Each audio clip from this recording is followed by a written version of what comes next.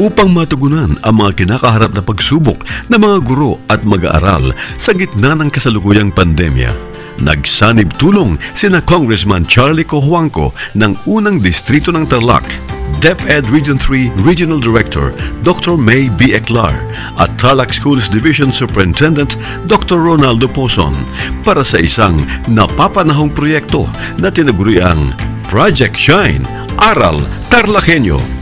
Ang mga mag-aaral ng Grade 4 at Grade 5, ganun din ang Grades 8 and 9 sa buong probinsya ng Tarlac, kasalukuyang sumasailalim sa radio-based instruction. Katuwang ang himpilang DZTZ 828 kHz AM at RTV Tarlac, Channel 26. Ang Tarlac po nangunguna po ngayon pagdating po sa radio-based instruction. Marami pong humahanga sa atin. I'm very happy this station, itong DCTC, could reach the whole of Region 3. Hindi natin alam, we are contributing, we are creating a very big dent in the history of Philippine education. And I am proud, I am here in Tarlac. This is the noble cause of education in which you and I, without you knowing it, we are bound to do.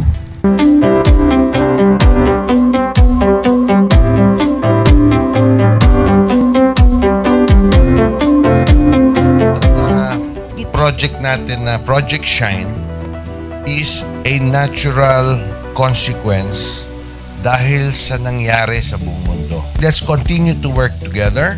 I think it's very Filipino to practice bayanihan in anything or most of the things that we do.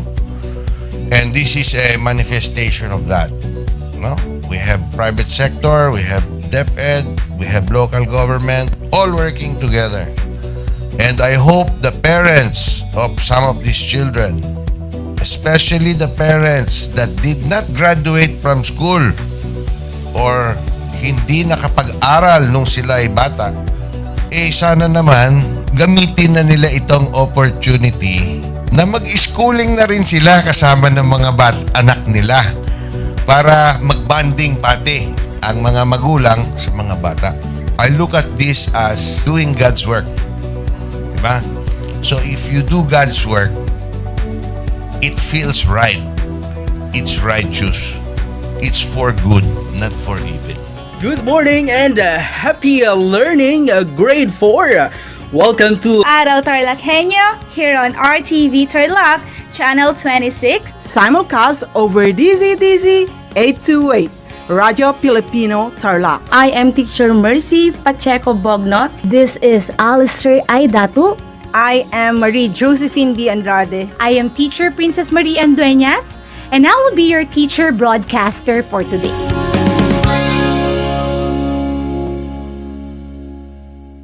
The word boondocks, which is now part of the English language dictionary and vocabulary, comes from the Tagalog word bundok, meaning mountain. Catch Aral TarlakHenyo every Monday through Friday from 8:30 a.m. to 5:30 p.m. over Radio Filipino DCTC 828 and streamed live on the Facebook page and YouTube channel of RTV Tarlac, Channel 26. I am Jeremiah Gaputan, your English teacher broadcaster.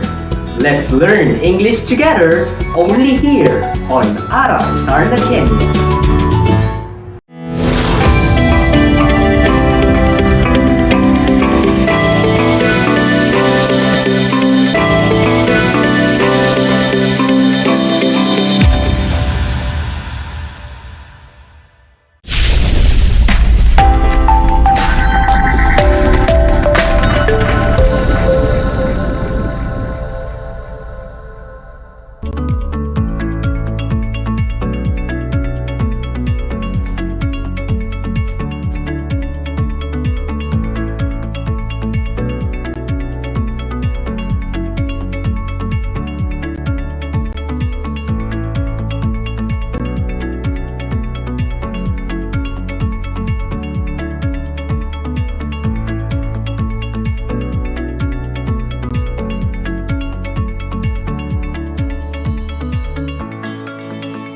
Good afternoon.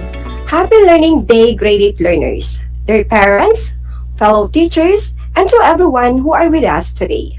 Time check. It's already 1 o'clock in the afternoon. Time for us to study our lesson. Welcome to Aral TarlakHenyo. How are you today? I wish that you're all doing fine.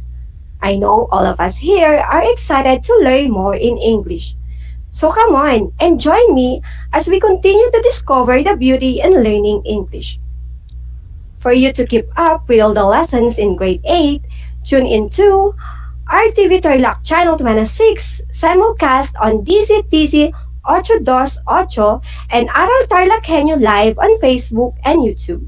We are also live on Channel 100 Converge cable TV subscribers. I am Teacher Reyna Aguinaldo. You can call me Teacher Rain from Paniki Tarlac, your teacher broadcaster this afternoon. Before we proceed, first, find a comfortable place where you can focus and study the lesson for today. Then get your pen and paper and your learning activity sheet. And let's start to learn and to love English. The lesson that we are going to discuss this afternoon is about comparing and contrasting same topic in different multimodal texts. After the lesson, you are expected to first, identify the similarities and differences of information presented in different multimodal texts. Compare and contrast information of the same topic in multimodal text. Before we start talking about our new lesson this afternoon, let's review first your understanding of our past lesson. Last meeting, you have learned about opinion marking signals.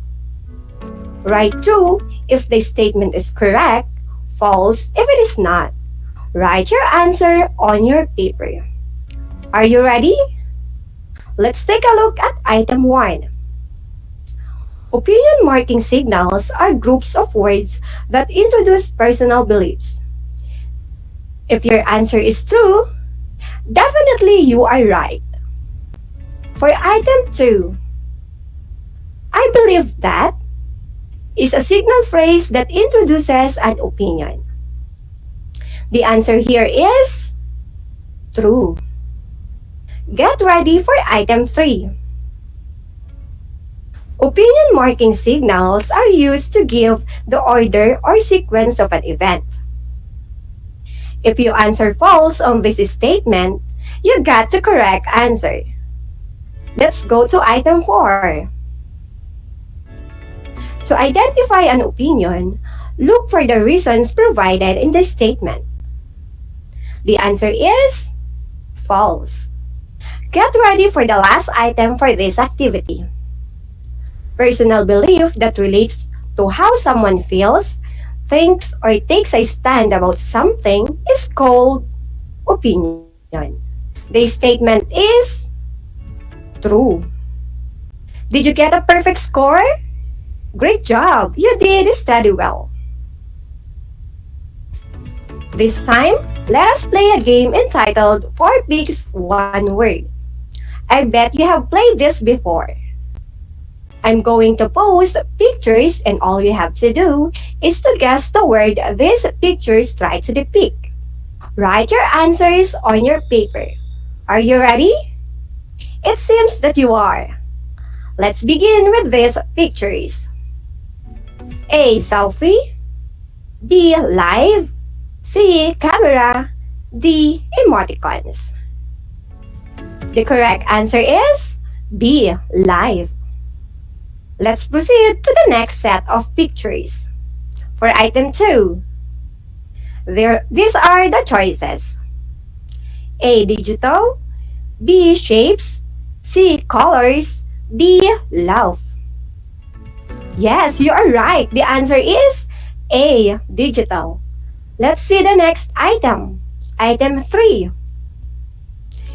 A. Partner. B. Eyes. C. Comics. D. Computer. If your answer is C. Comics, you got it right. Let's go now to the next set of pictures. Item 4. A. Poster, B. COVID, C. Files, D. House. The answer here is A. Poster. Item 5. Choose what word best describes the pictures. A. Text, B. Call, C. Sign, D. Love. Yes, the correct answer is A. Text. I hope you got all the correct answers. If not, it is still fine. What's important here is that you tried your best. Give yourself a virtual clap. As you can see, we have live, digital, comics, posters, and text. We will encounter these words in our topic this day. Our topic this afternoon is on comparing and contrasting same topic in different multimodal texts. Let's study first the meaning of the word multimodal. It is the combination of the prefix multi, meaning many, and modal, which is the adjective form of the word mode. That means a way of doing something. Multimodal means many forms of doing something. It requires the processing of more than one method and the recognition of the inner connections between information. Multimodal texts are often live, digital text, or paper-based. Live multimodal text is shown through combinations of a different modes such as gestural, spatial, audio, and oral language. Examples of these are dance and oral presentation. Next type of multimodal text is digital multimodal text. It is presented through dynamic combinations of various modes across written and spoken language, still and moving visual image, audio, gesture, and spatial communicative resources. Films, slideshows, e-posters, digital stories, and animation are examples of digital. Let's have the third type. It is the paper-based multimodal text. It is conveyed to the reader through varying combinations of written language and still images. Infographics and brochure are best examples of this kind of text. Textbooks, posters, and comics are some more examples. Learning multimodal text is an efficient way for the learners to become familiar with the different methods of learning, remembering, and studying information. This will enhance the learner's ability to retain information at a deeper level. Do you understand our topic? I hope you did.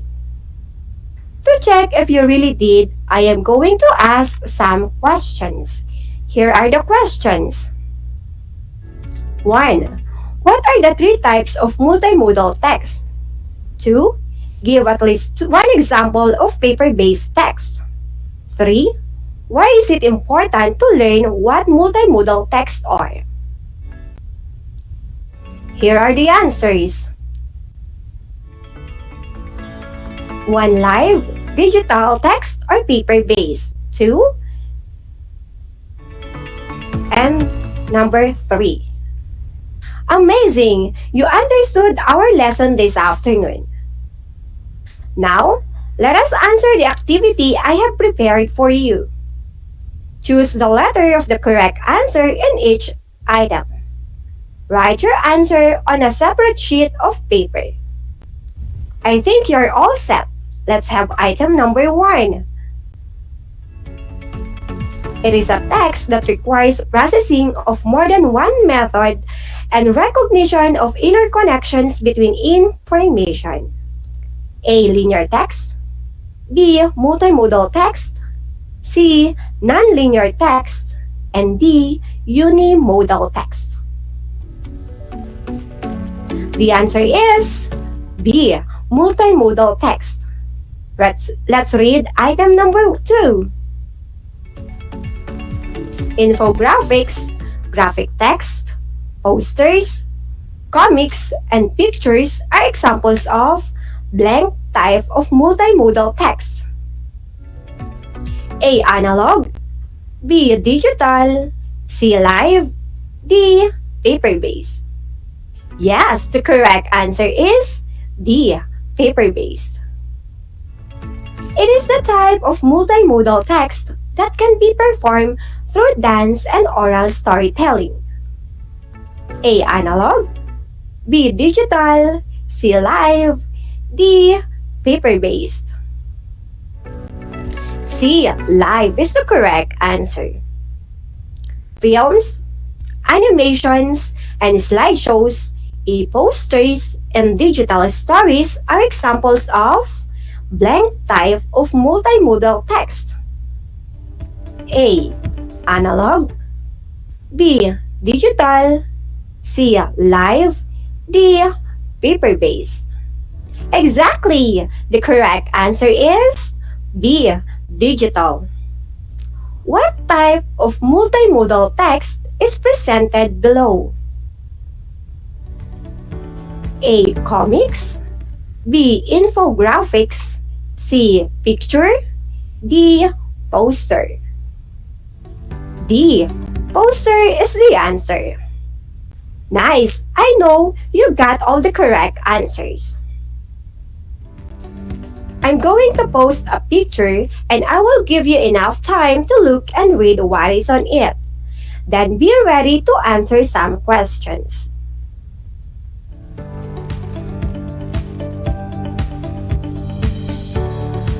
What kind of multimodal text is shown? What are the symptoms of coronavirus? Give at least 2. Here are the answers for those questions.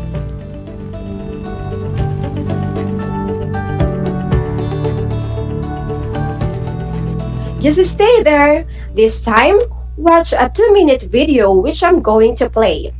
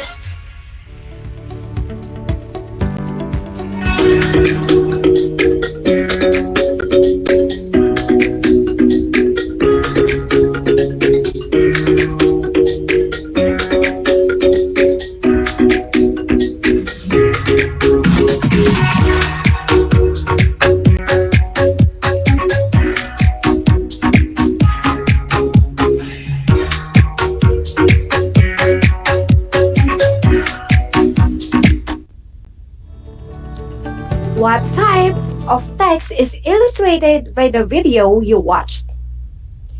A. Live multimodal text, B. Digital multimodal text, C. Paper-based multimodal, and letter D. None of the above. The answer is B. Digital multimodal text. What is the video all about? A. It is all about COVID-19. B. It is for our own safety.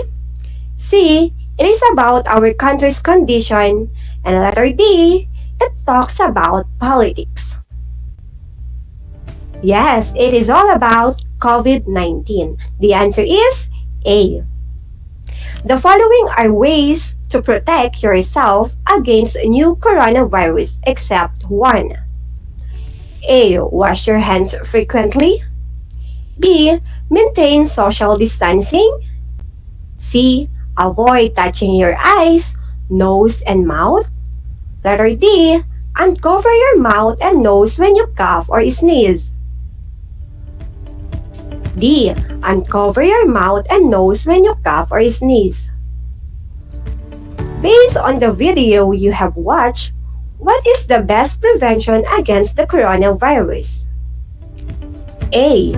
Taking medicines. B. Having 4 hours of sleep. C. Washing your hands always. And D. Eating more foods. The right answer is C. Why is it important to know the facts or information about the new coronavirus? A. For us to be careful and do social distancing. B.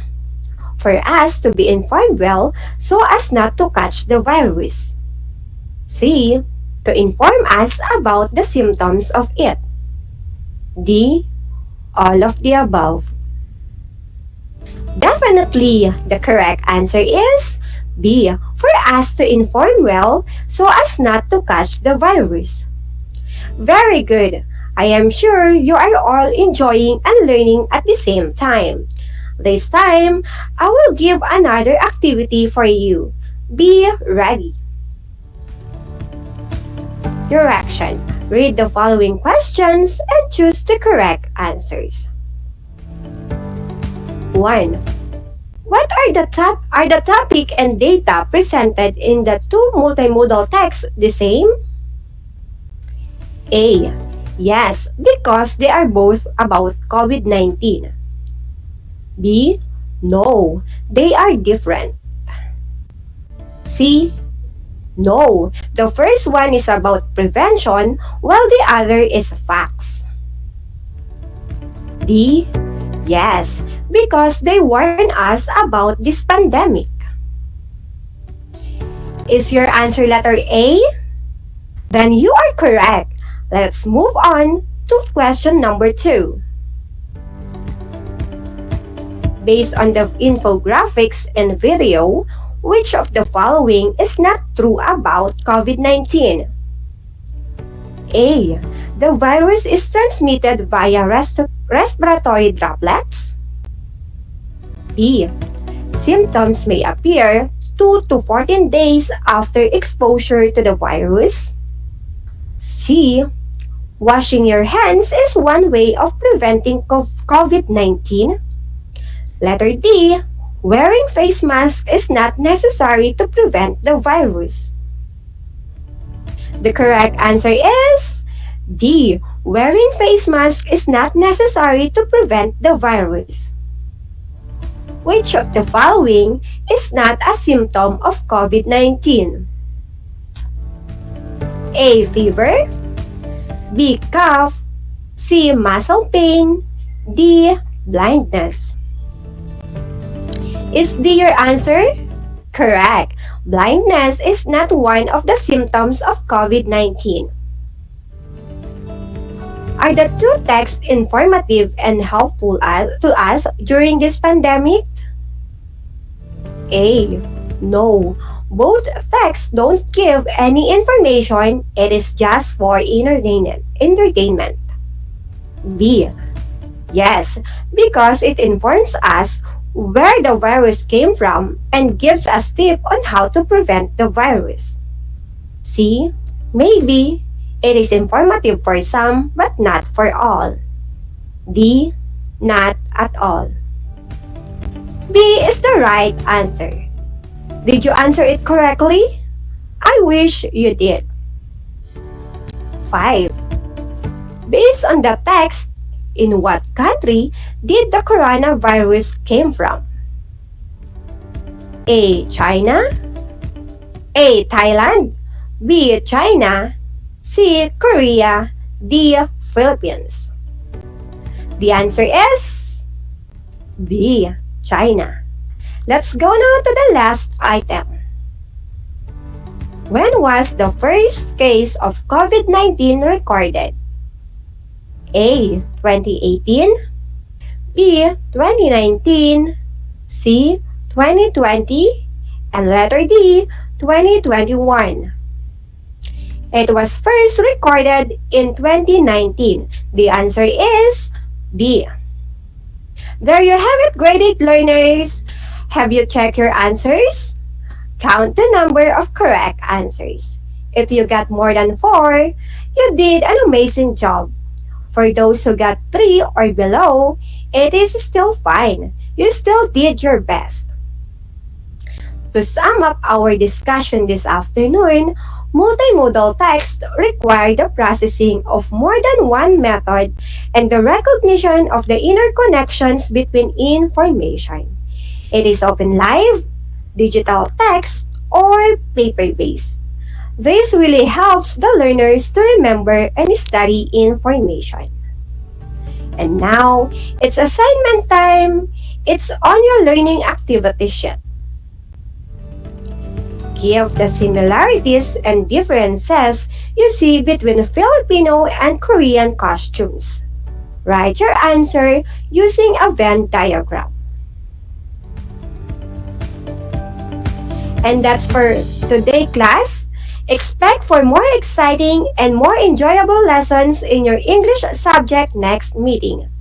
Make sure to always stay tuned to RTV Tarlac Channel 26 to learn more about English. Once again, I am Teacher Reyna Aguinaldo, your English 8 teacher broadcaster, saying, never stop learning because life never stops teaching. Stay safe and God bless everyone!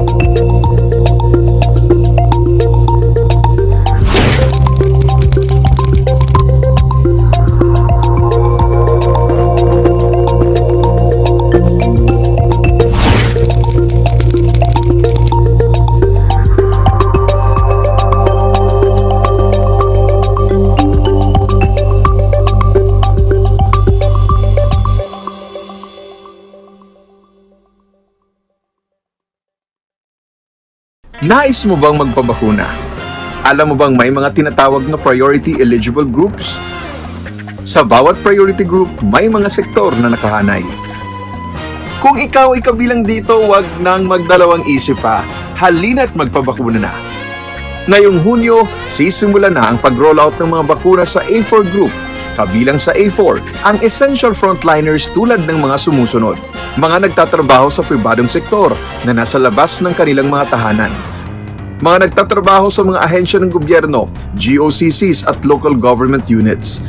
Mga nagtatrabaho sa mga informal na sektor sa labas ng kanilang mga tahanan. At mga nagtatrabaho sa mga pribadong tahanan. Kaya kung ikaw ay kabilang sa grupong ito, tumawag o makipag-ugnayan sa inyong LGU at sa inyong kumpanya upang malaman ang mga detalye tungkol sa inyong vaccination program, katulad ng petsa, oras at lugar kung saan ka magpapabakuna. Humingi ng medical clearance sa inyong doktor kung ikaw ay may autoimmune disease, HIV, cancer, malignancy, dumaan sa organ transplant, kasalukuyang dumadaan sa steroid treatment o nakaratay sa higaan. Huwag kalimutan ang iyong proof of eligibility o mga dokumentong nagpapatunay na ikaw ay kasama sa priority group na ito. Huwag din kalimutang dalhin ang iyong government ID, pati na ang face mask, face shield, sanitizer at ballpen bago ang iyong vaccination. At paalala, pagkatapos ng pagbabakuna, huwag mag-atubiling magtanong na makaragdagang impormasyon tungkol sa bakuna na ginamit sa iyo. Hingin at itago ang contact information ng personnel na tatawagan kung sakaling ikaw ay makaramdam ng seryosong side effects. Huwag ring kalimutan ang vaccination card at alamin ang petsa ng iyong second dose ng pagbabakuna. Higit sa lahat, ugaliin pa ring sundin ang minimum public health standards tulad ng wastong paghuhugas ng kamay, pagpapanatili ng safe physical distancing at pagsusuot ng face mask at face shield. Ano pang hinihintay mo? Tara na sa Vida Vaccination!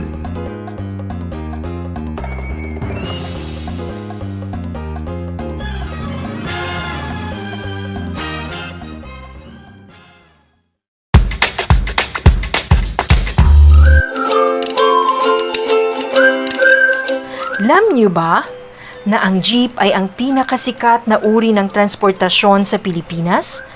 May nagsasabi na ang pangalang jeep ay hango sa salitang jeepy na ang ibig sabihin ay general purpose or government purpose na naglalarawan ng military jeep na ginamit noong World War II. Pagkatapos ng digmaan, iniwan na ng mga sundalong Amerikano ang libu-libong jeep sa kalsada ng Maynila. Ang matibay at makulay na jeepney nga raw ay truly mestizo dahil sa half local at half foreign na katangian nito. Alam nyo na, yan ang jeepney. Alam nyo ba na ang gitnang Luzon ay tinaguri ang banga ng bigas ng bayan o kamalig ng palay ng Pilipinas dahil dito nagmumula ang malaking produksyon ng bigas sa ating bansa.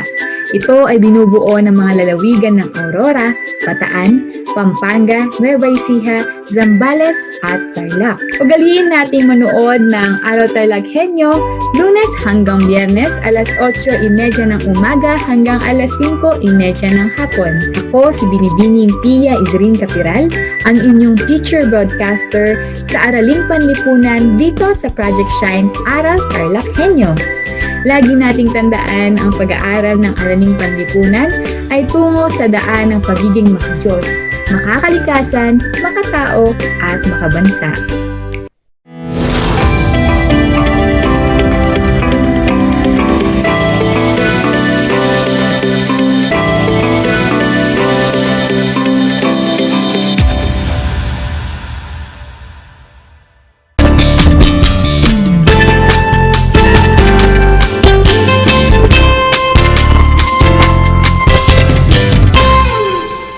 Mga magulang nakantabay ngayon sa ating live broadcast, sa ating mga estudyante sa buong probinsya ng Tarlac, welcome sa ating Aral TarlakHenyo ng Schools Division of Tarlac Province sa RTV Tarlac Channel 26 at DZTC Radyo Pilipino Tarlac.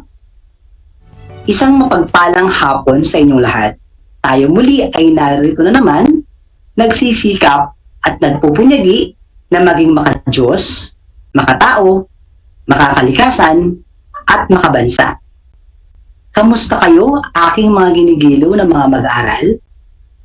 Ang aking pagbati at paghanga sa inyong patuloy na pagpupunyagi upang matuto. Mula dito sa Barangay San Pascual, Tarlac City, ako ang inyong guro sa Araling Panlipunan, Teacher Charlie Peralta, ang inyong magiging gabay sa pagkatuto sa Araling Panlipunan, Grade 8. Pero bago pagpatuloy sa ating talakayan, nais ko muna kayong paalalahanan sa mga dapat nating tandaan sa pag-umpisa ng ating pag-aaral. Una, siguraduhin na kayo ay nasa komportabling lugar habang nakasubaybay. Pangalawa, ihanda ang inyong materials or modules, papel at ballpen na inyong gagamitin sa inyong pag-aaral. At pangatlo ay iwasan ang paggawa ng ibang bagay at ituon ang sarili sa paksang ating tatalakayin. Kung mayroon man kayong mga katanungan, hindi sa ating tatalakayin paksa ngayong araw, ay maaari kayong mag-comment sa ating o kaya naman ako ay text sa aking numerong 0909-918-9107 at makakaasa kayo na ito ay sisikapin nating masagot ng buong husay. Atin munang balikan ang ating nakarang paksa sa pamamagitan ng pagsagot ng dalawang tanong. Unang tanong, sa iyong pagkaunawa, ano kaya sa tingin mo ang pinakamahalagang kontribusyon ng kabias ng Greek sa daigdig? Maaring ang ilan sa inyo ang mas natandaan ninyong bahagi o kontribusyon nila ay sa larangan ng sining. Tama. Isa sa larangan ng sining ang naging daan upang maipakita ng mga Griego ang kanilang kakayahan. Ito din ang tumulong sa kanila upang magkaroon ng pangkabuhayan. Napakahalaga ng sining sa ating sinaunang kabihasnan. Pangalawang tanong, bilang isang mag-aaral, paano mo mapapahalagahan ang mga kontribusyon ng kabihas ng Greek sa iba't ibang larangan? Dahil ang mga pamana ng kabihas ng Greek ay umunlad sa buong lugar o saan mang lugar sa mundo, ito ay na-adapt ng bawat bansa, kabilang na ang ating bansang Pilipinas. Kaya, sa larangan ng sining, relihiyon, pamahalaan, ay kailangan nating isabuhay ang mga aral nito. Katulad na lamang sa larangan ng sining. Alam ko kayo mga mag-aaral ay bihasa sa pagpipinta o sa paggawa ng mga makasining na bagay. Paano nyo may papakitang pagpapahalaga sa contribution ito ng kabias ng Griego? Ito ay sa pamamagitan ng pagpapaunlad ng inyong kakayahan. Ngayong araw na ito ay ating talakayin ang kabihas ng Rome. Nasa module 2 na tayo ngayong second quarter. At ang ating paksa ngayong araw ay nahahati sa 3 aralin. Ating talakayin ngayong araw, ang unang talakayan, ang pasimula ng Rome. Pangalawang paksa ay ang paglawak ng kapangyarihan ng Rome. At ito pa rin ay nakabatay sa ating Most Essential Learning Competency na ipapaliwanag ang kontribusyon ng kabias ng Romano. Atin ngayong suriin ang kinaroonan ng Rome. Ang sibilisasyong Romano ay nagsimula sa makitid at hugis botang tangway ng Italy na nakikita nyo ngayon sa ating mapa. Nariyan ang Italy at ang kanyang hugis bota na tangway. Ang Italy ay nasa timog na bahagi ng Europa na nakausli sa Mediterranean Sea. Mainam ang lokasyon nito sapagkat ito ay nasa gitna ng Italy at nasa daluyan ng ilog Tiber. Dahil dito, naging sentro ng kalakalan ng buong Italy ang Roma. Ang lokasyon ng Roma ay matatawag nating estratehikong lokasyon dahil sa ilog Tiber na nag-uugnay dito at ang Mediterranean Sea. Ang lokasyong ito ay nagbibigay daan sa pakikipagkalakalan ng Rome sa mga bansang nakapalibot sa dagat ng Mediterranean. Ang saganang kapatagan at maunlad na agrikultura ay kayang suportahan ang pagkakaroon ng malaking populasyon dito. Ngayon ay umpisahan natin ang pasimula ng Rome. Ang Rome ay itinatag sa kalagitnaan ng ika-8 siglo BCE ng isa sa mga pangkat ng Indo-European na kung tawagin ay mga Latin. Latin sapagkat sila ay nagtayo o ang nagtayo ng mga sakahang pamayanan sa kapatagan ng lupain na tinatawag nating Latium. Sila ang naging pinuno ng mga Romano. Ayon naman sa isang matandang alamat, ang Rome daw ay itinatag ng kambal na sina Romulus at Remus. Habang sila ay mga sanggol pa lamang, inilagay sila sa isang basket at ipinaanod sa Tiber River ng kanilang amain sa takot na angkinin ng kambal ang kanyang trono. Ang kambal ay sinagip at inaruga ng isang babaeng lobo.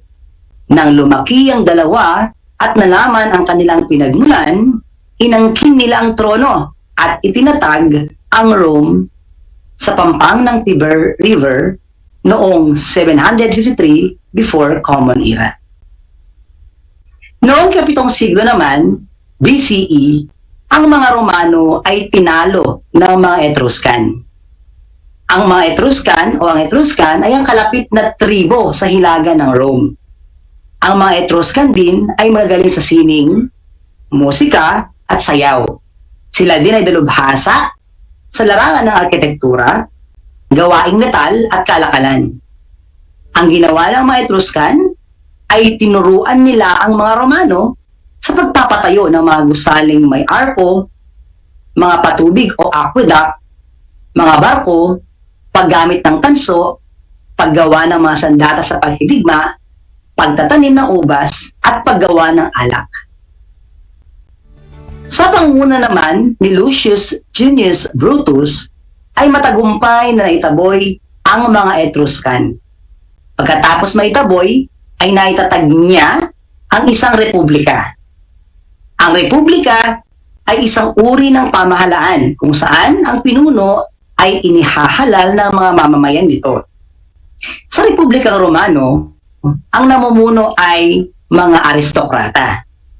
Lahat ng kabilang sa aristokrata ay nagmula naman sa mayayamang may-ari ng mga lupa na kung tawagin ay mga patricians.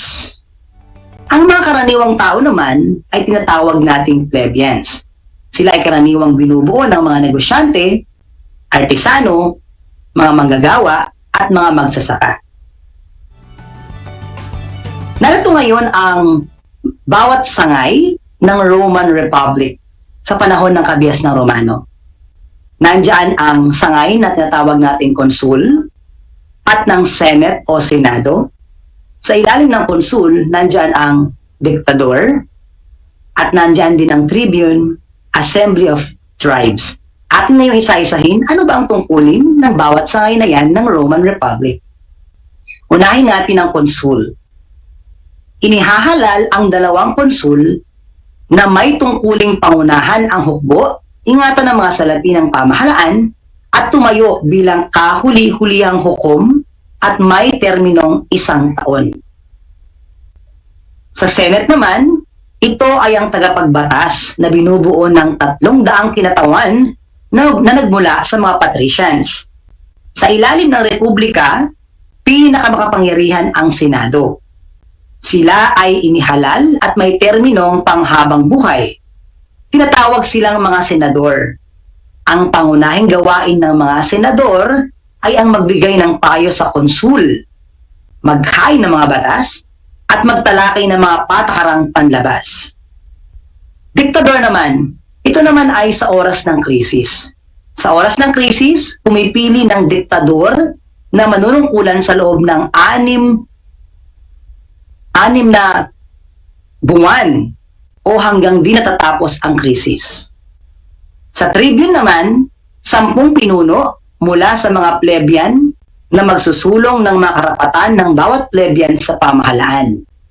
Maaaring mag-veto o hindi tanggapin ang anumang desisyon ng konsul upang mapangalagaan din ang kanilang interes laban sa mga patricians. At ang huli ay ang Assembly of Tribes. Ito ay nilikha upang kumatawan sa karaniwang tao. Pagsapit ng 451 BCE, Ang mga batas ay inukit sa 12 tabletang tanso at nilagay sa forum upang mabasa ito ng lahat. Ang 12 tables ang kauna-unahang nasusulat na batas at naging batayan ng mga batas sa Roma. Ngayon ay nalaman natin na napalakas ng hukbo o ang hukbong sandahan ng Roma. Ito ang pangunahing naging dahilan kung bakit sila nagtagumpay sa Italy. Sila na marahil ang pinakamalakas na hukbong sandathan na nakilala natin sa kasaysayan. At dahil dito, naging mabilis ang pagpapalawak ng Imperyong Romano. Ngayon naman ay isa-isahin natin ang 4 na digmaan na kinasangkutan ng mga Romano sa pagpapalawak ng kanilang teritoryo. Mayroon tinatawag na digmaang Punic. Ang Punic ay tawag natin sa lingwahe ng mga Punic people na nakatira sa isla ng Carthage na nasa western part ng Mediterranean Sea.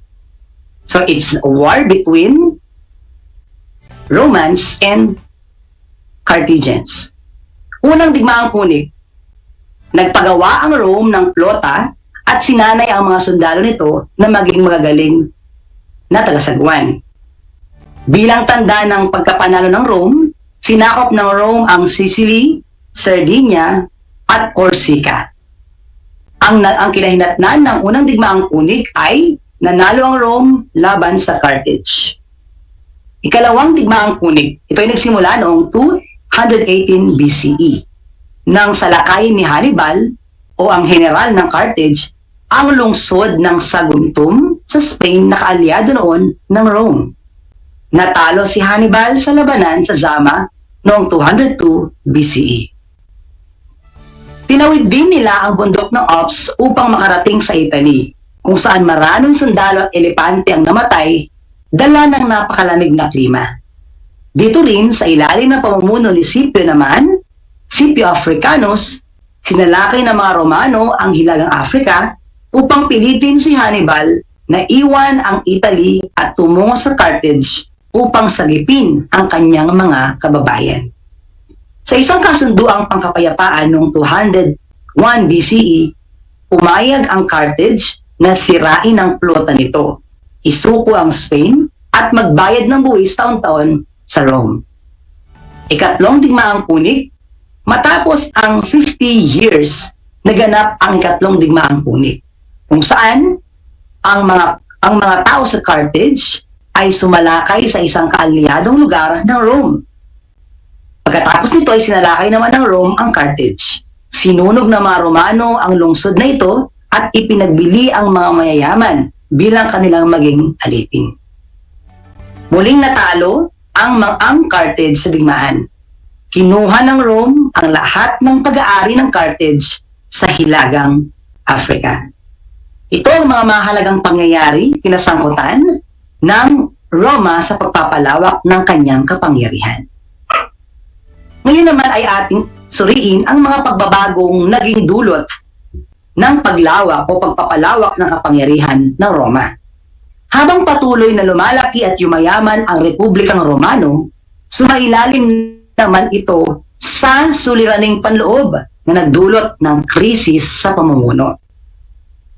Sina Tiberius at Gaius Gracchus na nasa larawan ay magkapatid na mga reformistang nagpanukala ng reforma sa gitna ng krisis sa Republika upang mapigilan ang lumalaking agwat sa pagitan ng mayayaman at mahihirap. Ang krisis ay nagbigay daan din sa pagtatamo ng kapangyarihan ng mga general bilang pinuno ng pamahalaan, tulad na lamang nila Sulla na naging diktador noong 82 BCE at sa kanyang panunungkulan from 300, ginawa niyang 600 ang members of the Senate of the Roman Republic. At dito nag-umpisa ang Union of the Leaders. Ang tinatawag itong Triumvirate. Ang unang Triumvirate ay binubuo ni Pompey, Gracchus at Julius na nasa larawan. Ano nga ba ang Triumvirate? Ito ay isang union ng tatlong makapangyarihang tao na nangangasiwa ng pamahalaan.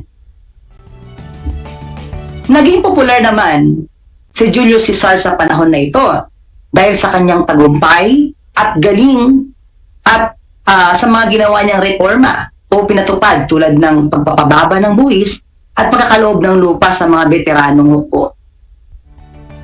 Pagkatapos ng pamamayagpag ng unang triumvirate, dito na ngayon umusbong ang ikalawang unyon na binubuo ni Octavian, Antony, at Lepidus, ang ikalawang triumvirate. Itinatag naman ni Octavian ang Imperyong Romano at itinalaga ang sarili bilang pinakaunang emperador ng Roma. Ginamit niya ang titulong Augustus na ang kahulugan ay dakila at kinilala siya bilang si Augustus Caesar. Sa panahon niya ay naranasan ang tinatawag nating Pax Romana o panahon ng kapayapaan sa Rome. Ngayon ay ating kilalanin ang mga kinilalang emperor matapos ang pamumuno ni Augustus Caesar. Si Tiberius. Si Tiberius ay magaling na administrador, bagaman isang diktador. Ipinagpatuloy niya ang mga patakaran na sinimulan ni Augustus Caesar. Caligula. Nilustay ang pera ng imperyo sa mga luhong kasiyahan at palabas katulad na lamang ng mga labanan ng mga gladiator. Claudius. Nilikha ang isang bureaukrasya na binubuo ng mga batikang administrador.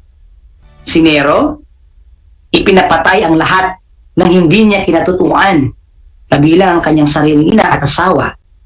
Inakusahan siya ng panununog ng Rome noong 64 Common Era. Si Vespasian, naibalik ang disiplina sa sandatahang lakas at napigil ang mga pag-alsa. Siya ang nagpatayo ng mga infrastruktura tulad na lamang ng mga pampublikong paliguan at amphitheater para sa labanan ng mga gladiator. Ulitin natin, ang ilan sa mga kilalang emperor pagkatapos ni Augustus ay sina Tiberius na nasa larawan, Caligula, Claudius, Nero, at si Vespasian. Ngayon naman ay atin ding kilalanin ang 5 mahuhusay sa pamumuno ng mga emperor.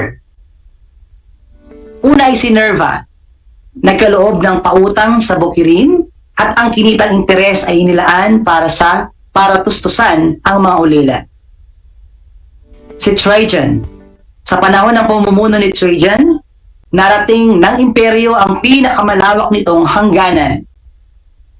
Si Hadrian, patakaran ni Hadrian ang palakasin, ang mga hangganan at lalawigan ng imperyo.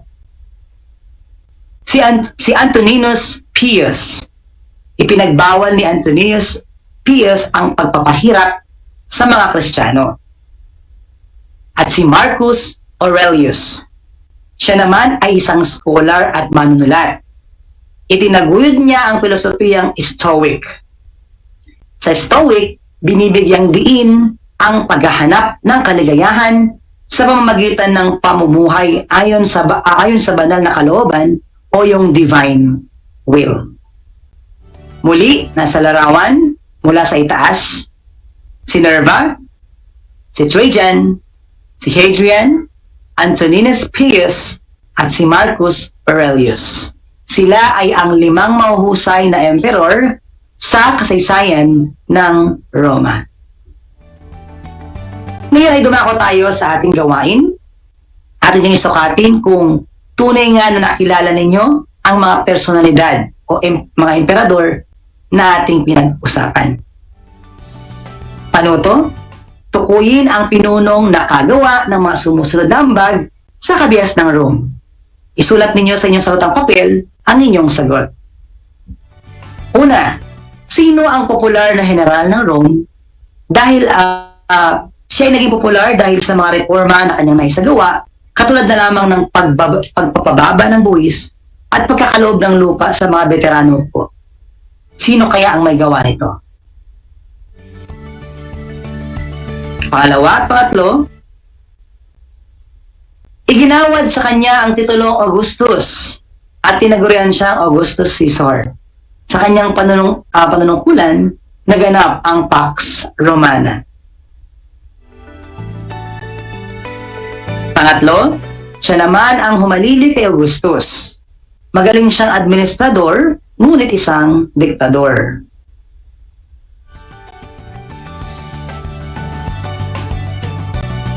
Susunod, sa panahon ng kanyang pamumuno, narating ng imperyo ang pinakamalawak nitong hangganan.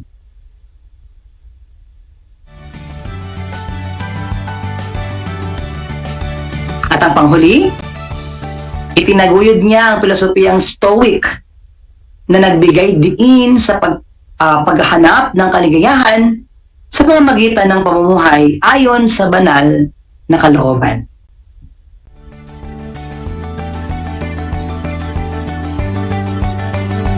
Inyo bang nasagutan lahat ng tanong? Inyo bang nakilala kung sino ang tinutukoy ng bawat item o bawat bilang?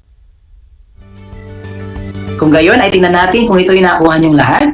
Ang mga tamang sagot ay una ay si Julius Caesar. Pangalawa ay si Octavian. Pangatlo ay si Tiberius. Pangapat ay si Trajan. Panlima ay si Marcus Aurelius. Nakuha niyo bang lahat ng tamang sagot? Kung inyong nakuha ang lahat ng yan, congratulations! Kung hindi naman ay huwag mag-alala, bagkus ay bumawi sa susunod na episode. Sana ay huwag niyong kalimutan ang ating napag-aralan ngayong araw.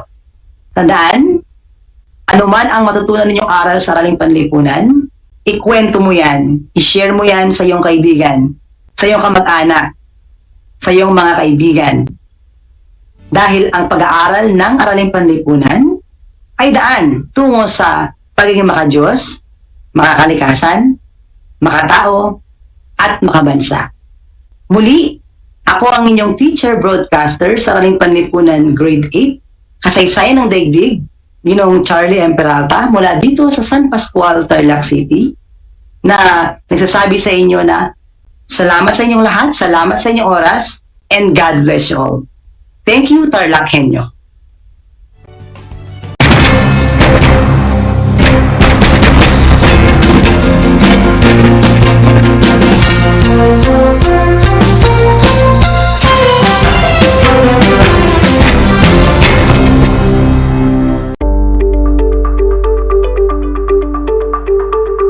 Sa pagnanais na mapigilan ng ating pamahalaan ang pagdami ng bilang ng mga kaso ng COVID-19, binuo ang One Hospital Command Center o OHCC upang mas mabilis na matugunan ang medikal na pangangailangan ng ating mga kababayan. Bukas ang OHCC 24 oras araw-araw.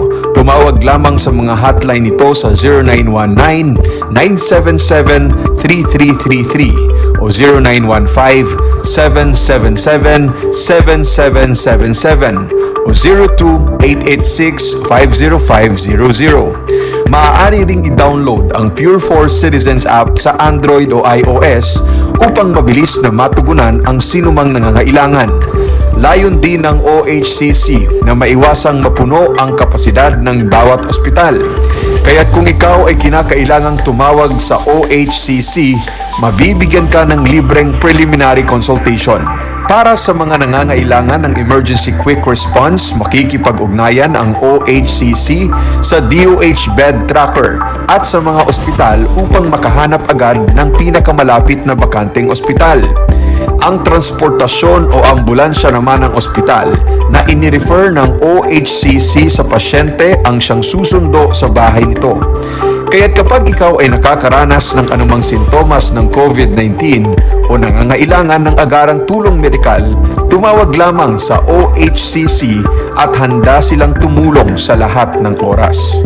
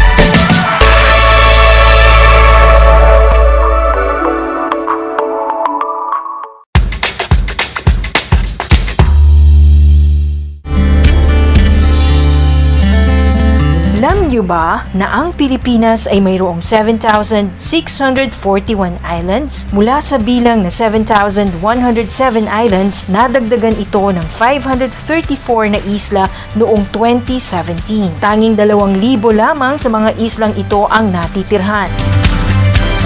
Alam nyo na! Yan ang mga isla sa Pilipinas. Kumusta mga giliw kong tagapakinig? Nagbabalik ang inyong paaralang panghimpapawid, Aral TarlakHenyo, sa RTV Tarlac, Channel 26, at sa bayang naririnig sa DZTC 828, Radyo Pilipino Tarlac. Tayo rin ay napapanood sa FB Live ng RTV Tarlac Channel 26. Sumasahimpapawid mula sa bayan ng Pura Tarlac, mula sa bayan ng San Clemente, mula rito sa Puro Elementary School, Pura Tarlac, sa bayan ng Kapas Tarlac. Ako, ang inyong guro, na maghahatid sa inyo ng makabuluhang pagtalakay sa ating aralin.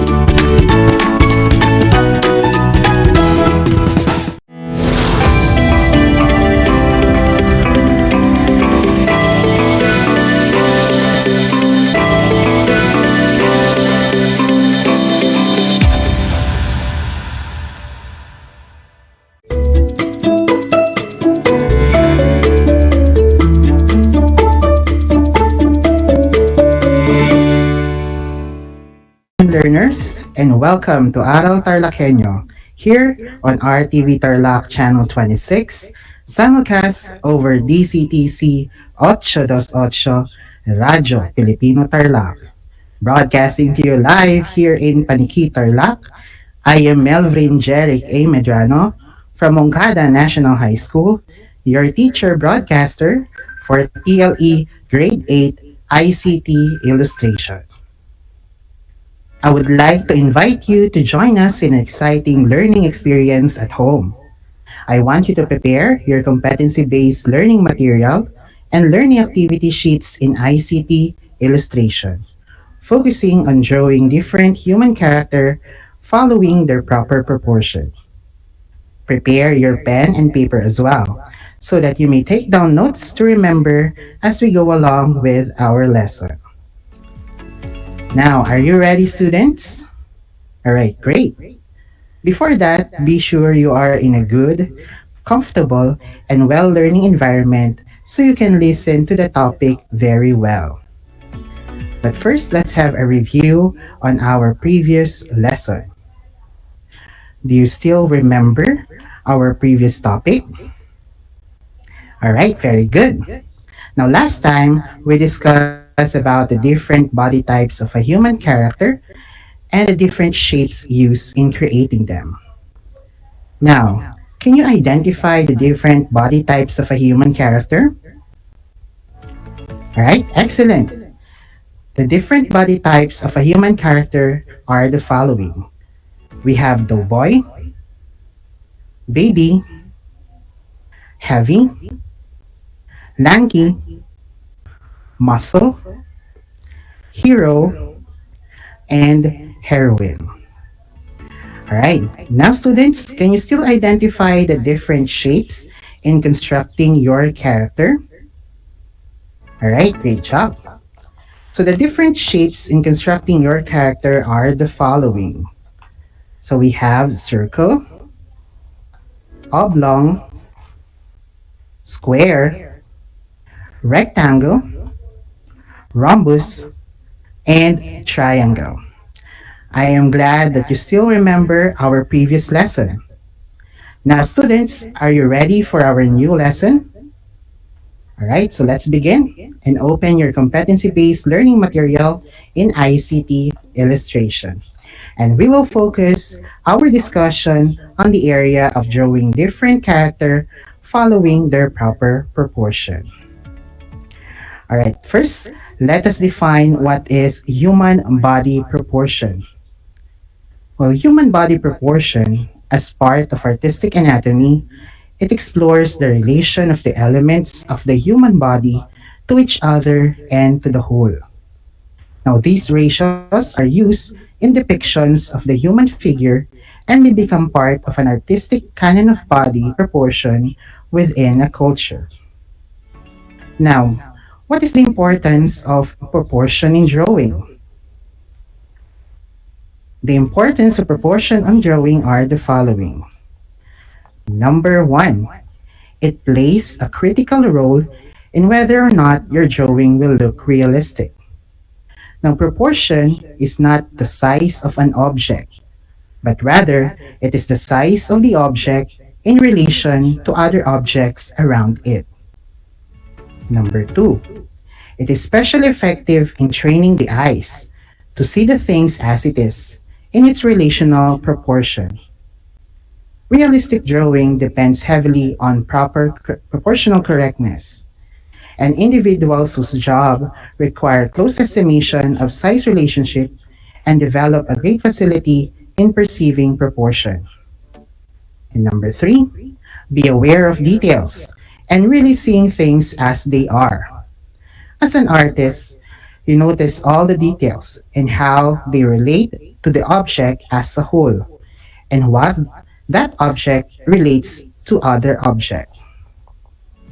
Now, do you have any idea how to draw a human body? Alright, so let's enumerate the techniques on how to draw a human body. Number one, never start from the head, but draw your way down. So you need to check first the proportion of the human body that you will need to create based on its gender and age. Number two, work in layers. You can overlap the parts of the body of your drawing until you finalize it. And number three, draw rough shapes to find the details.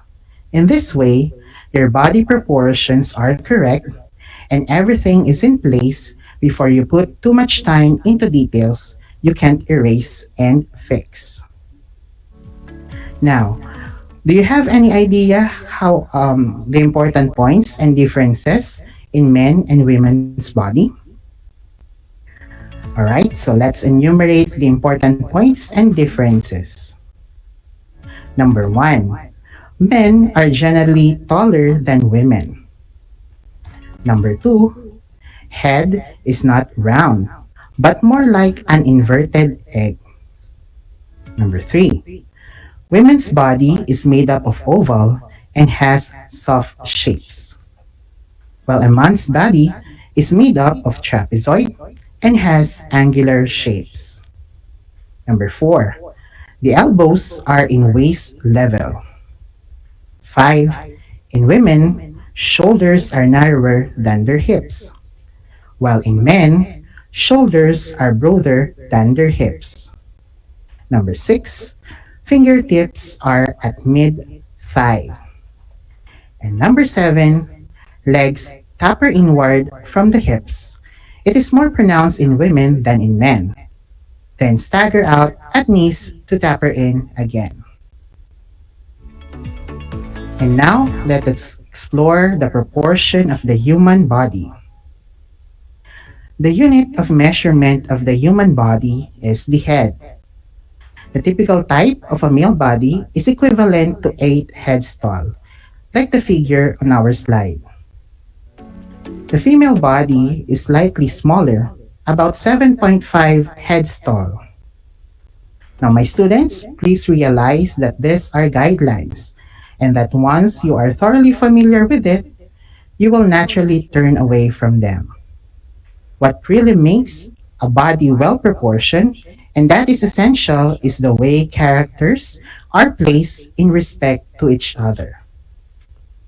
Now, let us explore the thresholds of the 8-head body with alignment that needs to be memorized. Number 1. The figure is approximately 8.5 or 8 heads tall, depends on the gender. About 2 heads down from the top of the figure is the line of the nipples. About 3 heads down from the top of the figure is the navel or belly button, and same level with the elbow. About 4 heads down from the top of the figure is the pubic bone. the crotch, and same level of the wrist. Remember, the pubic bone is approximately the halfway point of the body. 5. About 5 heads down from the top of the figure is the fingertips, lined up with the mid-thigh or the femur, or the upper leg bone. About 6 heads down from the top is the kneecap. About 7 heads down from the top is the bottom of the calf muscles. And lastly, the bottom of the feet. And now, let us explore the body proportion of a child. Now remember that children's proportion vary as they grow, so it is not possible to give a fixed scale like the adults. However, the head grows very little compared to the body, so you can almost think of it as already having its adult size while it takes 18 years for the body to catch up. Now, for a newborn baby, it is hardly longer than 2 heads, especially if the legs are folded up. The baby is also chubbier when young and almost no neck during toddler years. Now, at 3 years old, it is approximately equivalent to 3 heads. It is also noticed a bean-shaped body of the child and has prominent butt. At 6 years old, it is approximately equivalent to 4 heads. At 9 years old, it is approximately equivalent to 5 heads. At 12 years old, it is approximately equivalent to 6 heads. At 14 years old, it is approximately equivalent to 7 heads. And lastly, at 18 years old, it is considered as the final size or a grown-up adult. Now, my dear students, do not forget that boys and girls' bodies start getting different during the early teens. Now, for girls, that means acquiring a waistline, hips, and breasts. Now, for the boys, shoulders get broader, hands and feet grow to suddenly to an adult size. And the lines are getting harder or having a muscular physique. Now, let us discuss how to draw an average human head and its proportions. But first, let us define what is a portrait. Now, a portrait is a painting or other artistic representation of a person in which the face and its expression is predominant. Now, a portrait is also the best example when used in creating or drawing an average human head and its proportion. Now, let's check the general rules in drawing facial proportions using a portrait. Here are the rules. Number 1. The eyes are halfway between the top of the head and the chin. Number 2. The bottom of the nose is halfway between the eyes and the chin. And number 3. The mouth is halfway between the nose and the chin. Number 4. The corners of the mouth lined up with the center of the eyes. Number 5. The top of the ears lined up the center of the eyes. And last, number 6. The bottom of the ears lines up with the bottom of the nose. Alright, my dear students, now let us draw a facial portrait. Kindly get a pen and a paper and follow the instructions properly. And also remember, students, the steps so that you will be guided properly. Alright, let's start. Step number 1. Draw an egg shape. Remember that the narrow part of the egg points down, as this will become the chin. Step number 2. Draw a line vertically right through the center of the egg. This line will make sure that you line up the nose, the mouth, and the eyes correctly. Step number 3. Draw a horizontal line halfway down the egg. This is where the eyes and the top of the ears will go. Step number 4. Halfway between the eye line and the chin, draw a second horizontal line. This is where the bottom of the nose and the ears will go. Step 5. A third on the way down from the nose line, draw a third horizontal line. This is where the mouth will go. Step number 6. Draw in the eyes with the corners on the line. Now, to ensure the eyes are at the correct size, you should be able to fit 5 equal eye widths across the head. Step number 7. Draw the bottom of the nose. Remember, the nostrils should rest on the line. Step number 8. Draw in the mouth with the line dividing the two lips. By measuring a third in from the inside corner of the eye and drawing a line vertically on each side, you can achieve an accurate mouth width. Step 9. Draw in the ears and the hairline. Now for the hairline, you can help determine the shape of the face. But remember, the ears must fit between the eye and the nose line. And lastly, step number 10.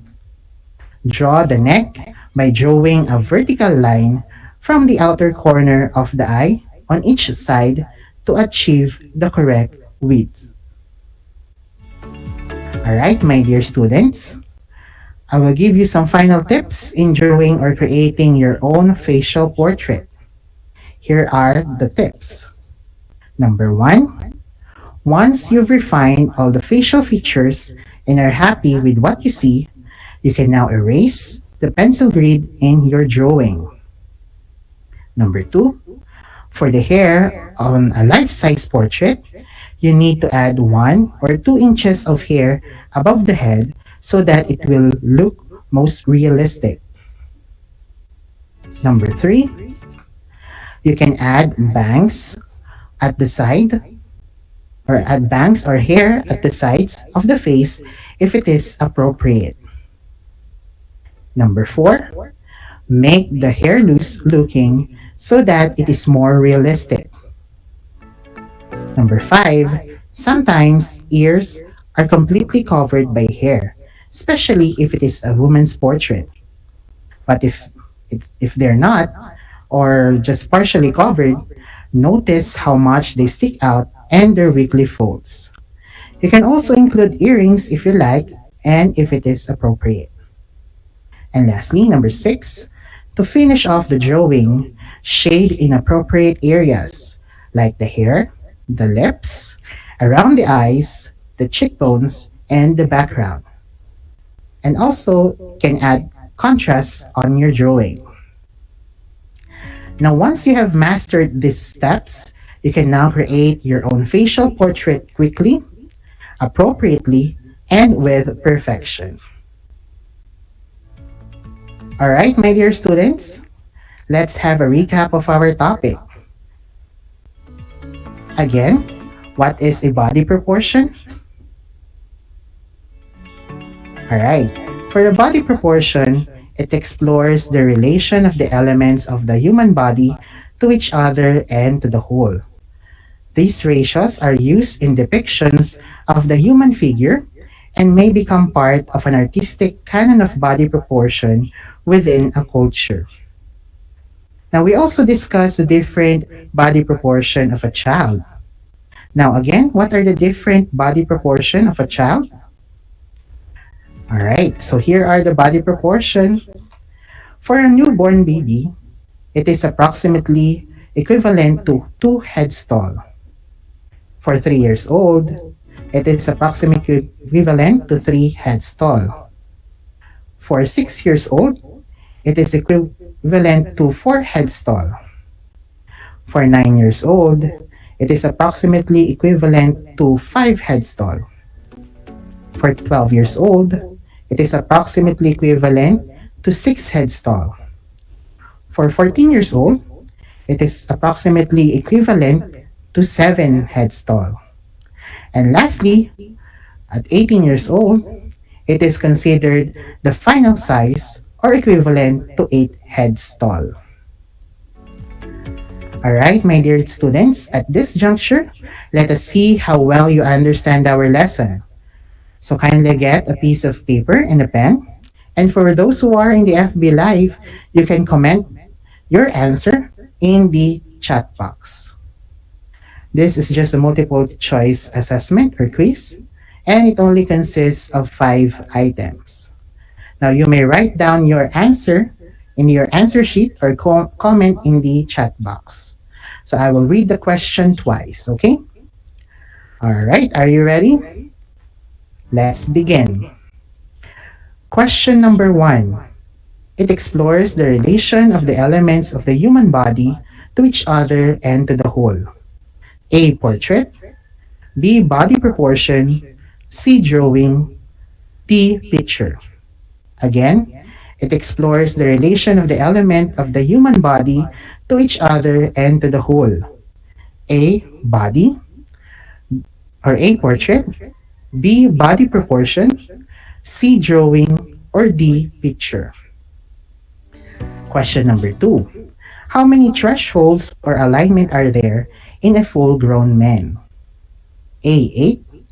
B. 9. C. 10. Or D. 11. Again, how many thresholds or alignment are there in a full-grown man? A. 8. B. 9. C. 10. Or D. 11. Question number 3. When drawing a child's body, babies or toddlers don't have blank. A. Eyes.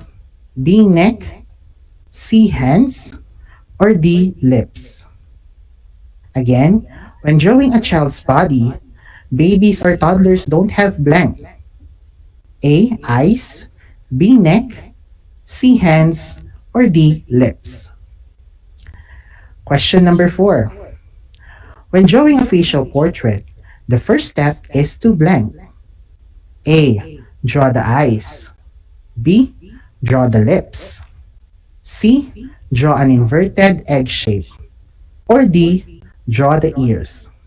Again, when drawing a facial portrait, the first step is to blank. A. Draw the eyes. B. Draw the lips. C. Draw an inverted egg shape. Or D. Draw the ears. Now for our last question, question number 5. It is a representation of a person in which the face and its expression is predominant. A. Portrait. B. Video. C. Sound. Or D. Lights. Again, it is a representation of a person in which the face and its expression is predominant. A. Portrait. B. Video. C. Sound. Or D. Lights. Alright, this is it. Are you ready to check your answers? Alright, so here are the answers. For question number 1, the correct answer is letter B, body proportion. Question number 2, the answer is letter A, 8. For number 3, the answer is letter B, neck. For number 4, the answer is letter C, draw an inverted egg shape. And for number 5, the correct answer is letter A, portrait. Alright, count the number of the correct items. And for those who got a perfect score, congratulations, you did a great job. For those who got 4 to 3, still very good. For those who got 2 and below, still okay. Don't lose hope and keep trying.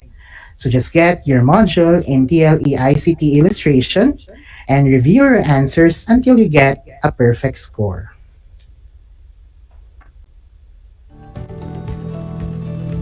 Alright, my dear students, that was a great learning experience with you. Hopefully you enjoyed our lesson for today. Thank you for listening. Again, I am your teacher broadcaster, Melvin Jeric A. Medrano from Moncada National High School, your teacher for TLE Grade 8 ICT Illustration. Let us remember, in TLE, we have skills, knowledge, and progress. Thank you very much and keep safe, everyone. Until next time.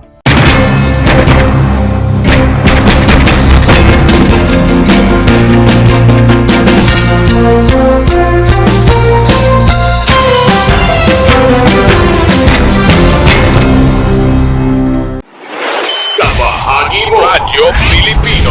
Impormasyong may kalidad, serbisyong may halaga, saan mang bahagi ng Pilipinas. On air. Saan mang bahagi ng mundo. Online. Ano mang uri ng pamumuhay. Kasama, katuwang, kapinoy. Kabahagi mo Radyo Pilipino. Radyo Pilipino. Gutom ka ba sa impormasyon? May namiss ka bang subject at leksyon? Gusto mo bang alalahanin ang nakaraan o dagdagan ang iyong kaalaman? Lahat yan alamin natin because the Professor is in. Professor on air and online. Kasama si Professor Willie Perez. Isang oras na kaalaman, isang oras na makabuluhan. Professor on air. Mamangha at tumawa sa mga tips at trivia. Sa gabay at tanong, sagot ka rin niya. Professor on air and online. Kasama si Professor Willie Perez. Tuwing Sabado, alas 10 hanggang alas 11 ng umaga. Mapapakinggan sa Radyo Pilipino at mapapanood sa RTV Tarlac Channel 26. Professor on air. This is my story. Ano ang kwento ng buhay mo? Malungkot? Masaya? May kababalaghan? O puno ng aksyon? Ang bawat kwento ng kapwa nating Pilipino ay mahalaga. This is my story. Sama-sama nating ibahagi ito upang magbigay aral at inspirasyon sa ating lahat. This is my story. This is my story. Hosted by Mitch Desunia. Tuwing Sabado, alas 3 hanggang alas 4 ng hapon. Mapapakinggan dito sa Radyo Pilipino at mapapanood sa RTV Tarlac Channel 26. This is my story.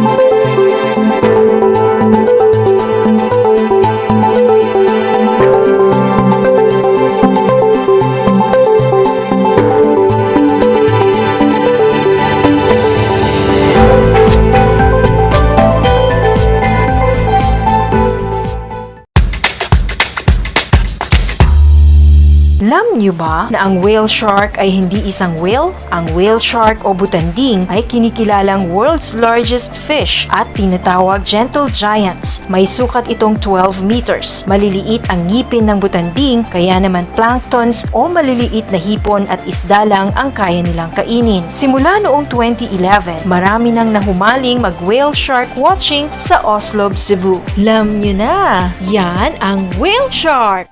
Ang Tagalog ay ang wika ng mga taga-Quezon, Batangas, Bulacan at ng iba pang katutubong nagsasalita nito. Ang Filipino ay ang pambansang wika batay sa tanaghana ng 1987 Constitution. Tara na at matuto ng salitang Filipino.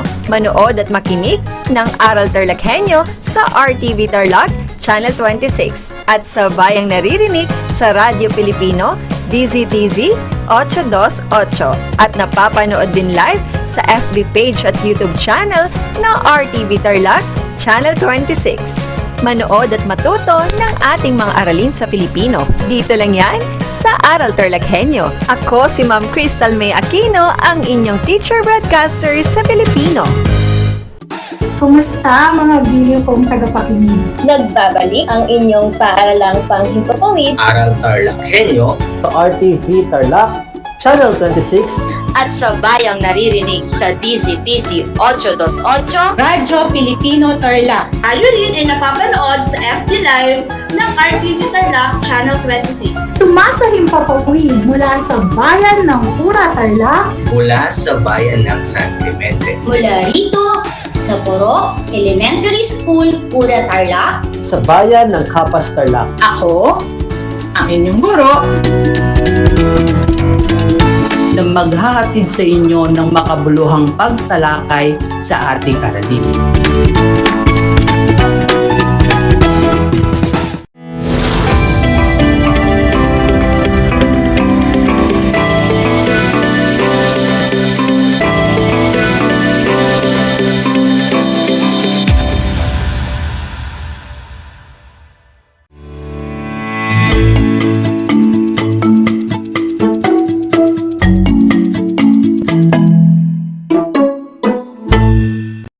Good afternoon, grade 8 students, and hello to our supportive parents. Welcome to Aral TarlakHenyo. We are broadcasting live here in Pura Tarlac, televised on RTV Tarlac, Channel 26, and simulcast over DCTC 828, Radyo Pilipino Tarlac, and via RTV 26 Tarlac Facebook Live. I am your teacher broadcaster, Ma'am Maria Eden Lugid. Join me for the next 25 minutes for another fun-filled learning experience in music, grade 8 on the topic, Instrumental Music of East Asia, China, Japan, and Korea. Before we begin, I have a study tips for you to maximize learning. First, find a comfortable place far from noise so that you can hear me loud and clear. Second, get your materials for the broadcast, your compendium of notes, modules, mapbook, and answer sheets. Make sure you have a pen. Third, listen attentively and be interactive by typing your answers on the comment box section. For the objectives of our lesson, we have: first, explore ways of producing sounds from a variety of sources that would simulate instruments being studied. Second, improvises simple accompaniment to selected East Asian music. Third, evaluates music and music performances using guided rubrics, applying knowledge of musical elements and style. During our last 3 episodes, Sir Michael Garcia discussed the topic vocal music of China, while Ma'am Pearly Obiena and Ma'am Rosal G. Jimenez presented and talked about the vocal music of Korea and Japan, respectively. Definitely you enjoy the folk songs from our neighboring countries. You have learned the folk songs like Molly Hua, a traditional Chinese song with a beautifully gentle and lyrical melody. The lyric is about the jasmine flower, also turned into a love song. The song describes a custom of giving jasmine flowers. Arirang of Korea is a famous Korean folk song. a song of farewell. The origin of the word arirang is the hill. And the traditional Japanese song Sakura of Japan, which also means cherry blossom, is a traditional Japanese folk song depicting spring or the season of cherry blossom. And another popular children's song in Japan is the Haru ga Kita, meaning springtime is coming. Ano ang pinaka nagustuhan ninyong awitin? Sa anong folk song ng East Asia kayo nag-enjoy kumanta? Paborito nyo ba ang Molihwa? O mas nagustuhan nyo ang Arirang? O di naman kaya nag-enjoy kayo sa Haro ga Kita? Anyway, I'm sure with all that knowledge imparted by our teacher broadcaster, I believe you learned a lot from the vocal music of East Asia. Let us take a glance on a map of East Asia. Obviously, China is the largest among the neighboring countries compared to Japan and Korea. In terms of political influence, maybe China is the most powerful and most influential. But since we are done on the discussion of the folk songs and vocal music of China, Korea, and Japan, at this point, let us discover again their music, particularly instrumental music, how they influence other East Asian countries. Let us again travel going back to East Asia, particularly in China, Korea, and Japan, to discover their instruments and musical ensemble. Before we start, I want you to stay in a place where you are most comfortable with. The instrumental music is primarily or exclusively produced by musical instruments. Okay, learners, prepare your passport as we go aboard to East Asia, and let's stop at our first destination, China. Let's start with the chordophone classification of instruments in China. First is the yueqin, a Chinese string instrument, a loose with round hollow wooden body which give its name moon guitar. The player presses the strings or pluck with fingernails or a pick using up and down strokes or tremolo, technique that sustains and give color to a tone. Second, pipa, traditional Chinese musical instrument belonging to the pluck category of instruments. The instrument has a pear-shaped wooden body with a varying number of frets, ranging from 12 to 31. Third, erhu. Erhu is a two-string fiddle and one of the most popular Chinese instruments. It is used as a solo instrument as well as in small ensemble or large orchestra and by various ethnic groups. Number 4, yunlu.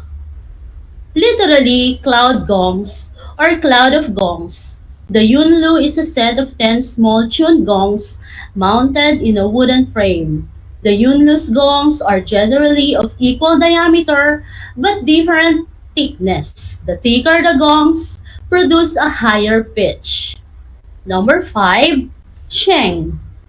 A Chinese mouth organ looks like a set of panpipes with 12 to 36 bamboo pipes. Each pipe is of different length with a brass reed at the bottom and a hole that must be blocked or in order for the note to sound. Sheng is one of the oldest Chinese musical instruments. Number 6, the dizi. It is the traditional Chinese flute. It can have a membrane over an extra hole to give the characteristic rattle effect. The player plays the dizi by blowing across the mouthpiece and produces the different notes by stopping the 6 hole found in the rod. Number 7, we have sheng, an ancient Chinese instrument that has an arched surface and an elongated trapezoid with 13 to 21 strings stretched over individual bridges. Its playing range spans 3 to 4 octaves. Number 8, we have pangling, These are two small bells made of high tin bronze without internal clappers and hemispheric or bottomless gourd-like in shape. The instrument has a delicate clarion and melodious tone. It is a coloring rhythmic instrument either in ensembles or in theater music, bringing an effect of peaceful dreams. Okay, let us watch a video clip of Chinese musicians playing the dizi, erhu, and pipa.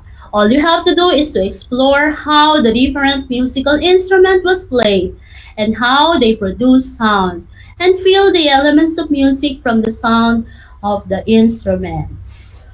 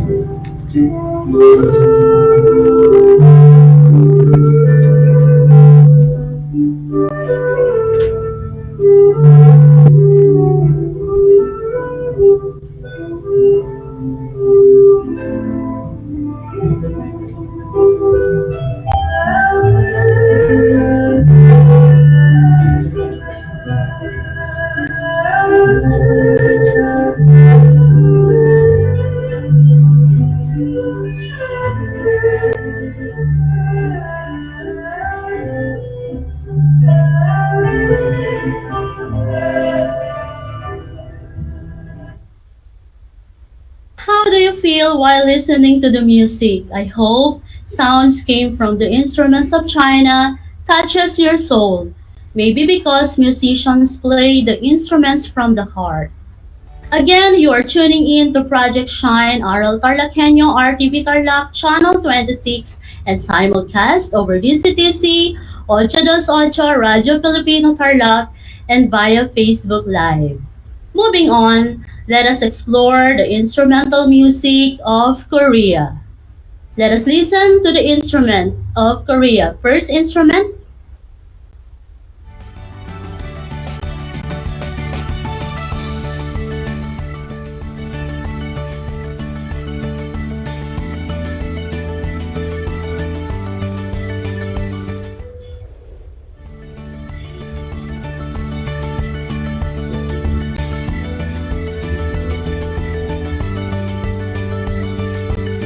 okay, that is kayagum.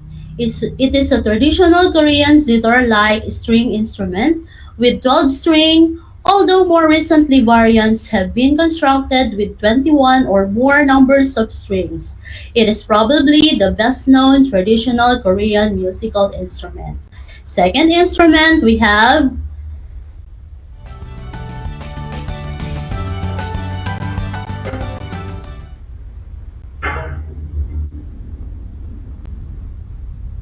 okay, that is gomungo. Gomungo is a six-string clock. Sitar is a traditional Korean stringed musical instrument of the sitar family of instruments with both bridges and frets. And the third Korean instrument, you listen.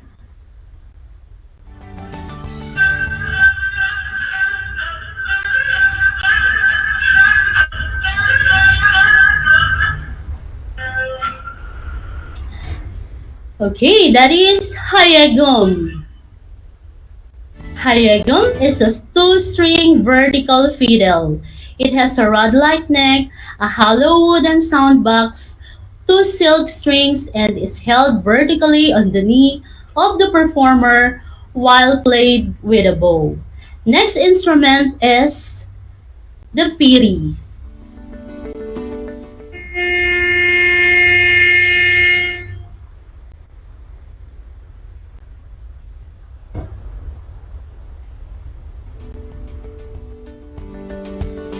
Okay, that is piri.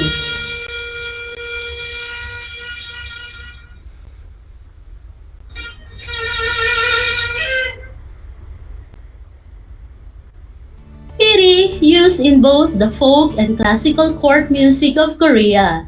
It is made of bamboo. Its large reed and cylindrical bore gives it a sound mellower than that of many other types of oboe.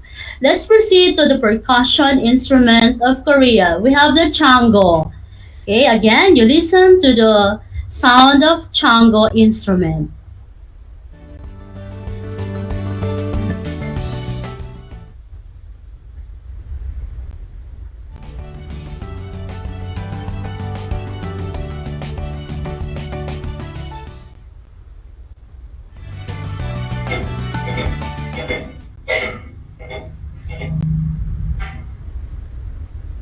Okay, chango is the most widely used drum used in the traditional music of Korea. It is available in most kinds and consists of an hourglass-shaped body with two heads made from animal skin. The two heads produce sounds of different pitch and timbre which when played together are believed to represent the harmony of men and women. Let's move on to the land of the rising sun, Japan. Japanese music has three general types of instruments. The percussion instruments includes odaiko, jizumi, suridaiko, and taiko. String instruments also includes koto, shamisen, and biwa. And the wind instruments, mostly flutes, are sakohachi, nokan, sho, and hichiriki. Let us identify their percussion instruments. Number one, we have odaiko. It is a big drum. The physical energy and sheer excitement of an odaiko performance is an integral part of many Japanese matsuri or festivals. Second instrument, we have chuzumi, hourglass-shaped instrument. These are two varieties, the smaller kotsuzumi and the larger otsuzumi. They are used in both no and kabuki performances. The kotsuzumi is held on the right shoulder and the player alters the tone by squeezing the laces. And the otsuzumi is played on the left thigh. Like all other traditional arts in Japan, there are several schools of otsuzumi matsuri or festivals. Number three, we have the suridaiko, a large hanging barrel drum. Number four, we have a taiko. Taiko is a Japanese drum that comes in various sizes and is used to play a variety of musical genres. It has become particularly popular in recent years as the central instrument of percussion ensemble whose repertoire is based on the variety of folk and festival music of the past. Let us identify the string instruments of Japan. Koto is a 13-string sitar, about 2 meters long and made of paulina wood. It is plucked using picks on the thumb and first two fingers of the right hand, while the left hand can be used to modify pitch and tone. Koto is used in the ensemble in the gaku or a solo instrument. Second instrument is the shamisen. It is a plucked string instrument. Its construction follows a model similar to the of guitar or a banjo, employing a neck and string stretched across a resonating body. The neck of the shamisen is fretless, and it is slimmer than that of guitar or a banjo. Third is biwa. It's a Japanese short-necked fretted lute, often used in narrative storytelling. The biwa is a chosen instrument of Benten, the goddess of music, eloquence, poetry, and education in Japanese Shinto. Let us identify the wind instruments of Japan. Number one, the shakuhachi, the most famous flute made from bamboo. It has 4 or 5 finger holes on the front face and a thumb hole on the rear face. Second is the nokan. A parallel bamboo flute is the only melodic instrument used in no. The melody of the flute has no specific pitch relationship with the melody of the chanting. Third, the hichiriki is a double-reed Japanese flute used as one of the two main melodic instruments in Japanese gagaku music, the other being the ryoteki. Number four, we have sho. Sho is a Japanese free reed musical instrument that was introduced from China during the Nara period. Number 5, we have the shirobue, also called takebue. In the context of Japanese traditional arts, is a Japanese transverse flute that has a high-pitched sound. And the last, we have the ryoteki. Ryoteki, literally dragon flute, is a Japanese transverse flute made of bamboo. It is used in the gagaku. Again, here is another video clip of group of Japanese musicians playing different instruments to the tune of a Japanese manga, Sailor Moon. Again, Sailor Moon is a Japanese Bishoko, originally translated as Pretty Soldier Sailor Moon. And a Japanese manga series is written and illustrated by Naoko Takeuchi. Let us enjoy watching.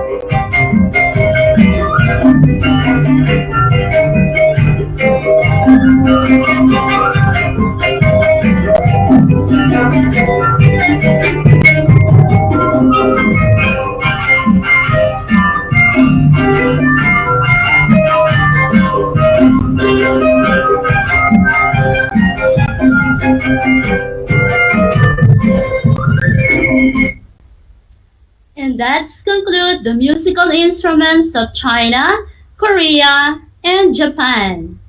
Do you have questions about the lesson? Feel free to send your text messages to your MAPE teacher. Or you can send your questions to my Facebook account, Maria Eden Obiena Nugit. Okay, let me check if you really understand the lesson. Bring out your learner activity sheet and your pen. Then answer activity number 1. Are you ready, learners? Here is the direction. Name the following instruments. Rearrange the scrambled letters to find the answer and write your answer on the space provided. Here is the picture number 1. What instrument is known as Big Drum of Japan? Number 2. Chinese mouth organ looks like a set of panpipes with 12 to 36 bamboo pipes. Number 3. A Japanese free reed musical instrument that was introduced from China during the Nara period. Number 4. A Japanese short-necked fretted flute. Number 5. Two-string fiddle and one of the most popular Chinese instruments.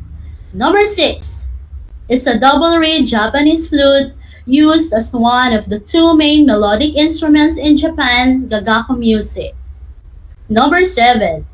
Literally, cloud gongs or cloud of gongs is a set of 10 small tuned gongs mounted in a wooden frame. Number 8.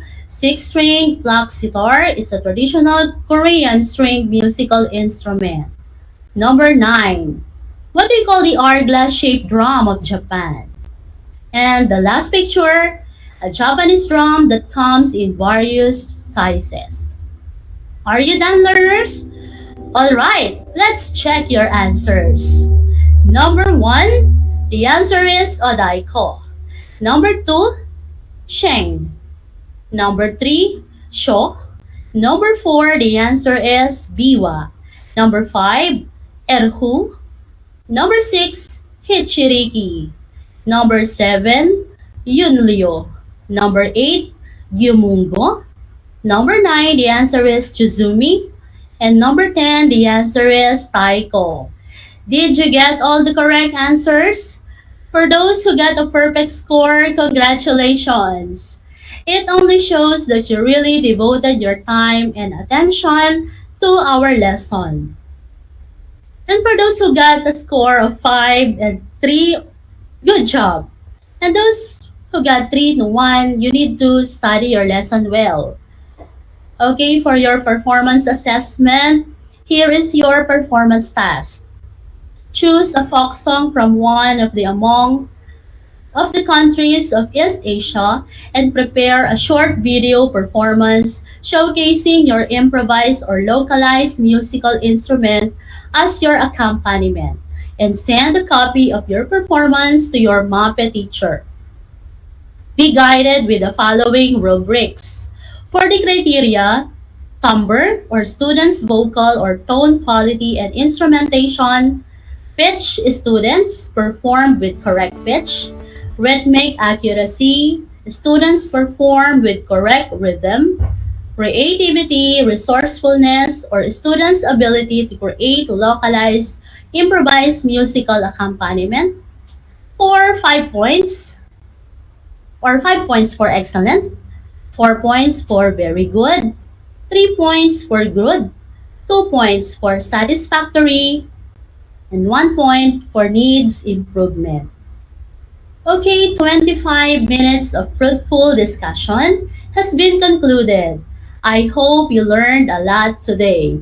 Again, this has been your teacher broadcaster in Music 8, Ma'am Maria Eden Obiena Nugid, and in behalf of Music 8 teacher broadcaster, under the supervision of our ever-supportive EPS 1, in MAPE, Madam Dalen Iroy, we are saying, stay safe everyone, God bless, and always remember, we can travel and explore to the world through music. Until next time!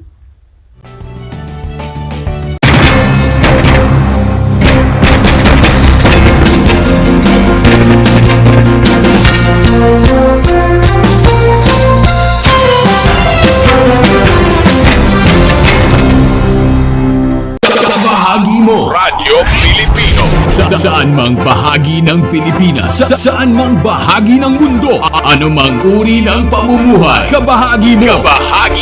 Radyo Pilipino. Radyo Pilipino. Sumasahim papawid sa DWPR 1296 Dagupan, DZTC 828 Tarlac, DZLT 1188 Lucena, DZYN 1539 Mindoro, DWRL 1080 Legazpi, DWRN 657 Naga, DYRB 540 Cebu, DYRL 1035 Bacolod, DYRN 1134 Dumaguete, DXCO 1044 Cagayan de Oro, DXGS 765 General Santo, DXOC 1494 Ozami, DXOW 981 Davao at Radio Filipino Podcast Center Manila.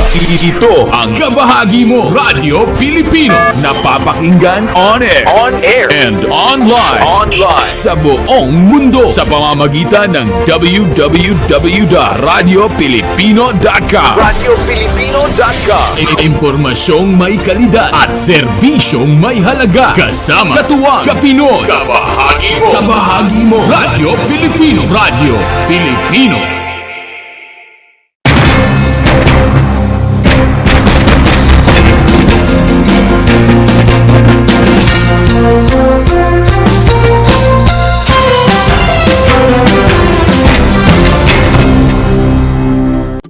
Kumusta mga giliw kong tagapakinig? Nagbabalik ang inyong paaralang panghimpapawid, Aral TarlakHenyo, Sa RTV Tarlac, Channel 26, At sabayang naririnig sa DZTC 828, Radyo Pilipino Tarlac. Tayo rin ay napapanood sa FB Live ng RTV Tarlac Channel 26. Sumasahim papawid mula sa bayan ng Pura Tarlac, mula sa bayan ng San Clemente. Mula rito sa Poro Elementary School, Pura Tarlac. sa bayan ng Kapas Tarlac. Ako, ang inyong guro, na maghahatid sa inyo ng makabuluhang pagtalakay sa ating aralin.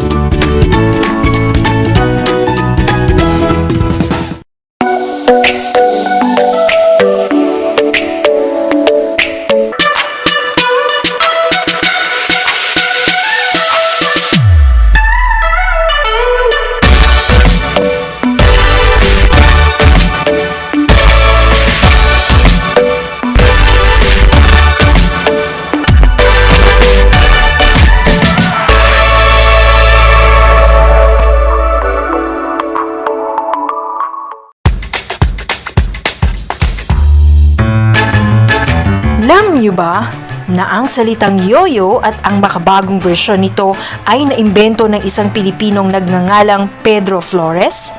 Taong 1920s nang dinala ni Flores ang laruang ito sa Estados Unidos.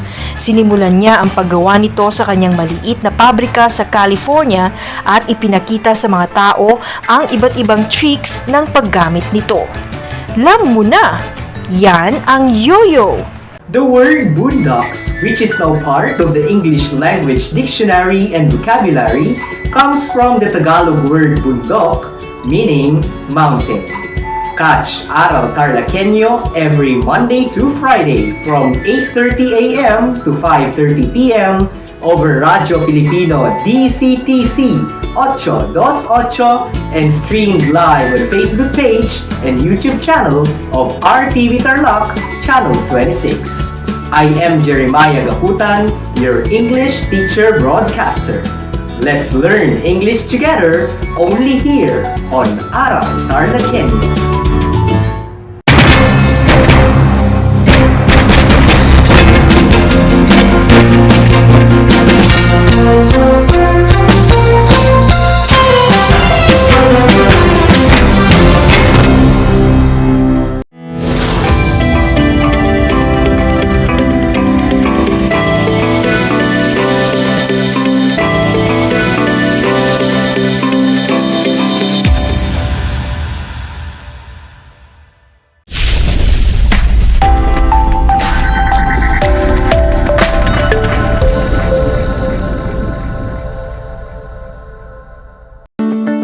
Hello there, grade 9 learners.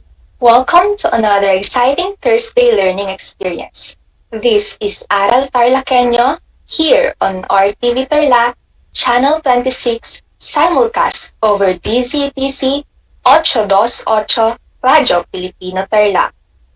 We are also broadcasting live at Converge Cable Channel 100. This is Ma'am Hazel Grace Barroso from San Julian Santa Maria High School, your teacher broadcaster for today. How are you, students? I hope you're doing great.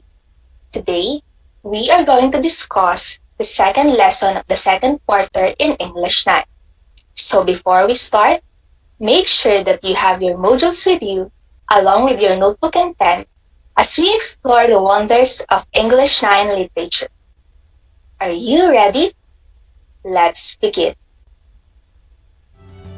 Today's topic is an enrichment of the last topic discussed, which was on making connections between text to particular social issues, concerns, or dispositions in life.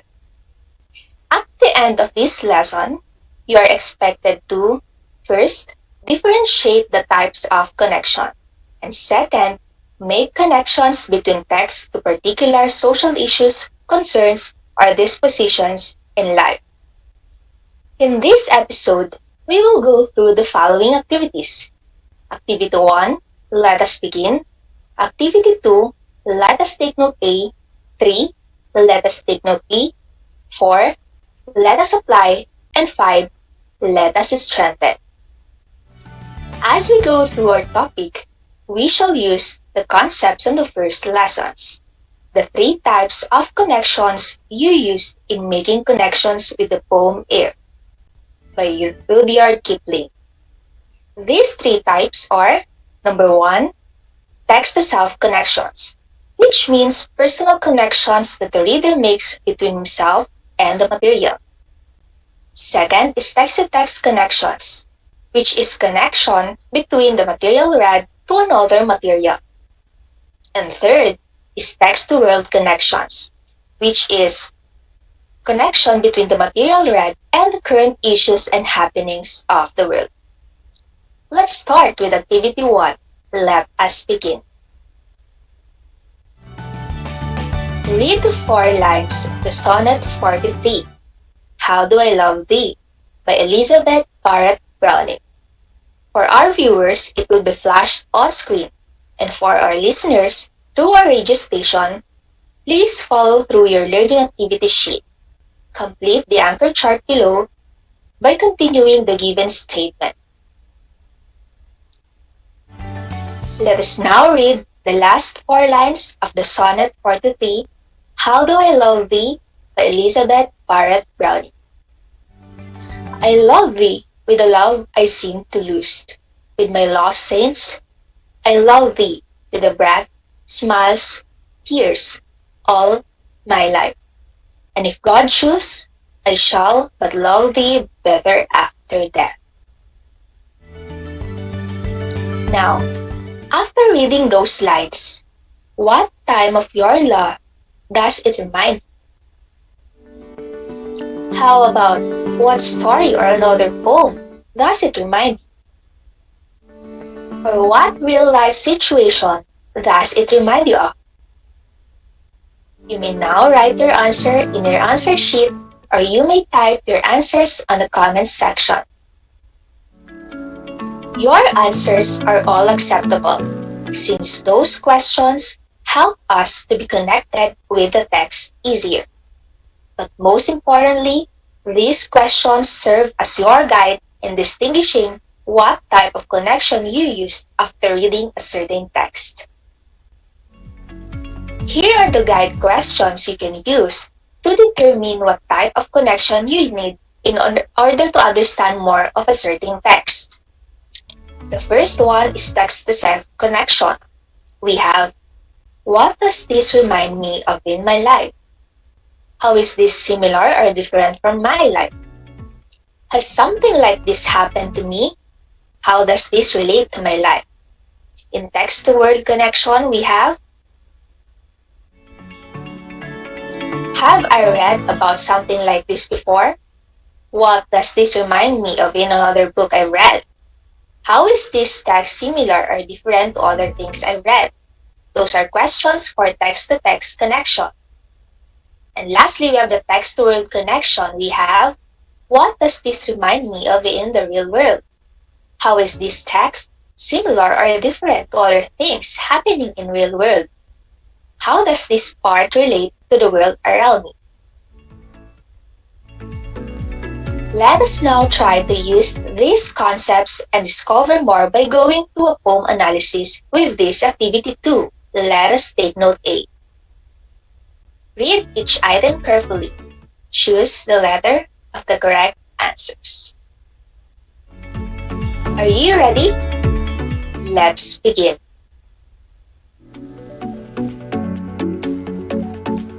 Read the poem with me. Sonnet 43, How Do I Love Thee by Elizabeth Barrett Browning. How do I love thee? Let me count the ways. I love thee to the depth and breadth and height my soul can reach.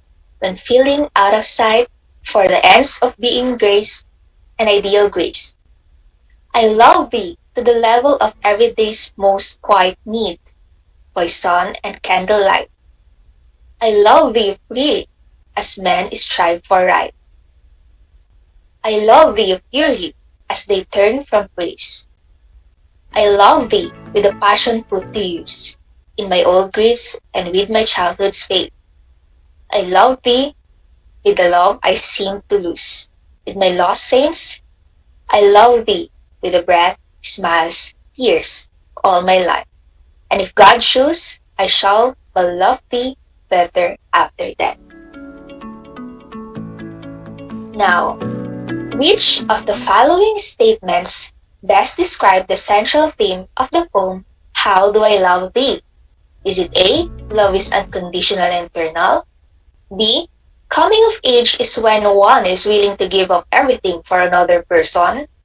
C, true freedom comes from freedom of the soul? Or D, love requires sacrifice and is not always? The answer is A. Love is unconditional and eternal. We will understand more of its theme as we go through the next items. This sonnet helped kickstart more on the theme of modern Victorian love from a woman's perspective. Note, the emphasis is on the repetition and reinforcement of the speaker's love for someone. There is no mention of a specific name or gender, giving the sonnet a universal appeal. But who do you think is the speaker of the poem? Is it A, William Shakespeare, B, Elizabeth Barrett Browning, C. Robert Browning, or D. Petrarch? Alright, the speaker of the poem is most probably Elizabeth Barrett Browning. Have you noticed there is a repetitive word, the key phrase of love, I love thee, and the word thee, which we can say contributed greatly to the poem's overall emotional effect.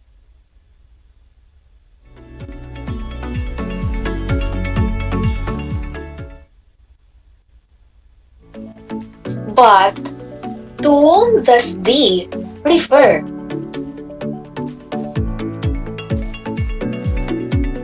Is it A. the speaker, B. the speaker's lover, C. God, or D. man?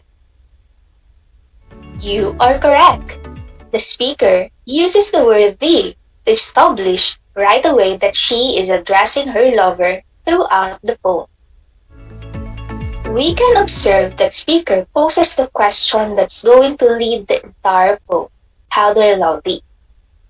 Lines 2 to 4 suggest that her love is all-encompassing, stretching to the limits, even when she feels that her existence, which is the word being, and God's divine, which is the word grace, might end.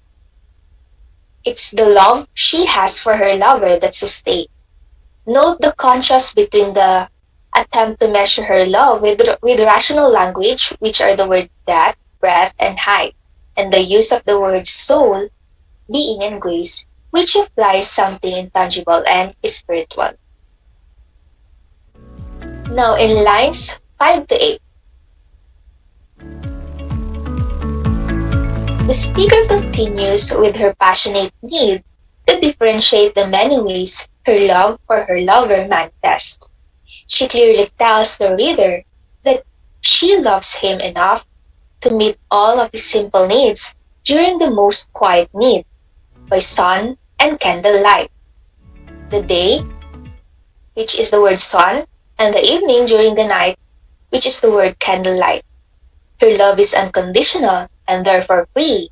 She doesn't want anything, for this is freely given. It is a humble kind of love, untainted by ego. Now, read these lines from the poem. I love thee with a passion put to use. In my old griefs and with my childhood faith, I love thee with the love I seem to lose, with my lost saints.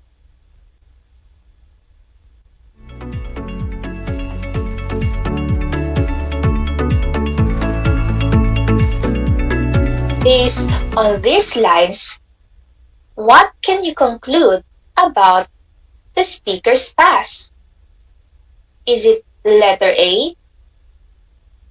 There have been times of joy and pride in the speaker's past. Letter B. There have been times of sadness and loss in the speaker's past. C. There have been times of hate and violence in the speaker's past. Or D. There have been times of boredom and disgust in the speaker's past. That is correct. It is letter C. There have been times of hate and violence in the speaker's past. The speaker now looks to the past and compares her newfound passions with those of the old griefs. She might have a negative past as an adult. In contrast, her childhood had been a happy one, as she refers to the second half of the light 10, a child faith is pure and innocent and sees fresh opportunity in everything. How about in these lines? I love thee with the breath, smiles, tears of all my life. This shows that her returned love is her very breath. Not only that, but also the good and bad times with her lover. On the last line, if God choose, I shall but love thee better after death.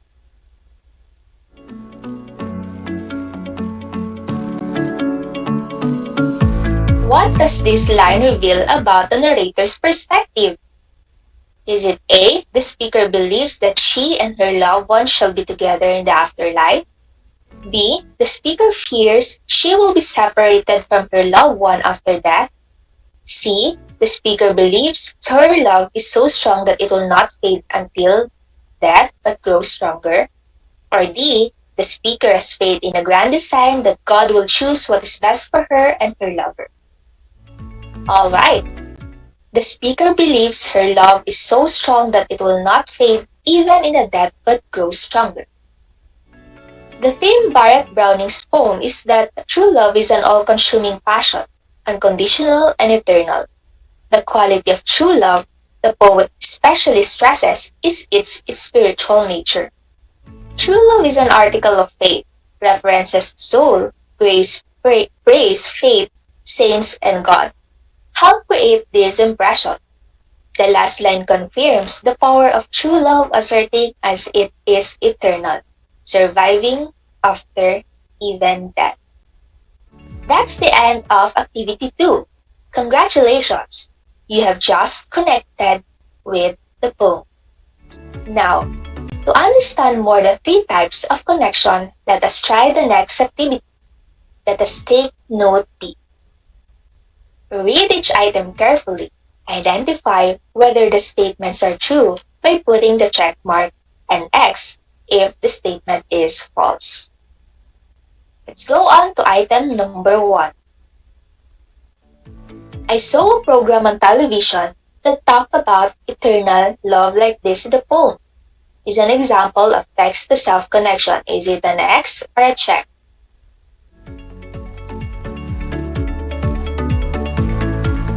Alright, it is an X. It must be a text-to-text connection, since the speaker was reminded by a program on television which also came from a text before portrayed. Item number 2. Sometimes when reading, readers are reminded of other things that they have read, other books by the same author, stories from a similar genre, or perhaps the same topic. These types of connection are text-to-text connection.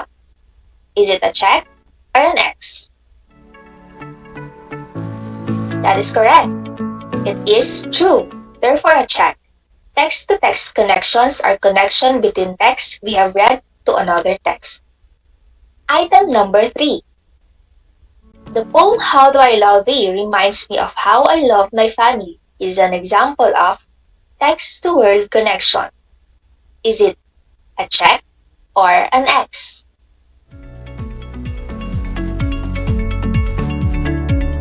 You got it right. It is an X. It must be a text-to-self connection, since the speaker was reminded of her own feelings. Item number 4. When I read the line I love thee to the level of everyday's most quiet need by sun and candlelight, I remember the times I always show my mom how I love her. Is an example of text-to-self connection. Is it a check or an X? Correct. It is true. Therefore a check. Last item, we have the item number 5. I understand how the speaker of the poem feels because I already experienced loving the same way. This is an example of text-to-text connection. Is it a check or an X? Alright, it is a check. This is because the speaker was reminded of her own experience. That ends Activity 3. Congratulations! You're now ready for the application. Let us now check how well you learned with our topic. Let's have Activity 4. Let us apply. Choose what type of connection is present in each situation using the corresponding emoji. Star emoji for text-to-text connection, heart emoji for text-to-self connection, and flower emoji for text-to-word connection. You can write your answers on your learning activity sheets. I hope you're ready. Let us now begin. Anna said after reading a book, When I read about Min Jin being mean to other students, I think about how when I was in grade school, there was a mean girl in the playground. One time, she even pulled my hair. What type of connection is presented? Very good. The answer is heart emoji. Because Anna was reminded of her own experience. Number 2.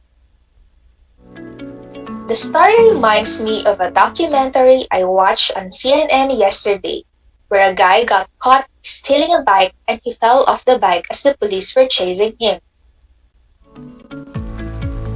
Is it a star emoji, a heart emoji, or a flower emoji? The answer is heart emoji.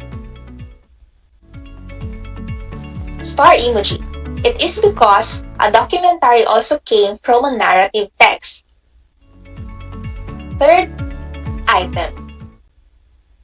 The news article about the COVID-19 pandemic I read last night made me think about how people surpassed the influenza pandemic in the 1918 and the H1N1 in 2009.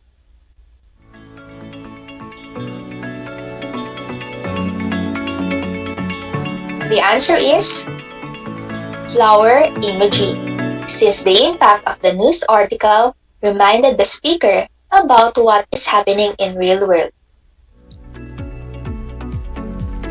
Next item we have, Lisa said, the moment I read the article about saving animals, it made me feel more grateful to the approved policies and bills in the Senate about saving endangered animals.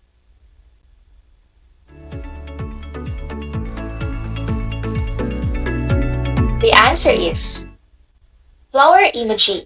This is because when Lisa read the text, she immediately thought of a bill and policy which were implemented in real world. Last item we have, it seems deja vu that I bumped into someone while walking in the streets, holding these flowers. Oh, I remember now. I read like this the other day in one of the romance electronic book in Wattpad. Caril screamed with appeasement while telling her story to her best friend. What emoji shall we put? Correct. It is heart emoji. Caril has connected her experience to the book he had read. That's the end of activity 4. You did well. You really applied the learnings you acquired from our topic. I hope your learnings on making connections and differentiating them will help you understand more certain text and apply it to help you understand more of the real world. Now, you are all geared up to strengthen your learnings through the next activity that I will be giving you, which you will be accomplishing after watching this episode. Make your own poem with your own title while having the same theme with How Do I Love Thee. You can use any of 3 types of connection. Highlight the lines that illustrate the type of connection you have used. You can use the following ways to highlight.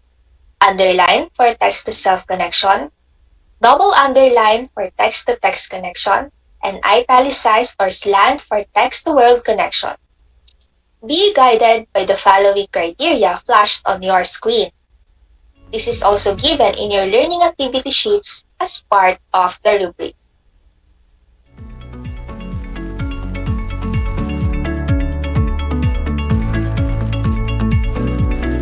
Wow, you really did great and fantastic today, grade 9 English learners.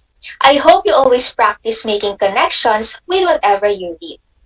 For this will surely help you understand more of its theme and message, thus giving you a widened perspective of the literature and the world. Until our next Learning Discovery learners, here with Aral TarlakHenyo on RTV Tarlac, Channel 26, simulcast over DZTC 828 Radyo Pilipino Tarlac. This has been Ma'am Hazel Grace Barroso, your partner in discovering the wonderful and fantastic world of English 9 literature. Have a great day, everyone!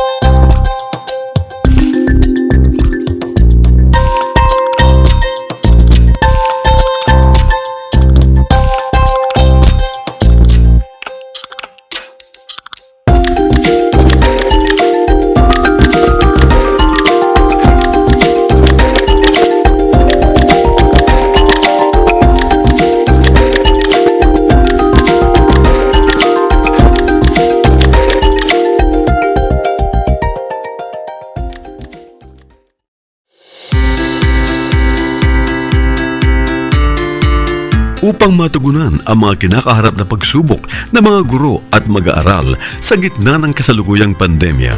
Nagsanib tulong sina Congressman Charlie Cojuangco ng unang distrito ng Tarlac, DEPED Region 3 Regional Director Dr. May B. Eclar at Tarlac Schools Division Superintendent Dr. Ronaldo Pozon para sa isang napapanahong proyekto na tinaguriang Project Shine, Aral TarlakHenyo. Ang mga mag-aaral ng Grade 4 at Grade 5, ganon din ang Grades 8 and 9 sa buong probinsya ng Tarlac, kasalukuyang sumasailalim sa radio-based instruction.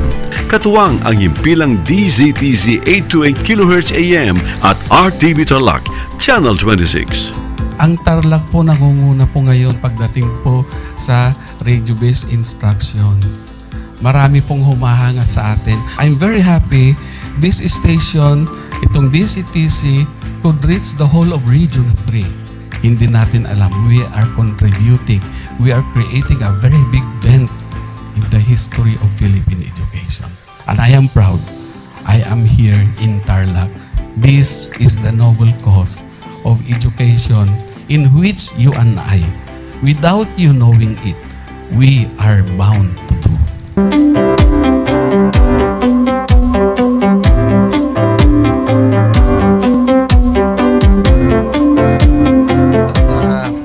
Project natin na Project Shine is a natural consequence dahil sa nangyari sa buong mundo. Let's continue to work together.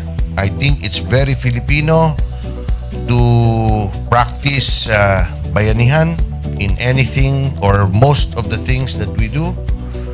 And this is a manifestation of that. No? We have private sector, we have DEPED, we have local government, all working together. And I hope the parents of some of these children, especially the parents that did not graduate from school or hindi nakapag-aral nung sila ay bata, sana naman gamitin na nila itong opportunity na mag-schooling na rin sila kasama ng mga anak nila para mag-bonding pati ang mga magulang sa mga bata. I look at this as doing God's work. Diba? So if you do God's work, it feels right. It's righteous. It's for good, not for evil. Good morning and happy learning, grade 4. Welcome to Aral TarlakHenyo here on RTV Tarlac, Channel 26. Simulcast over DZTZ 828. Radyo Pilipino Tarlac. I am Teacher Mercy Pacheco Bognot. This is Alistair Aidatu. I am Marie Josephine B. Andrade. I am Teacher Princess Marie M. Dueñas, and I will be your teacher broadcaster for today.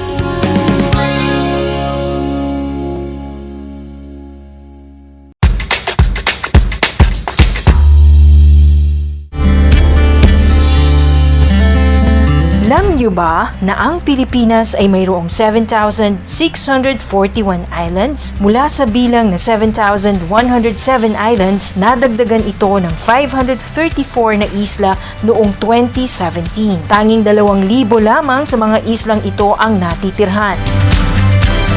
Alam niyo na! Yan ang mga isla sa Pilipinas. Alam niyo ba na ang gitnang Luzon ay tinaguri ang banga ng bigas ng bayan at kamalig ng palay ng Pilipinas dahil dito nagmumula ang malaking produksyon ng bigas sa ating bansa. Ito ay binubuo ng mga lalawigan ng Aurora, Bataan, Pampanga, Nueva Ecija, Zambales at Tarlac. Ugaliin nating manood ng Aral TarlakHenyo Lunes hanggang Biyernes alas 8:30 ng umaga hanggang alas 5:30 ng hapon. Ako si Binibining Pia Izrin Capiral, ang inyong teacher broadcaster sa Araling Panlipunan dito sa Project Shine Aral TarlakHenyo. Lagi nating tandaan ang pag-aaral ng Araling Panlipunan ay tungo sa daan ng pagiging makadiyos, makakalikasan, makatao at makabansa.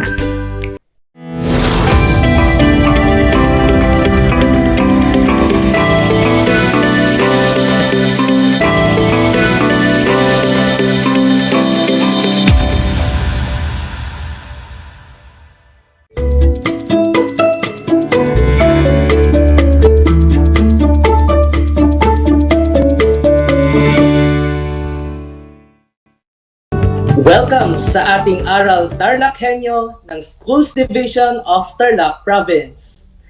Hatid sa inyo ng Hatid sa inyo ng RTV Tarlac, Channel 26 at DZTC 828, Radyo Pilipino Tarlac. Magandang araw! Narito na naman tayo, nagsisikap at nagpupunyagi na maging makadiyos, makatao, makakalikasan, at makabansa. Kumusta kayo mga minamahal naming mga mag-aaral? Walang pagsidla ng aking paggala at paghanga sa inyong masidhing pagpupunyagi at pagsisikap sa patuloy na pag-aaral sa himpapawid upang madagdagan ang inyong kaalaman sa kabila ng hamon na dulot ng pandemya. Muli, ako ang inyong guro sa Araling Panlipunan 9 Economics, Ginoong Darwin V. Capian, broadcasting live mula dito sa Barangay Mababanaba, Municipality of San Jose, and Province of Tarlac. Nagbabalik ako upang samahan kayong muli na tuklasin at galugarin ang nilalaman ng ating aralin sa economics sa oras na ito. At bago pa man tayo magsimula sa ating talakayan, narito ang ilan sa mga mahalagang paalala. Siguraduhin ninyong nasa lugar kayo ngayon na komportable at maayos na napapanood at napakikinggan ang ating live broadcast. Matanong ko lang, kumain na ba kayo? Mabuti naman kung may laman ang inyong tiyan upang mas maging alerto ang inyong pag-iisip at maayos na maunawaan ang ating aralin sa araw na ito. Mga mag-aaral, sa puntong ito ay nais ko nang kunin niyo ang inyong module sa Araling Panlipunan 9 para sa unang linggo sa ikalawang markahan na may pamagat na demand. Muli, ihanda na rin ninyo ang inyong pluma, sagutang papel o kwaderno sa pagtatala ng mga mahalagang impormasyon na aking mababanggit sa ating talakayan. Mga mag-aaral at mga magulang, ang ating paksang aralin sa araw na ito ay mga iba pang mga salik ng demand at ang paglipat ng kurba nito. Pero bago tayo magsimula sa ating paksa ngayong araw, atin munang balikan ang ating nakaraang paksa. Tatandaan pa ba ninyo? Napakagaling talaga! Ang ating nakaraang paksa ay tungkol sa mga unang salik ng demand. Una sa mga salik na nakakaapekto sa pagbabago ng demand ay ang tinatawag nating panlasa. Ang pagbabago sa panlasa o taste ng mamimili ay may epekto sa demand. Halimbawa, ang demand sa mga pagkain at inuming mababa ang calorie content, walang sangkap na artipisyal at mga bitamina ay tumaas sa pagtaas ng kamalayang pangkalusugan ng mga mamimili. Lalo na ngayong may pandemya tayong nararanasan dulot ng COVID-19. Dahil nga marami sa atin ang ayaw tamaan ng COVID-19 virus, tumaas ang demand sa mga produktong nagpapalakas ng ating katawan. Tandaan natin mga mag-aaral, health is wealth. Ang kalusugan ay kayamanan. Ang sumunod na salik na nakakaapekto sa pagbabago ng demand na ating tinalakay ng nakaraang live broadcast ay ang tinatawag nating kita. Ang pagtaas ng kita ay nagdudulot ng pagtaas ng demand para sa karamihan ng mga produkto dahil lumaki ang kakayahan ng tao na makabili.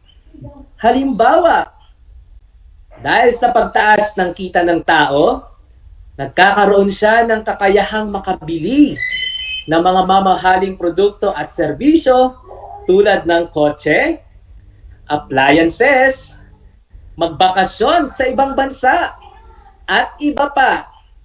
Ang mga produkto ay tinatawag na mga normal goods. Inferior goods naman ang tawag sa mga madalas bilhin na mga may mababa ang kita. Ngunit mga mag-aaral, tandaan natin, normal goods man o inferior goods, kapag tumaas ang kita ng tao ng isang individual, tataas ang demand sa mga produktong ito. Inuulit ko, ang ating ikalawang salik ay ang kita. Ang pangatlong salik na ating tinalakay sa ating live broadcast ay ang tinatawag nating presyo ng kahalili o kaugnay na produkto. Unahin natin ang kahalili o tinatawag nating substitute. Ang kahaliling produkto ay maaring gamitin kapalit ng isang produkto. Halimbawa, ang karne ng baboy ay kahalili ng karne ng manok. Kapag nagkaroon ng pagtaas ng presyo ng karne ng baboy, tataas ang demand para sa karne ng manok. Tandaan natin mga mag-aaral, kapag mataas ang presyo ng isa, matutong pumili ng iba. Ang ikalawa ay ang magkaugnay na produkto o tinatawag nating complement goods. Ito naman ay ginagamit na kapareha ng iba pang produkto tulad ng kape at asukal. Halimbawa, kapag tumaas ang presyo ng kape, bababa ang demand sa asukal. At kapag bumaba naman ang presyo ng asukal, tataas naman ang demand sa kape. Muli, tandaan natin mga mag-aaral, ang complement ng mga produkto ay laging magkasama at hindi pwedeng paghiwalayin. Alam ko na handa na kayo sa ating panibagong aralin. Kaya kung kailangan yung magbanyo ay gawin na ngayon iyan dahil sa ilang saglit lang ay ihahatid ko na ang ating bagong paksa. At para sa aralin ito, inaasahan ko na sa pagtatapos ng talakayan na ito ay inyong natatalakay ang konsepto at salik na nakaapekto sa demand sa pang-araw-araw na pamumuhay. Muli po, panawagan sa lahat ng mga magulang at lahat ng mga mag-aaral sa ika-9 na baitang na nanonood at nakikinig ngayon sa ating live broadcast. Kung meron po kayong mga katanungan o nais linawin, i-message niyo lamang po ako sa aking messenger account I-type lamang po ang Darwin Valete Capian o i-text o tawagan ako sa numerong 0949-887-3684. Inuulit ko, ang inyong numero na kailangang i-text o tawagan ay 0949-887-3684. Sa puntong ito mga mag-aaral, sukatin muna natin ang inyong paunang kaalaman ukol sa ating panibagong paksa. Handa na ba kayo? Para sa ating panuto, tukuyin ang hinihingi ng mga sumusunod na impormasyon at larawan na may kinalaman sa mga iba pang mga salik at konsepto ng demand. Para sa unang bilang, ang paglaki ng populasyon ay may epekto sa demand ng tao. Katulad kahapon, bibigyan ko kayo ng 5 hanggang 10 segundo para hulaan ang sagot.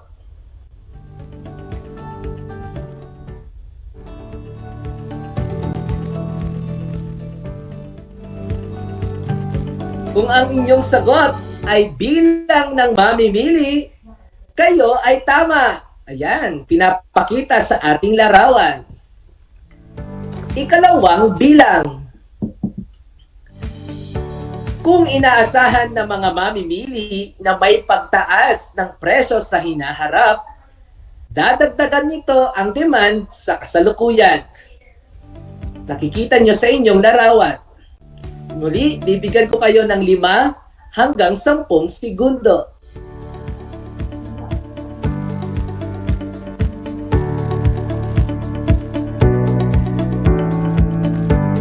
Kung ang inyong sagot ay inaasahan ng mamimili, kayo ay tama. Ikatlong bilang.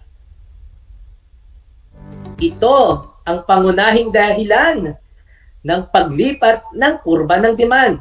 Ano kayong sagot dito? Tignan ang larawan. Muli, meron kayong 5 hanggang 10 segundo.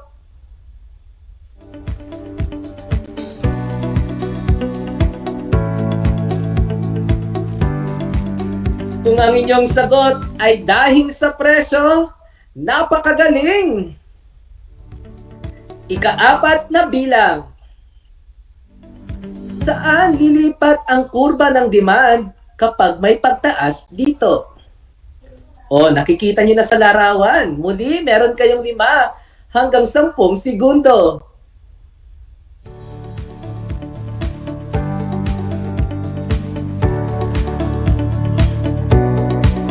Kung ang inyong sagot ay sa kanan, kayo ay tama. At para sa ating panghuling bilang, saan naman lilipat ang kurba ng demand kapag may pagbaba dito? Tignan ang larawan. Muli, 5 hanggang 10 segundo.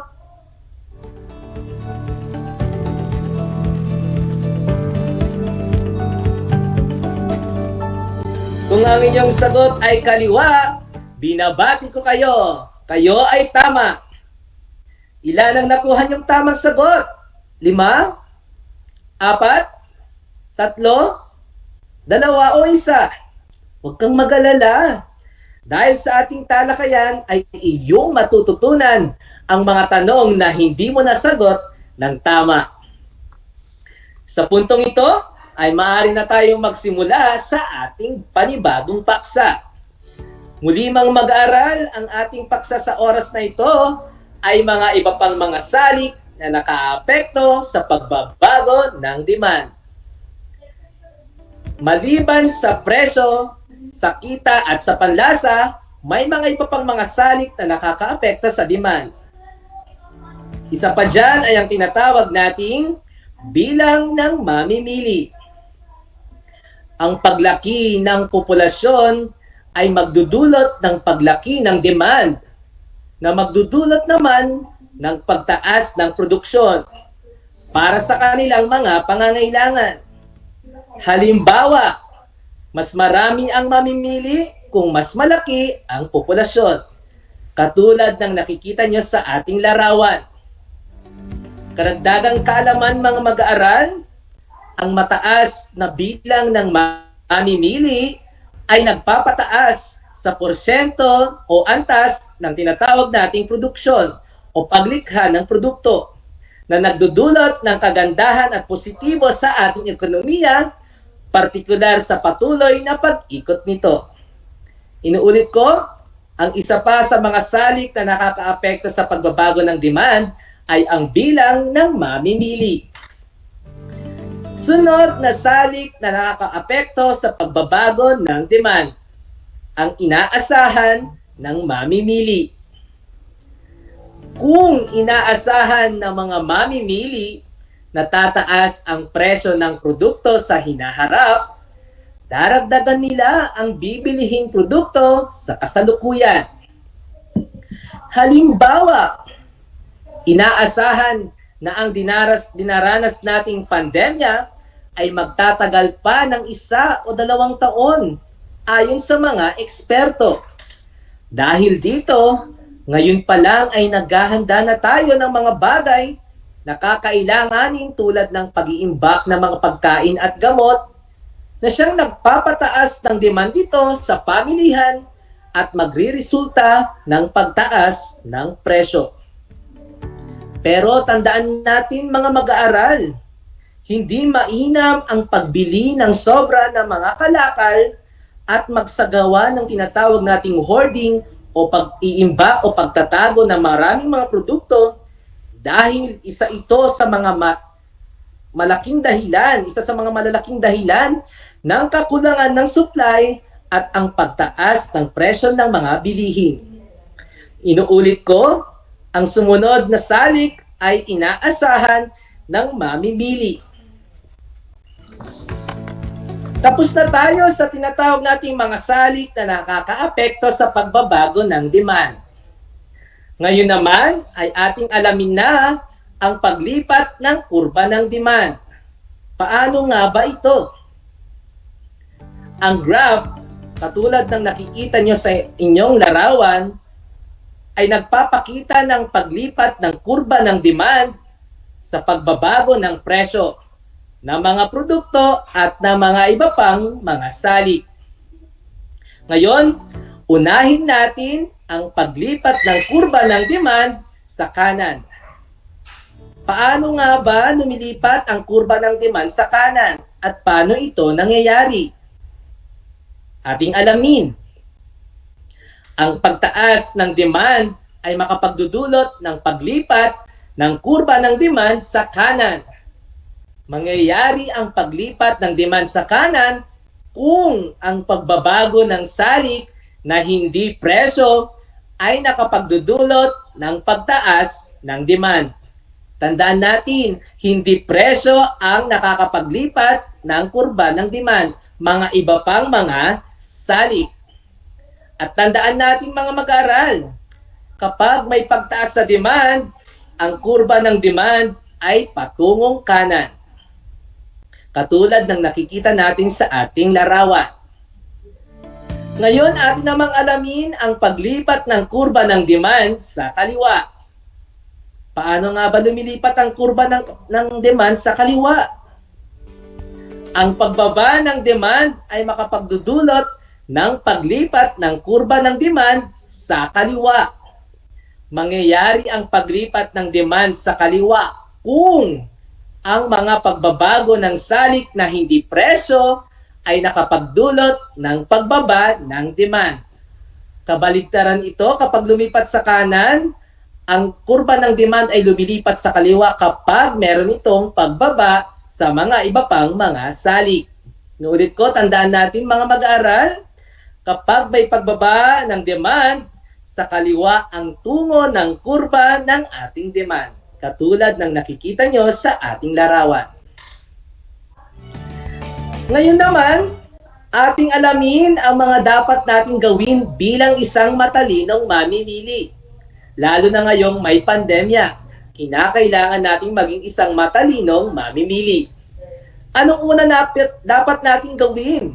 Una, iwasan natin ang pagsunod sa uso o moda ng damit at gamit Dahil ang pagtaas sa demand ay nangangahulugan ng pagtaas din ng presyo ng mga produktong ito.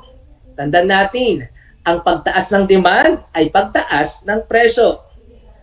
Wag na tayong gumayang bumili, lalo na kung hindi naman natin ito kailangan at wala sa budget ng ating pamilya. Ikalawa, magtipid at huwag kumasta ng higit sa kinikita. Ang labis na paggasta ay hindi mainam sa panahong mababa ang antas ng produksyon at magdudulot ito ng pagtaas ng presyo. Ngunit, hindi rin mabuti kung mababa ang antas ng paggasta dahil magdudulot ito ng pagtamlay ng ekonomiya. Tandaan natin ang sinasabi ng paalalang ito ay dapat eksaktong paggasta lamang, hindi labis, hindi kulang. At pangatlo, ang pagdami ng mga alternatibo o kahaliling produkto ay magbibigay ng pagkakataon sa mga mamimili upang maraming pagpipilian na may mababang presyo. Sa kabilang banda, ang labis at kulang na pagkonsumo ay hindi mainam sa ekonomiya. Sa pangkalahatan, ang tamang paggasta at pagkonsumo ay makatutulong upang maging matatag ang kalagayan ng presyo sa pamilihan. Mga mag-aaral, tandaan natin ang mga paalalang ito para tayo ay maging isang matalinong mamimili. Dito na muna nagtatapos ang ating talakayan patungkol sa mga salik ng demand. At para makasiguro ako na kayo ay talagang nakinig at naunawaan ang ating talakayan, ay magkakaroon tayo ng isang maikling gawain. Ihanda na ang inyong pluma at sagutang papel. Para sa ating panuto, isulat ang salitang tama kung ang impormasyon ay nagsasaad ng katotohanan. Salitang mali naman kung hindi. Handa na? Unang bilang. Ang bilang ng mamimili ay nagpapataas at nagpapababa sa demand. Inuulit ko, ang bilang ng mamimili ay nagpapataas at nagpapababa sa demand. Tama o mali?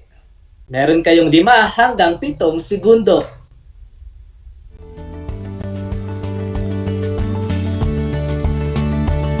Ikalawang bilang. Mas maraming mamimili, mas mababang demand. Nuulit ko, mas maraming mamimili, mas mababang demand. Tama o mali? 5 hanggang 7 segundo.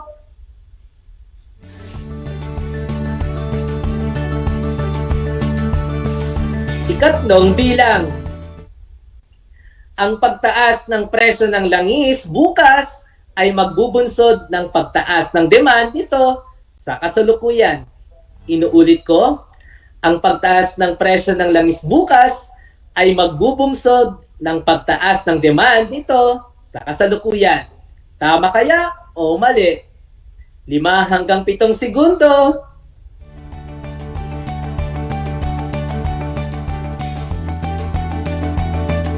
Ika-4 na bilang. Ang inaasahan o espekulasyon ng mga mamimili sa hinaharap ay nagpapababa ng demand sa kasalukuyan. Inuulit ko, ang inaasahan o espekulasyon ng mga mamimili sa hinaharap ay nagpapababa ng demand sa kasalukuyan. Tama kaya o mali? Meron tayong 5 hanggang 7 segundo.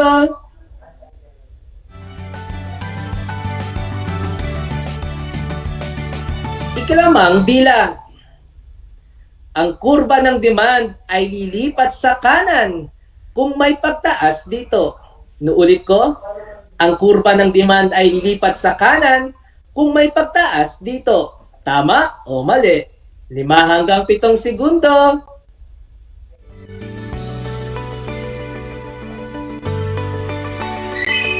Susunod na bilang. Ang kurba ng demand ay lilipat sa kaliwa kung may pagbaba dito. Inuulit ko, Ang kurba ng demand ay nilipat sa kaliwa kung may pagbaba dito. Tama o mali? 5 hanggang 7 segundo. At panghuling bilang, ang tamang paggasta at pagkonsumo ay nakatutulong upang maging matatag ang presyo ng mga produkto sa pamilihan. Inuulit ko, ang tamang paggasta at pagkonsumo ay nakatutulong upang maging matatag ang presyo ng mga produkto sa pamilihan. Tama o mali? 5 hanggang 7 segundo.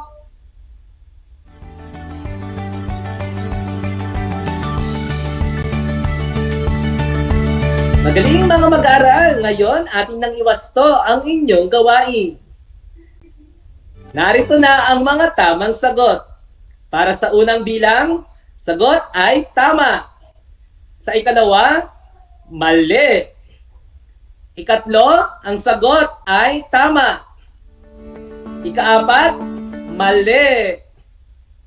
Ikalima, tama. Pang-anim, tama ulit. At ang pang-pito ay tama. Ilan ang nakuha mong sagot? 7? 6? Magaling! Masayang-masaya ako mga mag-aral at kayo'y nakinig at nanood upang lalong matuto. Muli, magkita-kita tayo sa susunod na live broadcast.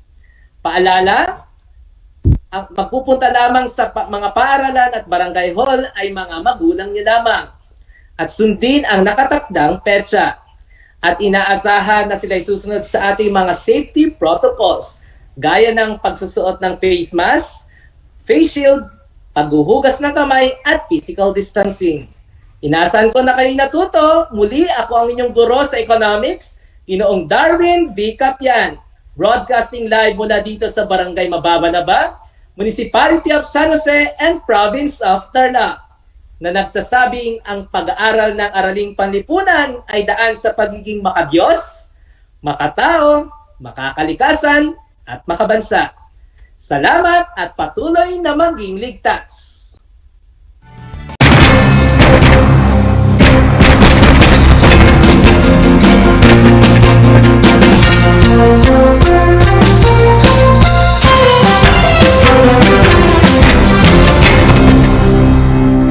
Nais mo bang magpabakuna? Alam mo bang may mga tinatawag na priority eligible groups? Sa bawat priority group, may mga sektor na nakahanay. Kung ikaw ay kabilang dito, wag nang magdalawang isip pa. Halina't magpabakuna na. Simula Hunyo, sisimula na ang pag-roll out ng mga bakuna sa A5 group o ang mga nabibilang sa indigent population. Ito ay ang mga kabilang sa mahihirap na populasyon base sa listahan ng National Household Targeting System for Poverty Reduction o NHTSPR o iba pang verification mechanisms ng local government units. Kaya kung ikaw ay nabibilang sa grupo na ito, tumawag o makipag-ugnayan sa inyong LGU upang malaman ang mga detalye tungkol sa inyong vaccination program katulad ng petsa, oras at lugar kung saan ka magpapabakuna. Humingi ng medical clearance sa inyong doktor kung ikaw ay may autoimmune disease, HIV, cancer, malignancy, dumaan sa organ transplant, kasalukuyang dumadaan sa steroid treatment o nakaratay sa higaan. Huwag kalimutan ang iyong proof of eligibility o mga dokumentong nagpapatunay na ikaw ay kasama sa priority group na ito. Huwag din kalimutang dalhin ang iyong government ID, pati na ang face mask, face shield, sanitizer at ballpen bago ang iyong vaccination. At paalala, pagkatapos ng pagbabakuna, huwag mag-atubiling magtanong na makaragdagang impormasyon tungkol sa bakuna na ginamit sa iyo. Hingin at itago ang contact information ng personnel na tatawagan kung sakaling ikaw ay makaramdam ng seryosong side effects. Huwag rin kalimutan ang vaccination card at alamin ang petsa ng iyong second dose ng pagbabakuna. Higit sa lahat, ugaliin pa rin sundin ang minimum public health standards tulad ng wastong paghuhugas ng kamay, pagpapanatili ng safe physical distancing at pagsusuot ng face mask at face shield. Ano pang hinihintay mo? Tara na sa Vida Vaccination!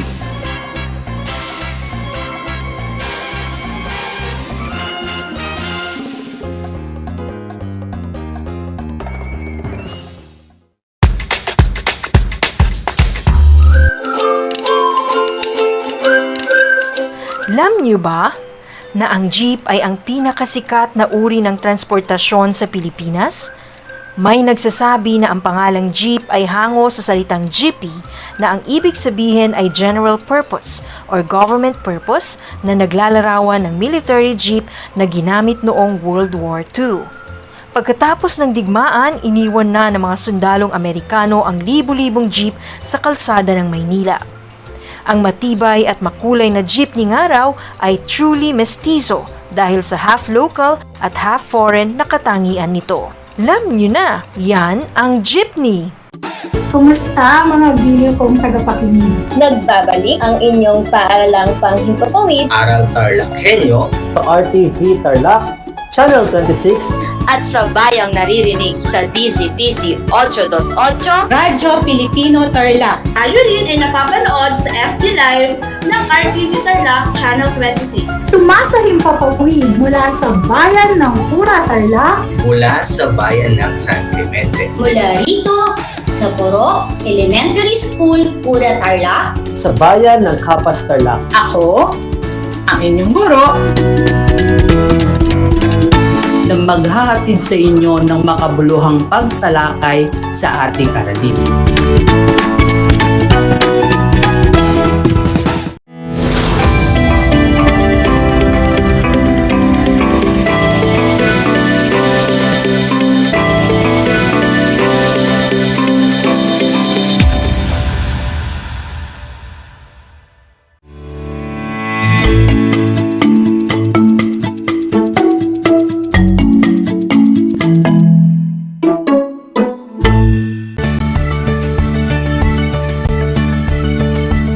A blessed Thursday afternoon and a big hello, PLE-minded learners.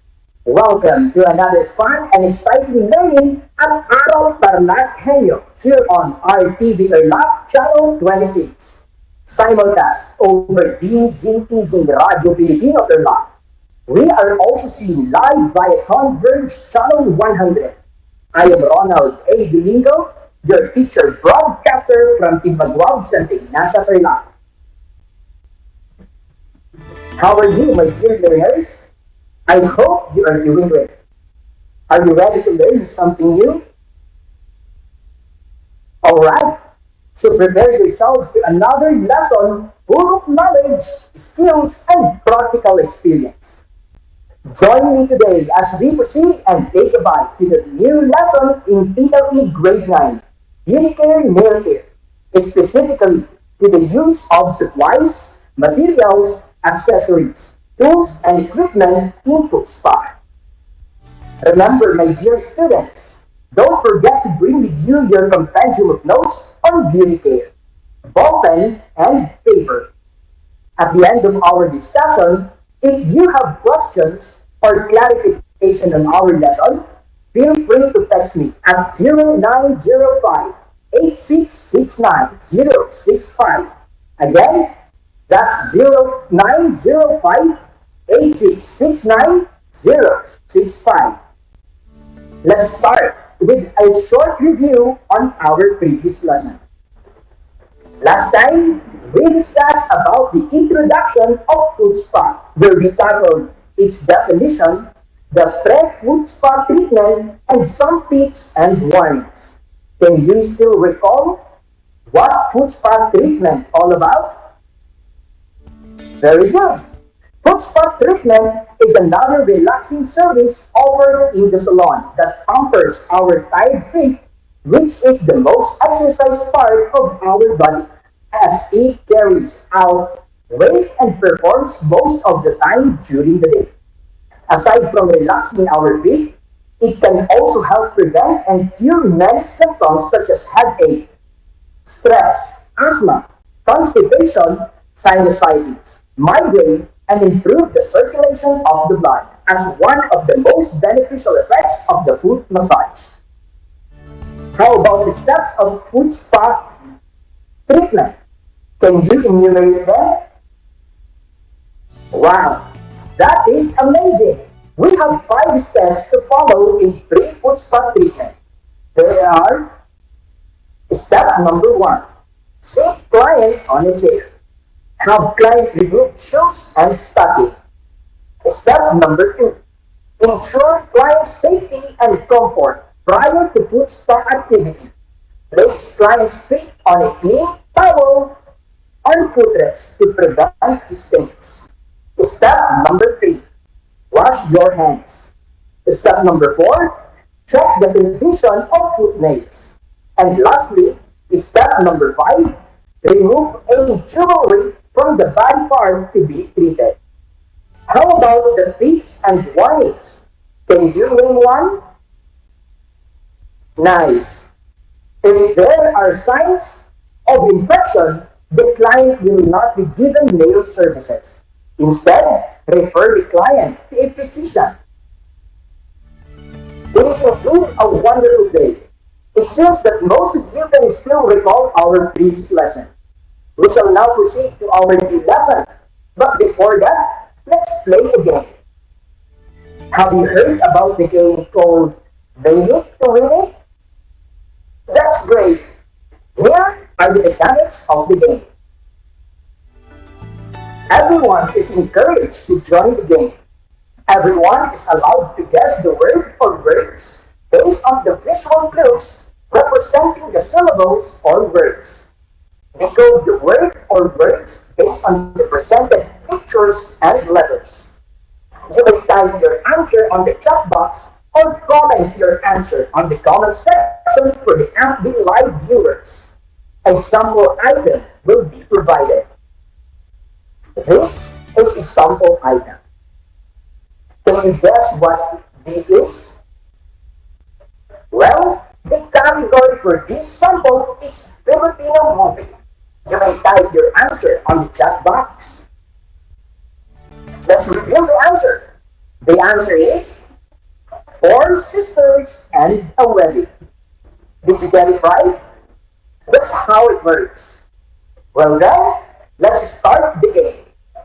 The categories for this game are supplies, materials, accessories, tools, equipments used in food spot treatment. Are you ready? Here is the first item. What do you think it is? Type your answer on the chat box.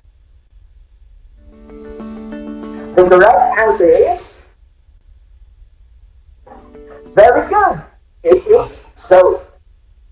How about this item? Wow, someone on the chat box already got the correct answer. The right answer for this third item is apron. Well done. How about our third item?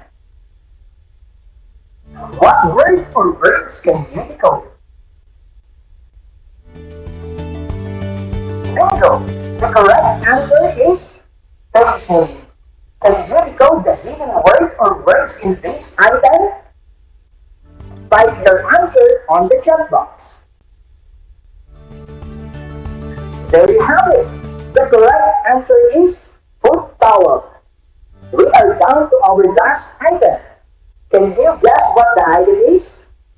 Again, type your answer on the chat box. Very good, grade 9 learners. Almost all of you got the correct answer. The correct answer is alcohol.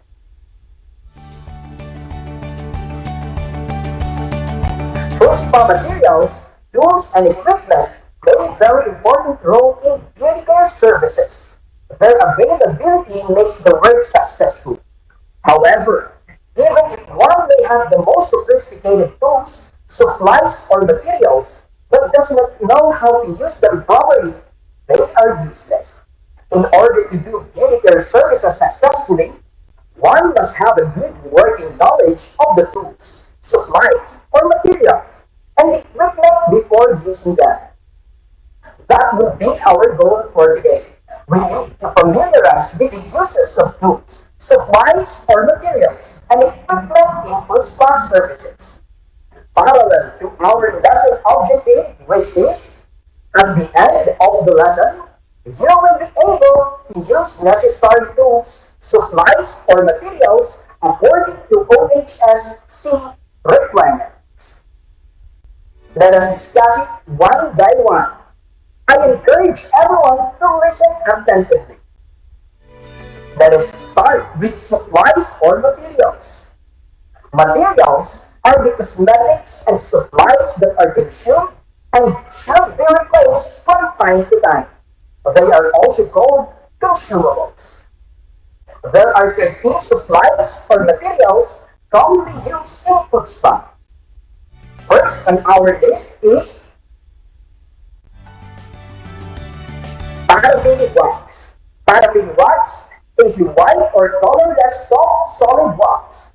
It is made from saturated hydrocarbons. It is often used in skin softening salon and spot treatments on the feet because it is colorless, tasteless, and odorless. It can also be used to provide pain relief to sore joints and muscles. Next is the sanitizer. Hand sanitizer, also known as hand antiseptic, hand disinfectant, hand rub, is a liquid gel or foam generally used to kill many viruses or bacteria or microorganisms on the hands. On our third list of supplies or materials is lotion or massage oil, a cosmetic which is used to moisturize the feet and it prevents friction burn during massage session. These are applied to soften the skin. Number 4. From our supplies and materials is lukewarm water. Lukewarm water is neither hot nor cold. It is comfortably warm and a little warmer than our natural body temperature. The temperature of lukewarm water ranges from 98 to 105 degrees Fahrenheit. Number 5. We have soap. It is a cleansing and emulsifying agent made usually by action of alkali and fat or fatty acids and consisting essentially of sodium or potassium salts of such acids. Soap does not kill germs, it removes them. Number 6. We have plastic liners. These spine liners help to make your experience even more relaxing. They are ideal to use with most devices for pumping your feet. Made from a strong plastic, these disposable liners have an extra tough thickness. Next is apron. An apron is a garment that is worn over other clothing to cover the front of the body to protect clothes from dirt or stains. We also have foot scrub. The main benefit of a foot scrub is its exfoliating power.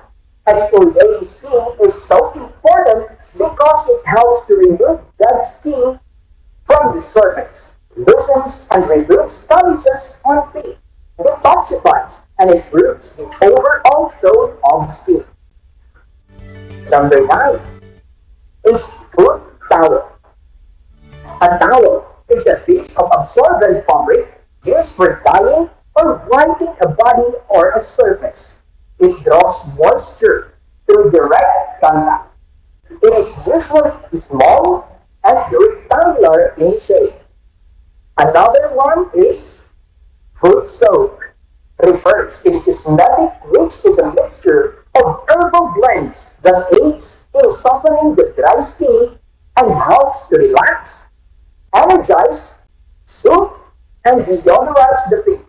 If not available, use flower petals and liquid soap. Followed by number 11, which is, that is correct, alcohol.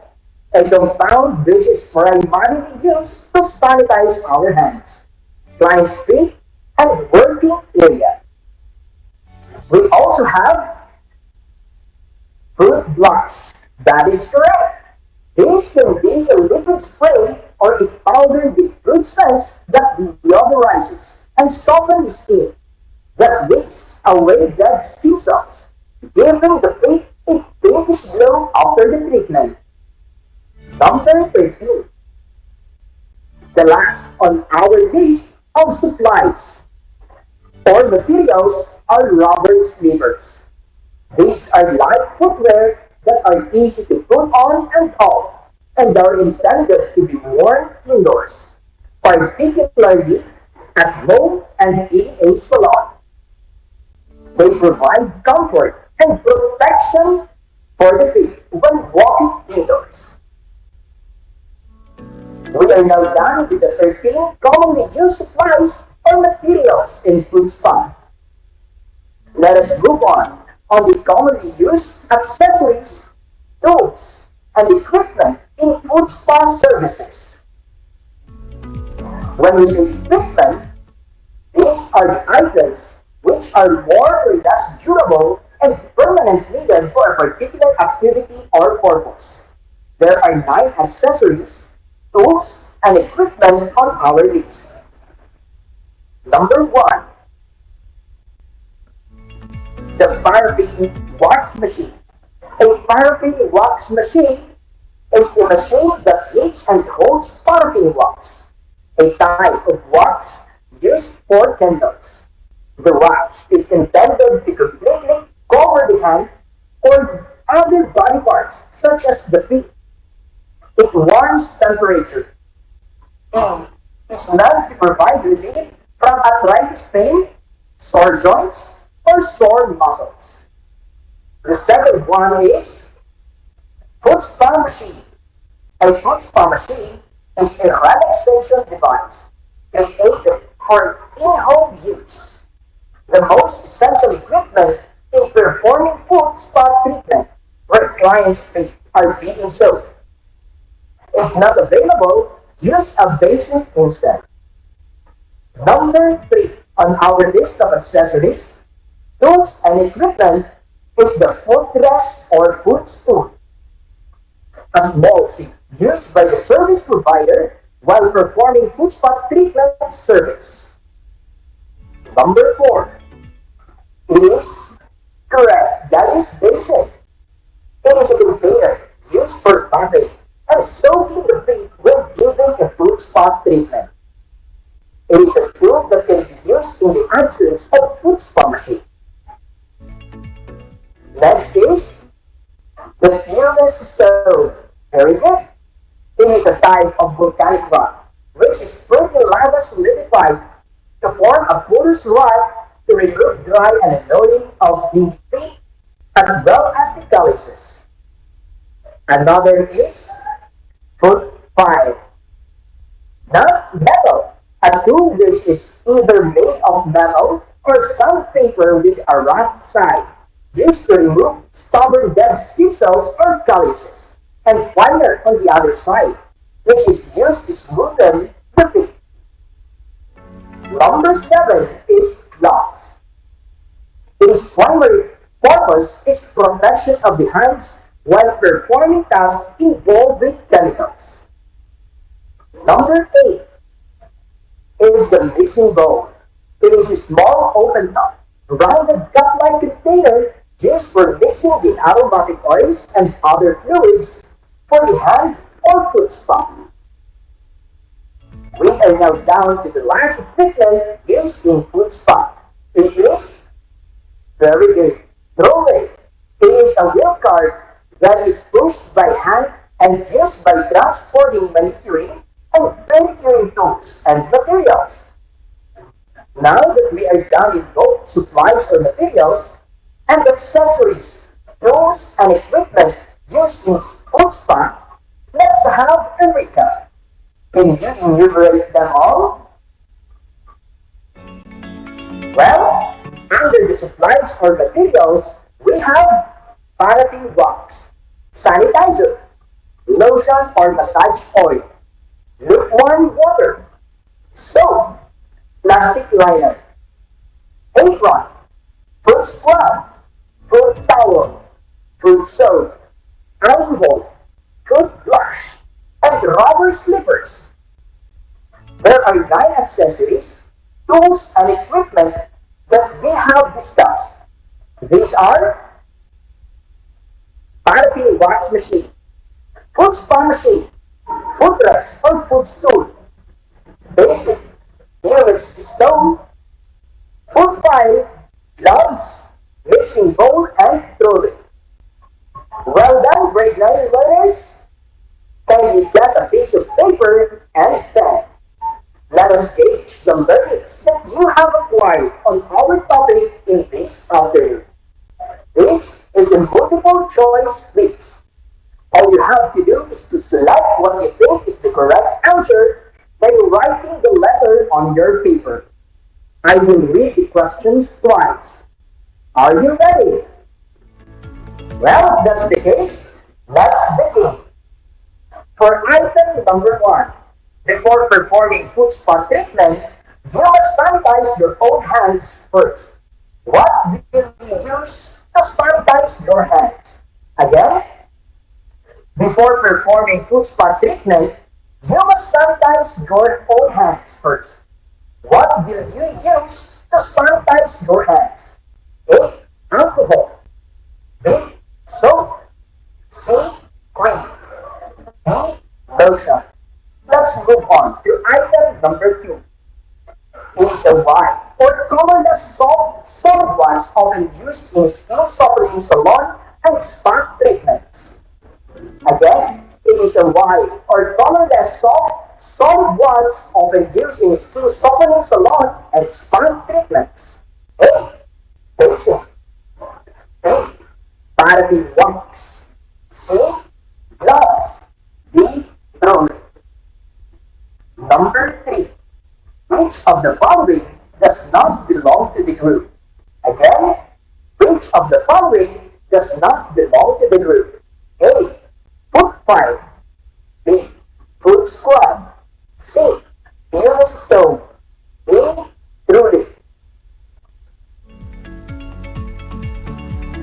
For item number 4, after moisturizing the client's feet, what will you apply to make the feet appear pinkish?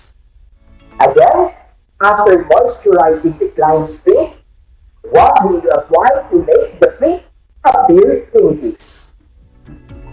A. Foot blush. B. Foot brush. C. Foot cream. D. Foot soap. We are now down to our last item. Item number 5. Which of the following is considered a tool for food spot treatment? Again, which of the following is considered a tool for food spot treatment? A. Foot file. B. Foot scrub. C. Foot soap. And D. Sanitizer.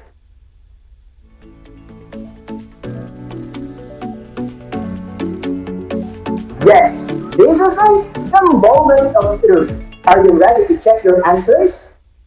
Here are the answers. For item number 1, the correct answer is A. Alcohol. For item number 2, letter B. Paraffin wax. For item number 3, B. Foot scrub. For item number 4, the correct answer is foot blush. And lastly, for item number 5, the correct answer is letter A. Foot file. Now, please count your scores.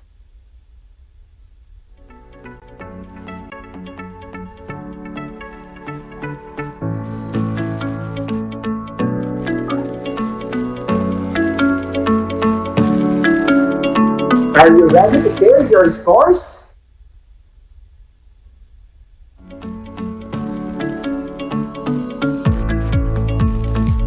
Well, did you get a perfect score?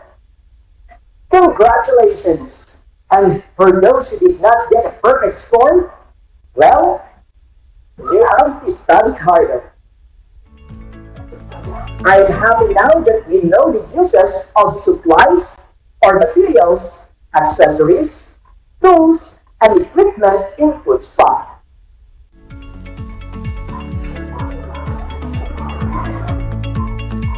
Before we end our lesson, let's answer some questions on the chat box.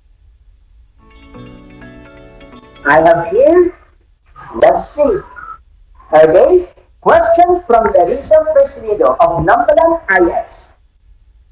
What is the importance of foot spa? Well, the answer is it will help you feel relaxed and it will prevent and cure many symptoms such as headaches, stress, asthma, and it improves blood circulation. Let's see if there is another question. Well, another question from Precious Pagarigan of San Bartolome High School. Okay, let's see. What is the difference between materials and equipment? Well, to answer the question, materials are consumables and replaceable, while equipment are durable and permanent. Any other question from our chat box? Well, how about on our FB live page? Well, if there is none, I will leave you go to reflect. May your feet take you where your heart wants to go. That is from Anonymous.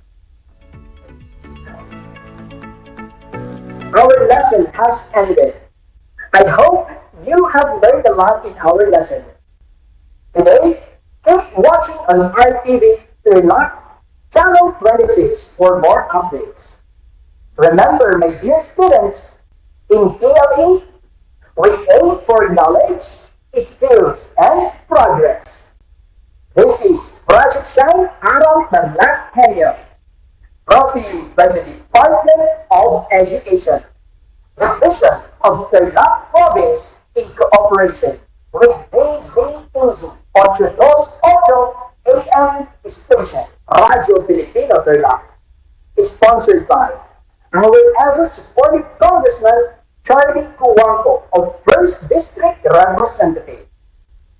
Thank you and Godspeed. Until next time, for another fun learning experience in Beauty Care, Male Care Grade 9. I am Teacher Ronald A. Domingo from Nambalan Integrated School, Mayantok District, your teacher broadcaster for today. Thank you and enjoy learning in the new normal.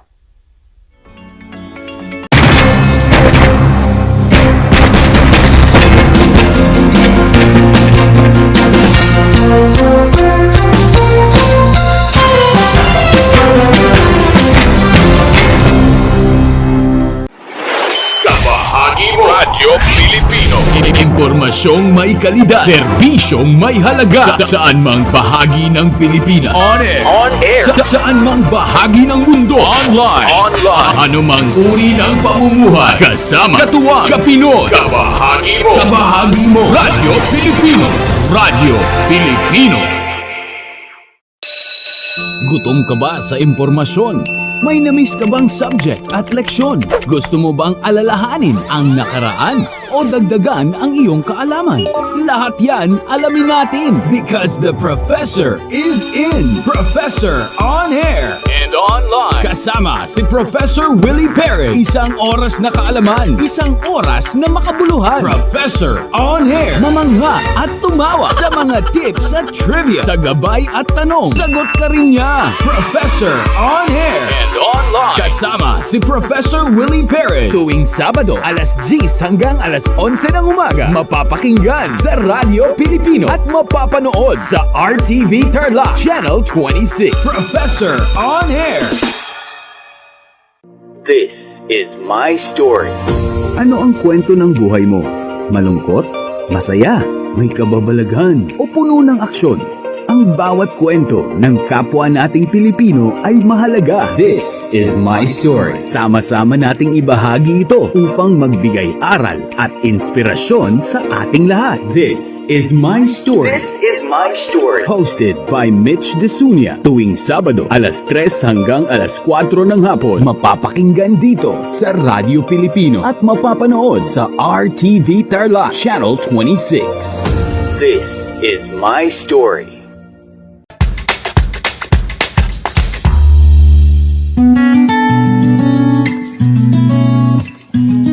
Alam niyo ba na ang kinikilalang Guinness Book of World Records holder bilang pinakamaliit na commercially harvested fish ay isang sinarapan? Ito ay matatagpuan lamang sa Pilipinas, sa Lake Buhi sa Bicol River. Isa itong uri ng goby na may transparent na katawan na may sukat na 12.5 mm. Alam mo na, yan ang sinarapan.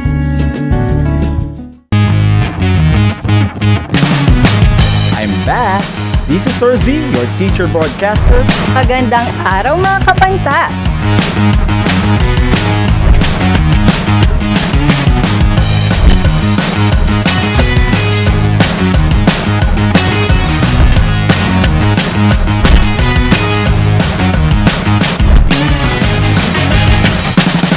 Welcome to Aral TarlakHenyo.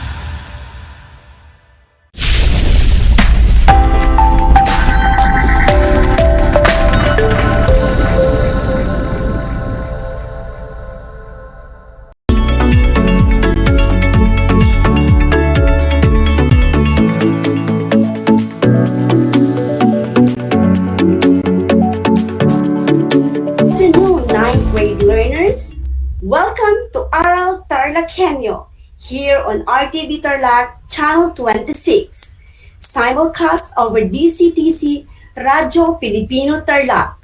I am teacher Cheryl T. Arcilia, your broadcaster for Arts Grade 9 for today, broadcasting live from Padapada, Santa Ignacia, Tarlac. Before we start with our new lesson, make sure that you are holding with you your printed module so you can follow as I go along the discussion. Stay in the most comfortable place while watching or listening to this broadcast. Hands off to all distractions. Lend me your ears. Stay focused to our lesson. At the end of the module, you are expected to identify the different artists and their artworks from the Renaissance period. Okay then, are you ready? Let's get started and talk about the arts of the Renaissance period. Are you familiar with the movie Teenage Mutant Ninja Turtles? Do you know the characters from this movie? Yes, they are Michelangelo, Leonardo, Raphael, and Donatello. The name of these characters were inspired from the famous artists of the Renaissance, which we will be studying for today. Through this lesson, you will have a deeper understanding and appreciation of the well-known Renaissance artists and their artworks. Arts of the Renaissance period covers artworks produced during the 14th, 15th, and 16th century in Europe. It was an era of a great artistic and intellectual achievement. With the birth of secular art, the focus was on realistic and humanistic art. The word Renaissance comes from the word renaître, which means rebirth. It pertains to arts, particularly in Italy, such as sculptures, paintings, music, architecture, and literature. Renaissance was a period of economic progress.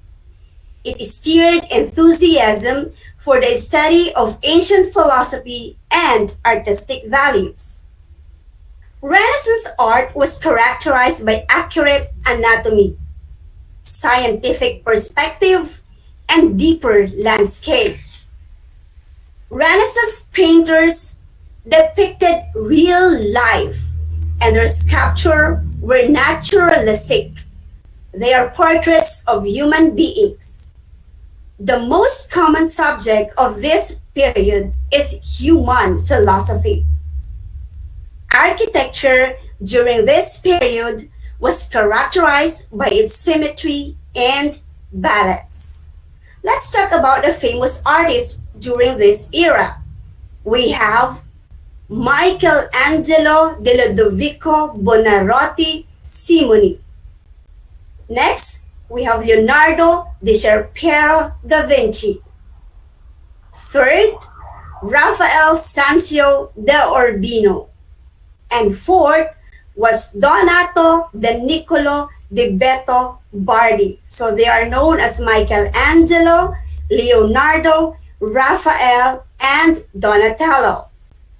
Let's talk about the famous Renaissance artworks then. First, let's talk about who Michelangelo de Ludovico Buonarroti Simoni is. From 1475 to 1564. He was an Italian sculptor, painter, architect, and poet. He was considered the greatest living artist in his lifetime. And since then, he was considered as one of the greatest artists of all time. A number of his works in paintings, sculpture, and architecture rank among the famous in existence. Among his outstanding works as a sculptor were the following. First, we have Pietà, a subject in question art depicting the Virgin Mary cradling the dead body of Jesus Christ. Pietà means piety or compassion. It is made in marble stone with a dimension of 174 centimeter by 195 centimeter, or that is 68.5 inches by 78.6 inches. Another work of Michelangelo is David. It is a masterpiece of Renaissance sculpture, created in marble between 1501 and 1504 by, of course, the Italian artist Michelangelo. David is a 5.17 meter or 17 feet marble statue of the biblical figure David, a favored subject in the art of Florence. Two of his best-known works, the Pietà and David, were sculpted before he turned 30. He also created the most influential works in fresco in the history of Western art. The painting in the ceiling of the Sistine Chapel in Rome was painted by Michelangelo between 1508 and 1512. It is a cornerstone work of high Renaissance art. The ceilings various painted elements from part of a larger scheme of decoration within the chapel. Includes the large fresco, the Lord's Judgment on the sanctuary wall. Central to the ceiling decoration are the 9 scenes from the book of Genesis, of which the creation of Adam is the best known. And now, the next artist of the Renaissance period is none other than Leonardo da Vinci. from 1452 to 1519. Da Vinci was a painter, architect, scientist, and mathematician. He was popularized in present times through the novel and movie Da Vinci Code. He was known as the ultimate Renaissance man because of his intellect, interest, talent, and his expression of humanist and classical values. He was also considered to be one of the greatest painters of all time, and perhaps the most diversely talented person to have ever lived. The famous painting of Leonardo da Vinci is Mona Lisa. It stems from the description of Renaissance and historian Giorgio Vasari, who wrote, Leonardo undertook the paint for Francesco del Giocondo, the portrait of Mona Lisa, his wife. Mona Lisa is also known as La Gioconda and called Portrait of Lisa Gherardini. It is an oil painting on a popular wood panel with a dimension of 77 centimeters by 53 centimeters, 30 inches by 21 inches, which is the most famous portrait. Mona in Italian is a polite form of address originating as Madonna, similar to ma'am, madame, or my lady in English. This became Madonna and its contraction Mona. The title of the painting, through traditionally spelled as quote unquote as M-O-N-A or Mona, is also commonly spelled in modern Italian as Mona Lisa or Monnalisa.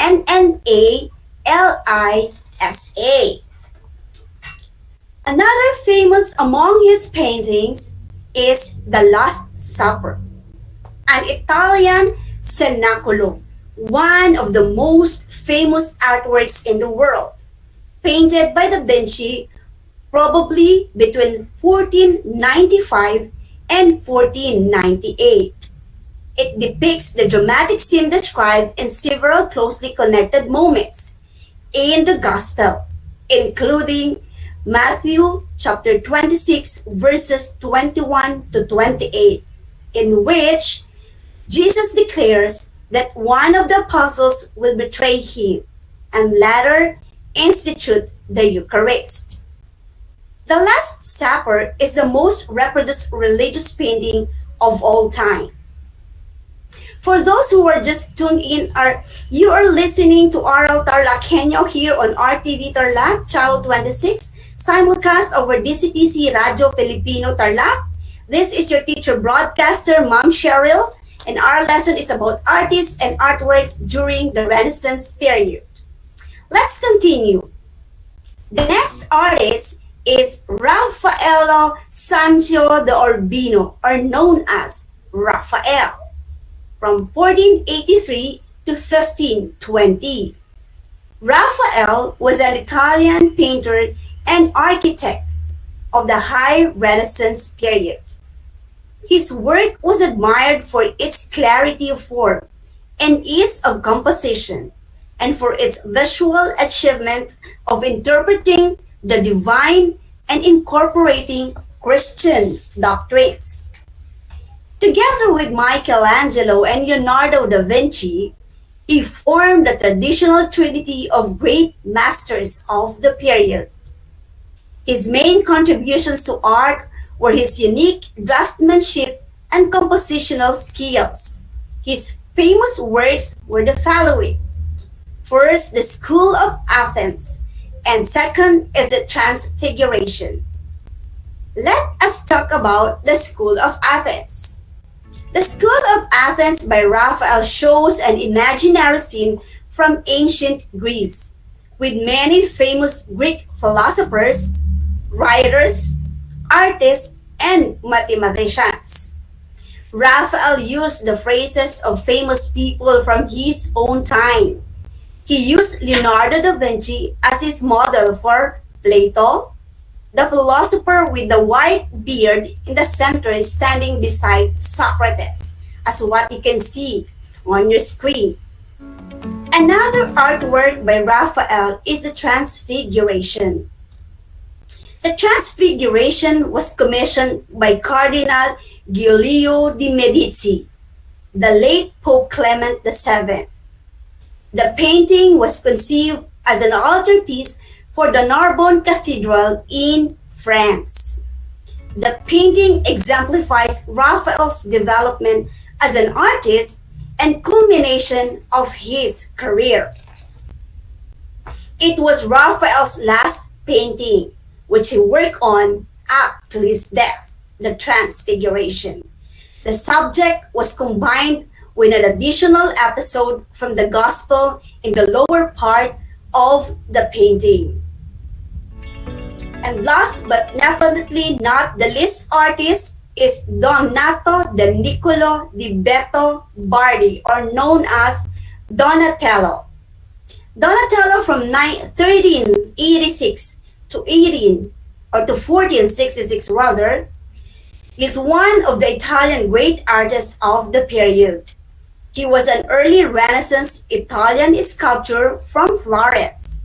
He is known for his work in bas relief, a form of shallow relief sculpture. He worked in stone, bronze, wood, clay, and wax with several assistants. He was a realist painter, an artist whose sculpture showed the subjects as real people.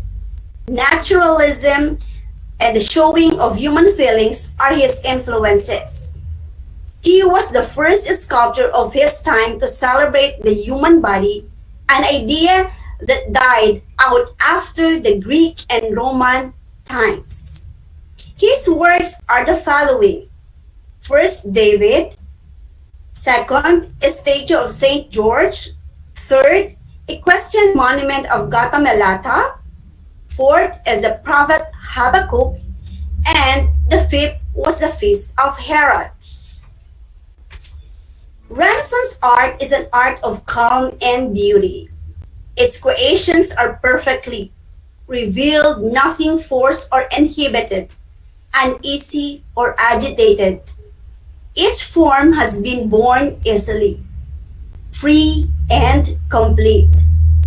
Everything breeds satisfaction, and we are surely not mistaken in seeing in this heavenly calm and content the highest artistic expression and spirit of the age. First artwork of Donatello is David. This is different from what was done by Michelangelo. David is a life-size best-known work of Donatello. The David is the first known free-standing nude statue since antiquity.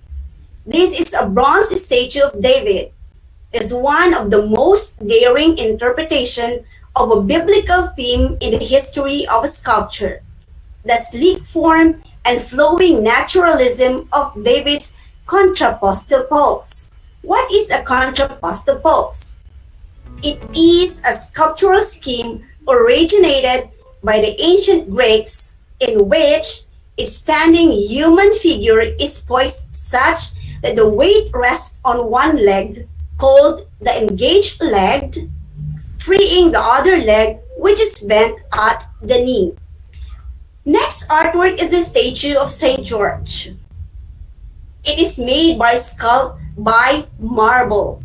It is one of the 14 sculptures commissioned by the guilds of Florence to decorate the external niches of or San Michele Church. Another work of Donatello is Equestrian Monument of Gautamela. This is a sculpture dating from 1453 located in Piazza del Santo in Padua, Italy today. It portrays the Renaissance condition Erasmo da Nami, or known as the Gautamela, who served mostly under the Republic of Venice, which ruled Padua at the time. It is an all-bronze statue of his time.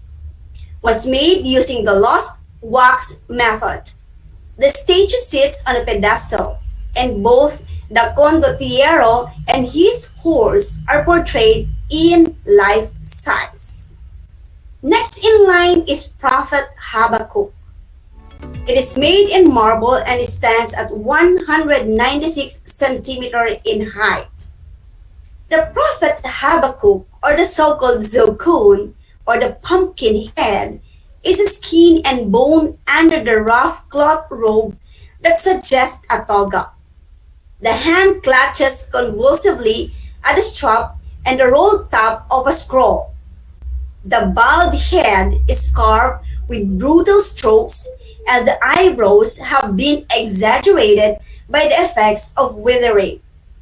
And lastly is the Feast of Herod. It is a bronze relief by Donatello circa in 1427, which is 60 by 60 centimeter.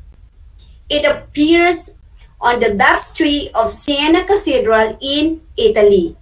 It is one of Donatello's earliest relief sculpture and his first bronze relief. The sculpture is noted for Donatello's use of perspective. The sculpture depicts the beheading of John the Baptist after Salome asked Herod Antipas for his head on a platter. The scene depicts an executioner presenting the severed head and Herod reacting in shock. And that concludes our lesson for today, the artists and artworks of the Renaissance period. Did you enjoy the lesson? Have you had a great trip through these artworks? I hope so. You were able to feel the passion and appreciate the different artists and their artworks. Did you? Oh, that was amazing to hear and to know from you. I'm glad you did. So let us see if you have understood the lesson discussed.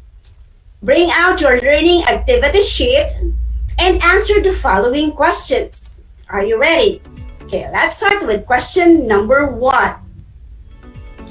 It is known to be the period of economic progress. A. Is it classical period? B. Renaissance period? C. Romantic period? Or letter D. Medieval period?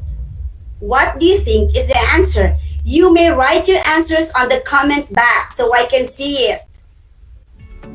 And the correct answer for number 1 is letter B. Renaissance period. OC, based on the comments, yeah, Charles, congratulations, you got the correct answer. Same as with Joanna Rose Ibay, B, letter B. Sir Justin Galang, you said B, yeah, you got it right. So we move with second question. He was considered as one of the greatest artists of all time. Is it A, Raphael Sancho de Urbino, B, Donato de Niccolo di Beto Bardi, C. Leonardo di Piero da Vinci, or Michelangelo de Ludovico Buonarroti? Answer number 2 is letter D. Michelangelo. Who got it right? Okay. Most of you have answered letter D. So it's not letter D. It's not Donato. It is Michelangelo. Okay. Question number 3. He is known as the ultimate Renaissance man. Who is he? Is it Raphael, B. Donato, C. Leonardo, or letter D.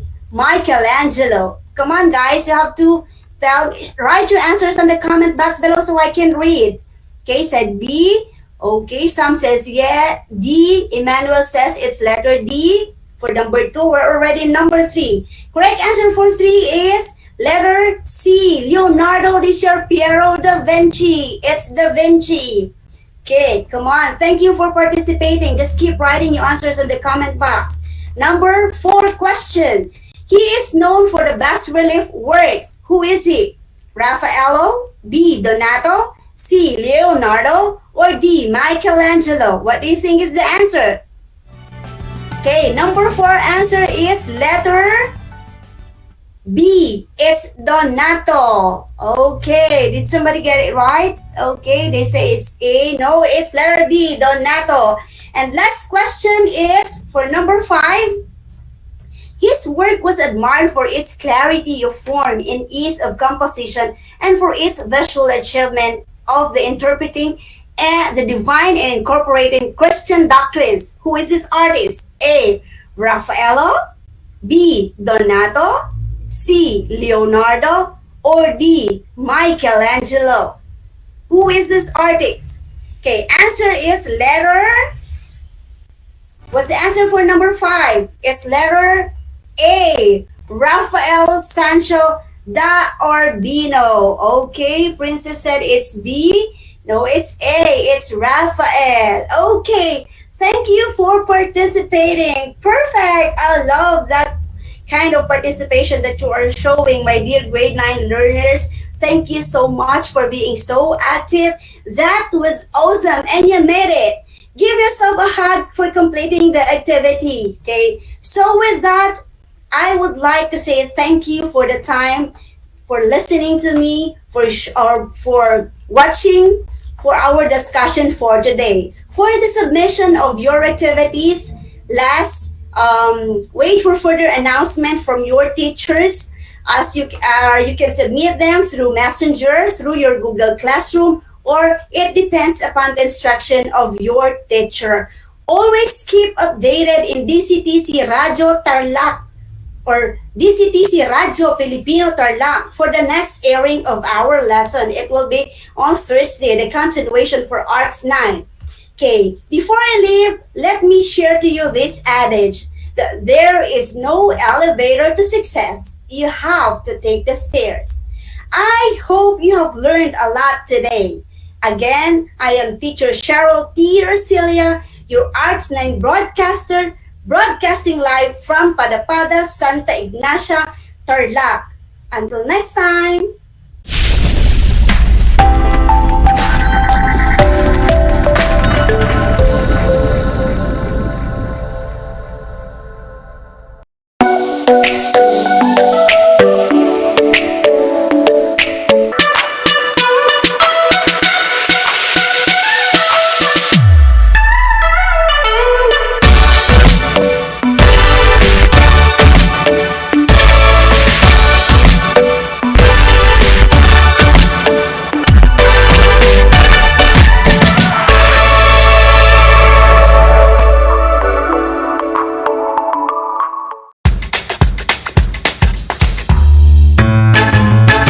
Alam niyo ba na ang salitang yoyo at ang makabagong bersyon nito ay naimbento ng isang Pilipinong nagngangalang Pedro Flores?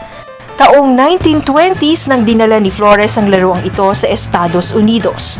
Sinimulan niya ang paggawa nito sa kanyang maliit na pabrika sa California at ipinakita sa mga tao ang iba't ibang tricks ng paggamit nito. Alam mo na, yan ang yoyo!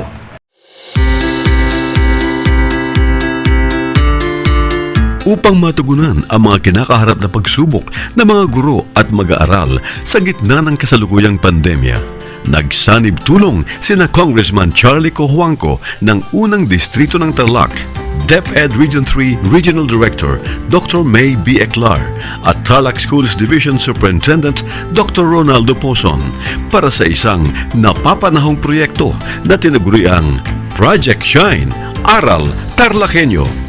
Ang mga mag-aaral ng Grade 4 at Grade 5, ganon din ang Grades 8 and 9 sa buong probinsya ng Tarlac, kasalukuyang sumasailalim sa radio-based instruction.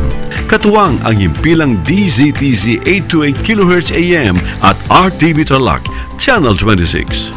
Ang Tarlac po nangunguna po ngayon pagdating po sa radio-based instruction. Marami pong humahanga sa atin. I'm very happy this station, itong DCTC, could reach the whole of Region 3.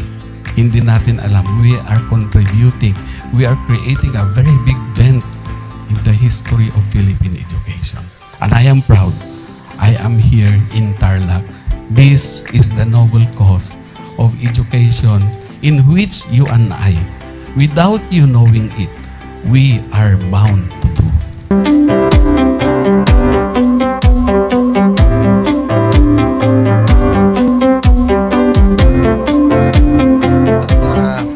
project natin na Project Shine is a natural consequence dahil sa nangyari sa buong mundo. Let's continue to work together. I think it's very Filipino to practice bayanihan in anything or most of the things that we do. And this is a manifestation of that. No? We have private sector, we have DEPED, we have local government, all working together. And I hope the parents of some of these children, especially the parents that did not graduate from school or hindi nakapag-aral nung sila ay bata, sana naman gamitin na nila itong opportunity na mag-schooling na rin sila kasama ng mga anak nila para mag-bonding pati ang mga magulang sa mga bata. I look at this as doing God's work. Diba? So if you do God's work, it feels right. It's righteous. It's for good, not for evil. Good morning and happy learning, grade 4. Welcome to Aral TarlakHenyo here on RTV Tarlac, Channel 26. Simulcast over DZTZ 828, Radio Filipino Tarlac. I am Teacher Mercy Pacheco Bognot. This is Alistair Aidatu. I am Marie Josephine B. Andrade. I am Teacher Princess Marie M. Dueñas, and I will be your teacher broadcaster for today.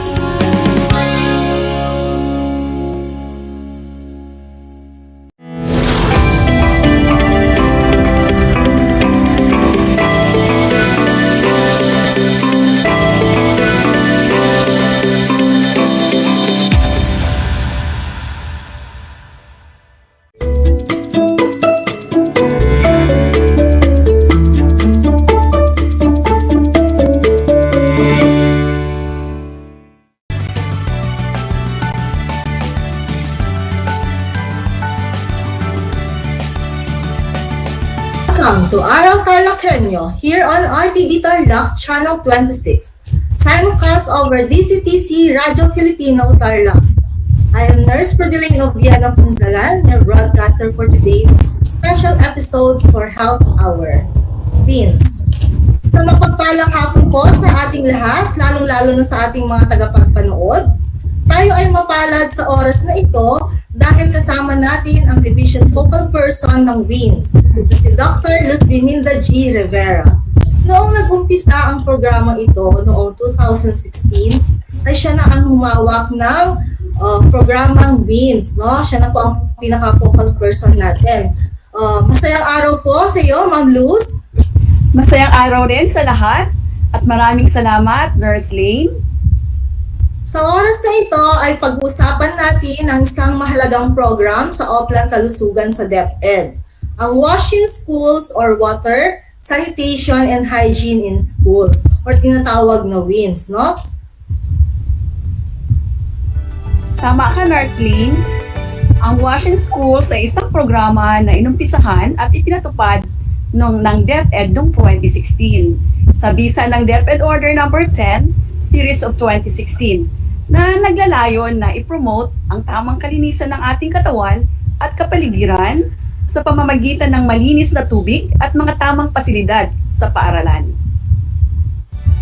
Maaari mo po ba kami bigyan ng background or sa programang ito, Doc Luz, upang maunawaan naman ng gusto ng ating mga tagapagpanood ang pangalan or malaman man lang lamang namin ang panalo na kagaya nito, WINS, no? Pag sinabing WINS, parang panalo na agad, no? Kung ano ba ibig sabihin ng WINS na ito? Okay. Ang WINS ay napakahalagang programa dahil ito ay nakakapag-improve ng kalusugan.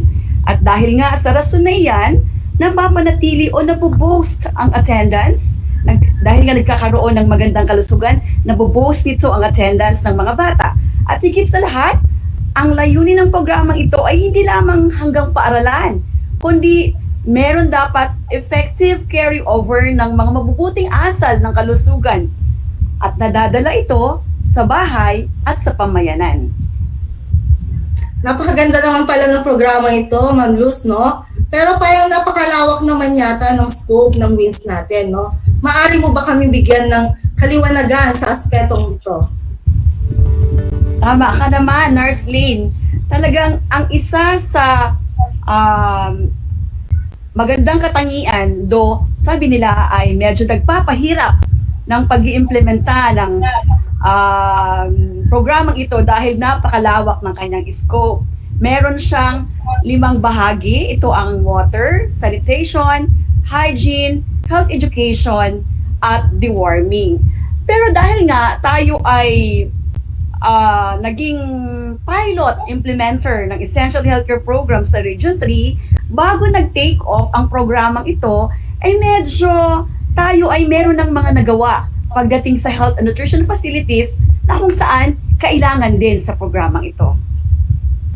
Oo nga no, napakalawak ng programang ito. At dahil dito, ano ba yung mga challenges, Ma'am Luz, na nararanasan ng mga school sa pagpapatupad ng WIDS?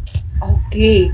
Nung mga unang taon ng pagpapa-implement dito ay talaga naging mahirap sa mga schools sa division dahil may mga challenges. Unang-una, limited ang budgets. Pangalawa, low value o priority ang binibigay sa programang ito. At pangalawa, merong gap between yung kaalaman sa kalusugan at yung pag-practice nito. At meron din na, sabi nila, at napakahirap i-achieve ang national standards. Difficult na kasi meron tayong mga standard ng hand washing facilities, vis-a-vis ratio ng mga pupils, meron din dapat standard sa toilets, merong pang girl, merong pang boys. So tapos, nung una, kulang ang partisipasyon ng mga school at ang implementers nito sa school level at division level. And meron ding lack of ownership and accountability ng programang ito sa mga schools. Ayun ang mga naitalang challenges nung unang ma-implement ang programang ito. Napaka-challenging nga. Paano naman natutulungan or natutugunan ng mga school sa division sa pagpapatupad ng programang ito? Ano yung mga yon, Nurse Luz? Ayan, napakahusay na tanong. Of course, kung napaka-challenges na ipatupad ang programa, napakalawak ng scope, meron tayong mga support systems na maaaring tumulong sa pagpapatupad ng programang ito. Ito ay nag-uumpisa sa central office. Iyan ay mga steering structures from central office, regional office, and division. Meron din tayong planning, programming, and resource mobilization. Meron din tayong, of course, research and innovations. At kasama din dyan ang technical assistance sa monitoring and evaluations at LRMDS. Katulad yan, sa monitoring and evaluation, they covers the quality of implementation. At meron din tayong, of course, recognition system, which will be discussed later on. As a learning mechanism, ini-employ dyan yung current DEPED processes and standards. At sa resource mobilization mechanism, dyan papasok yung mga resource generation and allocation, which is very important dahil nga ang isa sa mga challenges ay yung limited budget. At ito pa, application ng SBM principles at mechanism na kung saan yung school improvement planning and continuous improvement at technical assistance ay isinasama na ngayon sa school-based management. Ayun naman pala, kahit napakalawak ng programa, Ma'am Luz, may mga pamamaraan naman pala kung paano ito mapapatupad ng maayos sa mga schools. So ngayon, paano naman malalaman o isinasagawa ang pag-monitor para malaman ang progress ng pag-i-implement ng programa sa mga schools? Okay, napakahusay na tanong. Para malaman natin na tama ba ang pagpapa-implement, nasa tamang guidelines ba ang ginagawa sa school, at they are on the right track. Of course, we have this monitoring tool na kung saan yung monitoring tool na ito ay ginagamit ng mga technical working groups sa school. Nakasama ang nurses, kasama ang principal, kasama ang mga PTA presidents, at isa pa, mayroon din tayong online monitoring system na kung saan ang bawat schools ay nag-i-encode para malaman kung nasaan na ba silang aspeto ng pag-i-implement ng programa. Napaka-organized naman pala ng programang ito, Ma'am Luz, no? Kumusta naman ang estado ng division office or ng ating division sa Tarlac, no? Tungkol dito sa OMS na to. Ay, masaya at ako ay honored na i-present sa inyo ang ating accomplishments sa online monitoring system. Makikita nyo yung 4 na taon sa ating screen from 2017, 2018, 2019, and 2020. At malungkot, nung unang nag-umpisa dahil tayo 0-0 tayo sa elementary at secondary. Unti-unti tayong nag-take off from 2018, meron na tayong 86 at saka 68. 2019, nag 100% tayo. At 2020, 100% pa rin tayo. And we are planning na sa tulong ng lahat, with everybody's help in the implementation of the program, in 2021, tayo ay 100% pa rin. Ang isa pang napakahusay na pamamaraan, Ma'am Luz, ay ang pag-check ng status ng implementation ng programa ito. Ito yung 3-star approach, di ba? Tama ka, Nurse Lane. Ang 3 stars approach ay upang malaman ang incremental improvement ng WINS implementation. Nakikita nyo sa inyong screen, meron tayong no star, 1 star, 2 stars, and 3 stars. Sa 1 star, ang daily routines to promote health habits. So yan yung mga activities geared toward the achievement of that objective. Sa 2 stars, meron ang incremental improvements sa pagpapagawa ng mga daily routine na iyan. At meron nating additional toilets and facilities. At meron na din tayong water testing. Pagdating ng 3 stars, na-meet na ngayon ng mga schools ang national standards ng facilities at saka systems ng implementation. All in all, it will meet the objective of the program, which is the behavioral change to our pupils. And we have this 17 scoring points.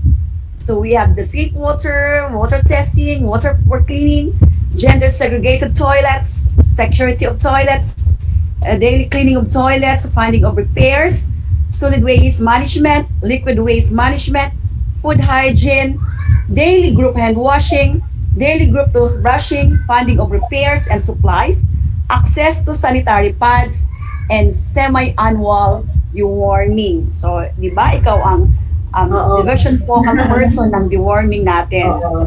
2 beses yan sa isang taon natin ginagawa. Kaya napakaswerte ng ating mga estudyante at mga guro para makatanggap sila ng mga ganyang mga blessings, di ba?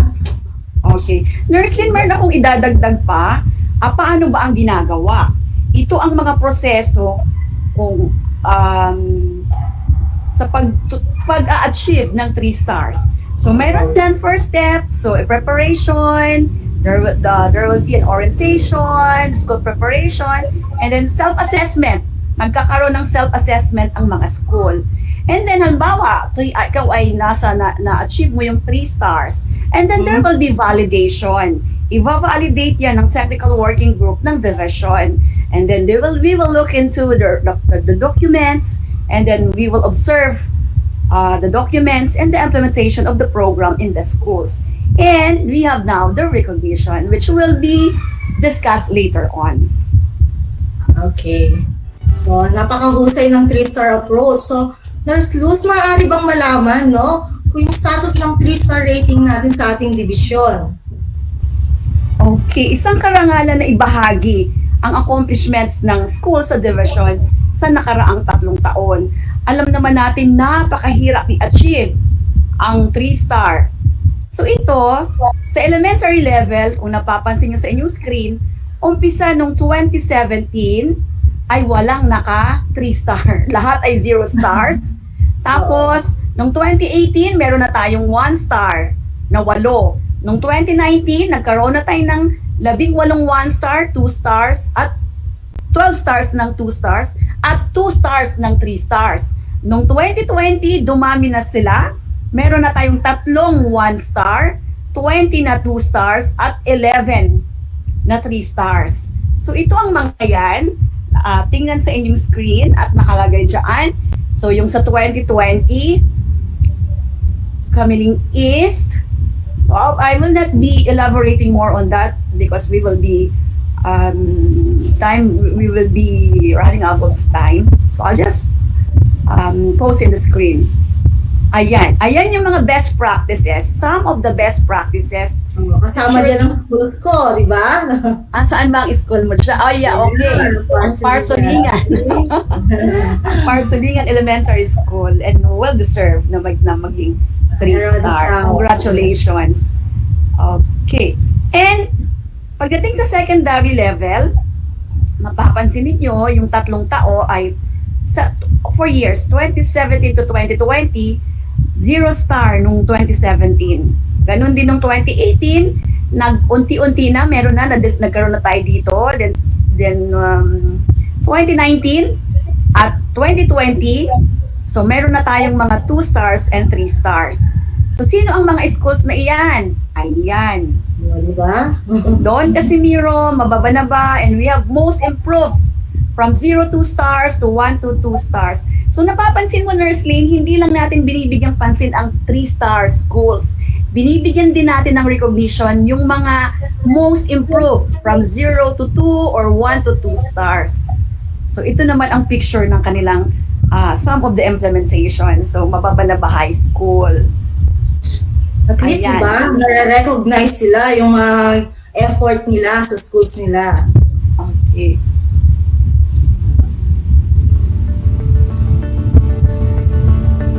Ayan, no? Nakaka-inspire, napakahusay naman, Nurse Luz, no? May mga recognition ba ito? Mga best implementers, mga ganon na matatanggap?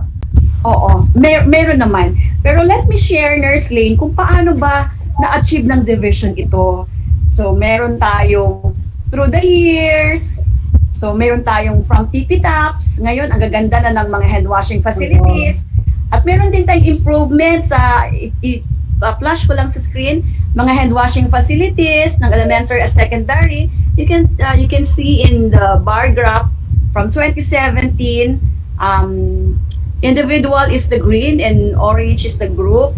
So with drinking water, yan from 2017 to 2019, water testing, school canteen, sanitary permits, separate toilets.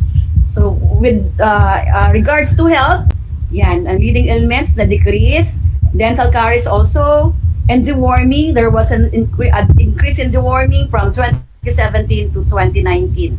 And in corporation or integration of wins in other the OKSA DEPED programs. So we have also the national, regional, and division support.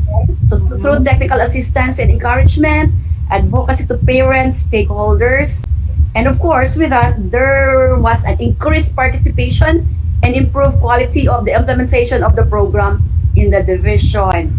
Importante iyan, ang stakeholder support din. Siyempre naman, dahil sa kanila, di ba, nakakatulong sa mga schools. Mas nagiging, mas na-implement ng maayos yung wins natin. Tama ka dyan, Nurse Lynn. So, atin ding i-acknowledge ang ating partnership at networking from government and NGOs. Ang isa sa breakthrough dito ay ang suporta ng ating mahal na gobernador na si Susan Yap. Sinuportahan niya ang continuity ng implementation ng essential healthcare program sa ating division sa pagbibigay ng mga health kits. At hindi lamang iyan. No? Halos buong division at nakatanggap ng ganyan. Correct. At meron din tayong mga kits for kids. Sa kabutihang loob din dahil ang mahal na gobernador ay nakafocus siya sa health ng ating mga kabataan. At hindi lamang iyan, meron din tayong mga non-government organizations like ng PDA, ng Rotary Midtown Tarlac, and some other organizations na nakakatulong dahil nga limited naman ang budgets talaga in the implementation of the program. So, napakalaking support talaga, no, na ibibigay. Yes, tama. At iyan, para makita kung tama yung implementation, meron tayong monitoring at evaluation, Nurse Lane. Kasama ka rin dyan sa mga nagmo-monitor at nag-evaluate. Dahil hindi magiging 3 stars ang yung mga schools. Okay.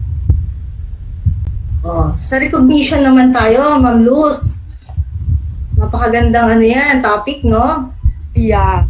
Tama ka dyan. Isa sa napakagandang feature ng programang ito ay ang pagbibigay ng incentives at saka rewards. So, ano ba itong mga to?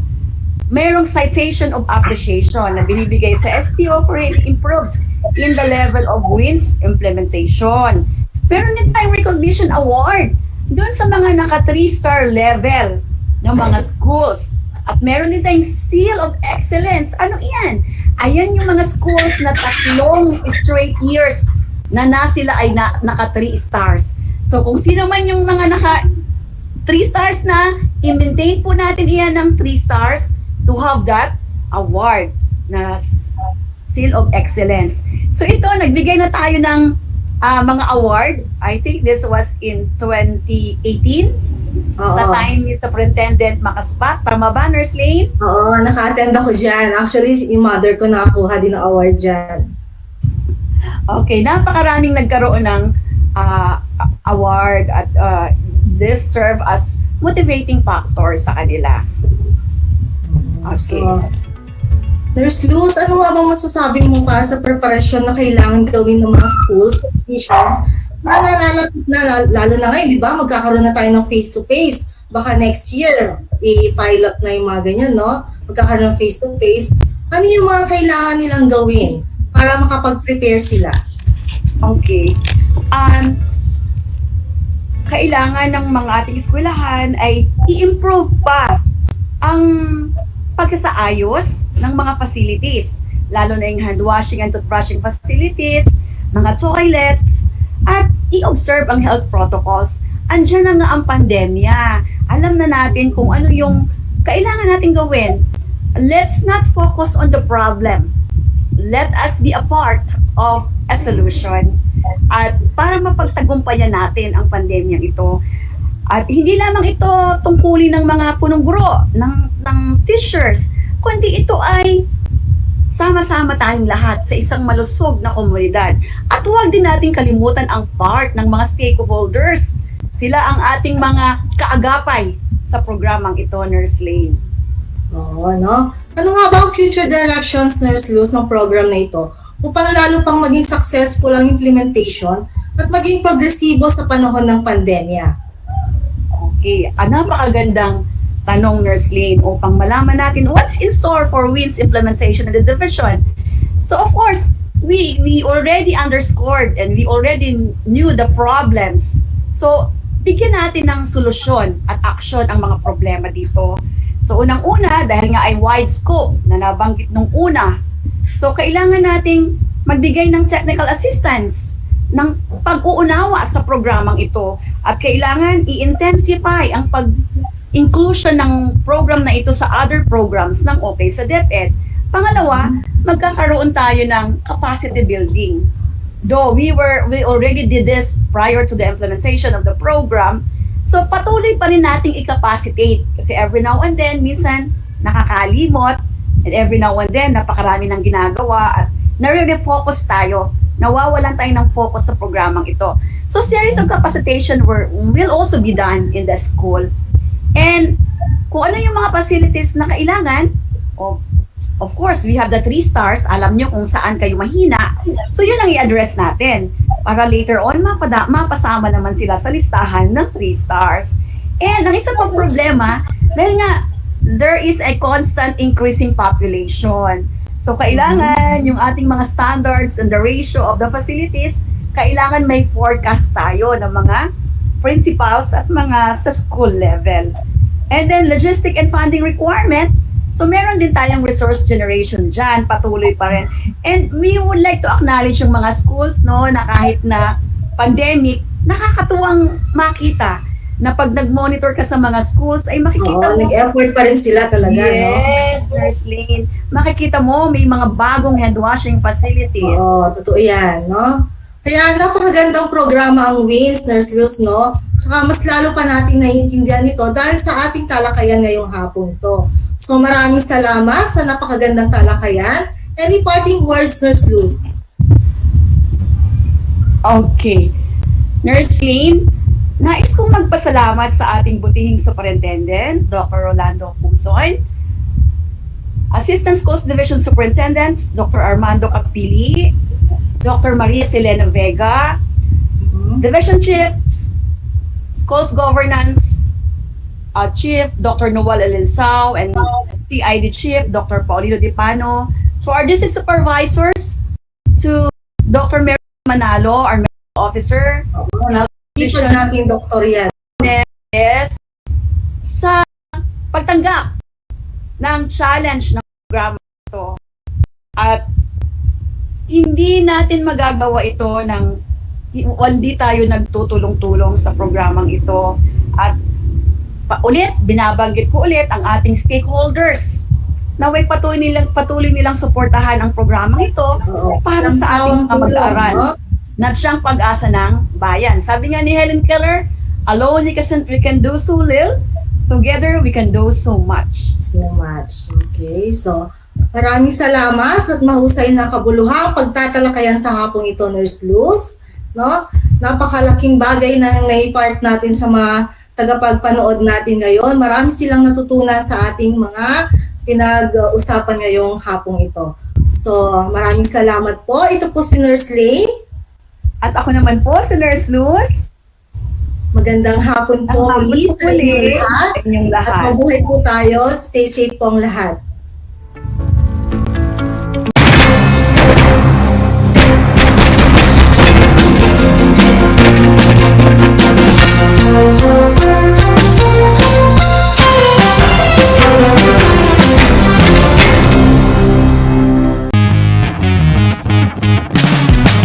I'm back. This is Sorzi, your teacher broadcaster. Magandang araw mga kapantas!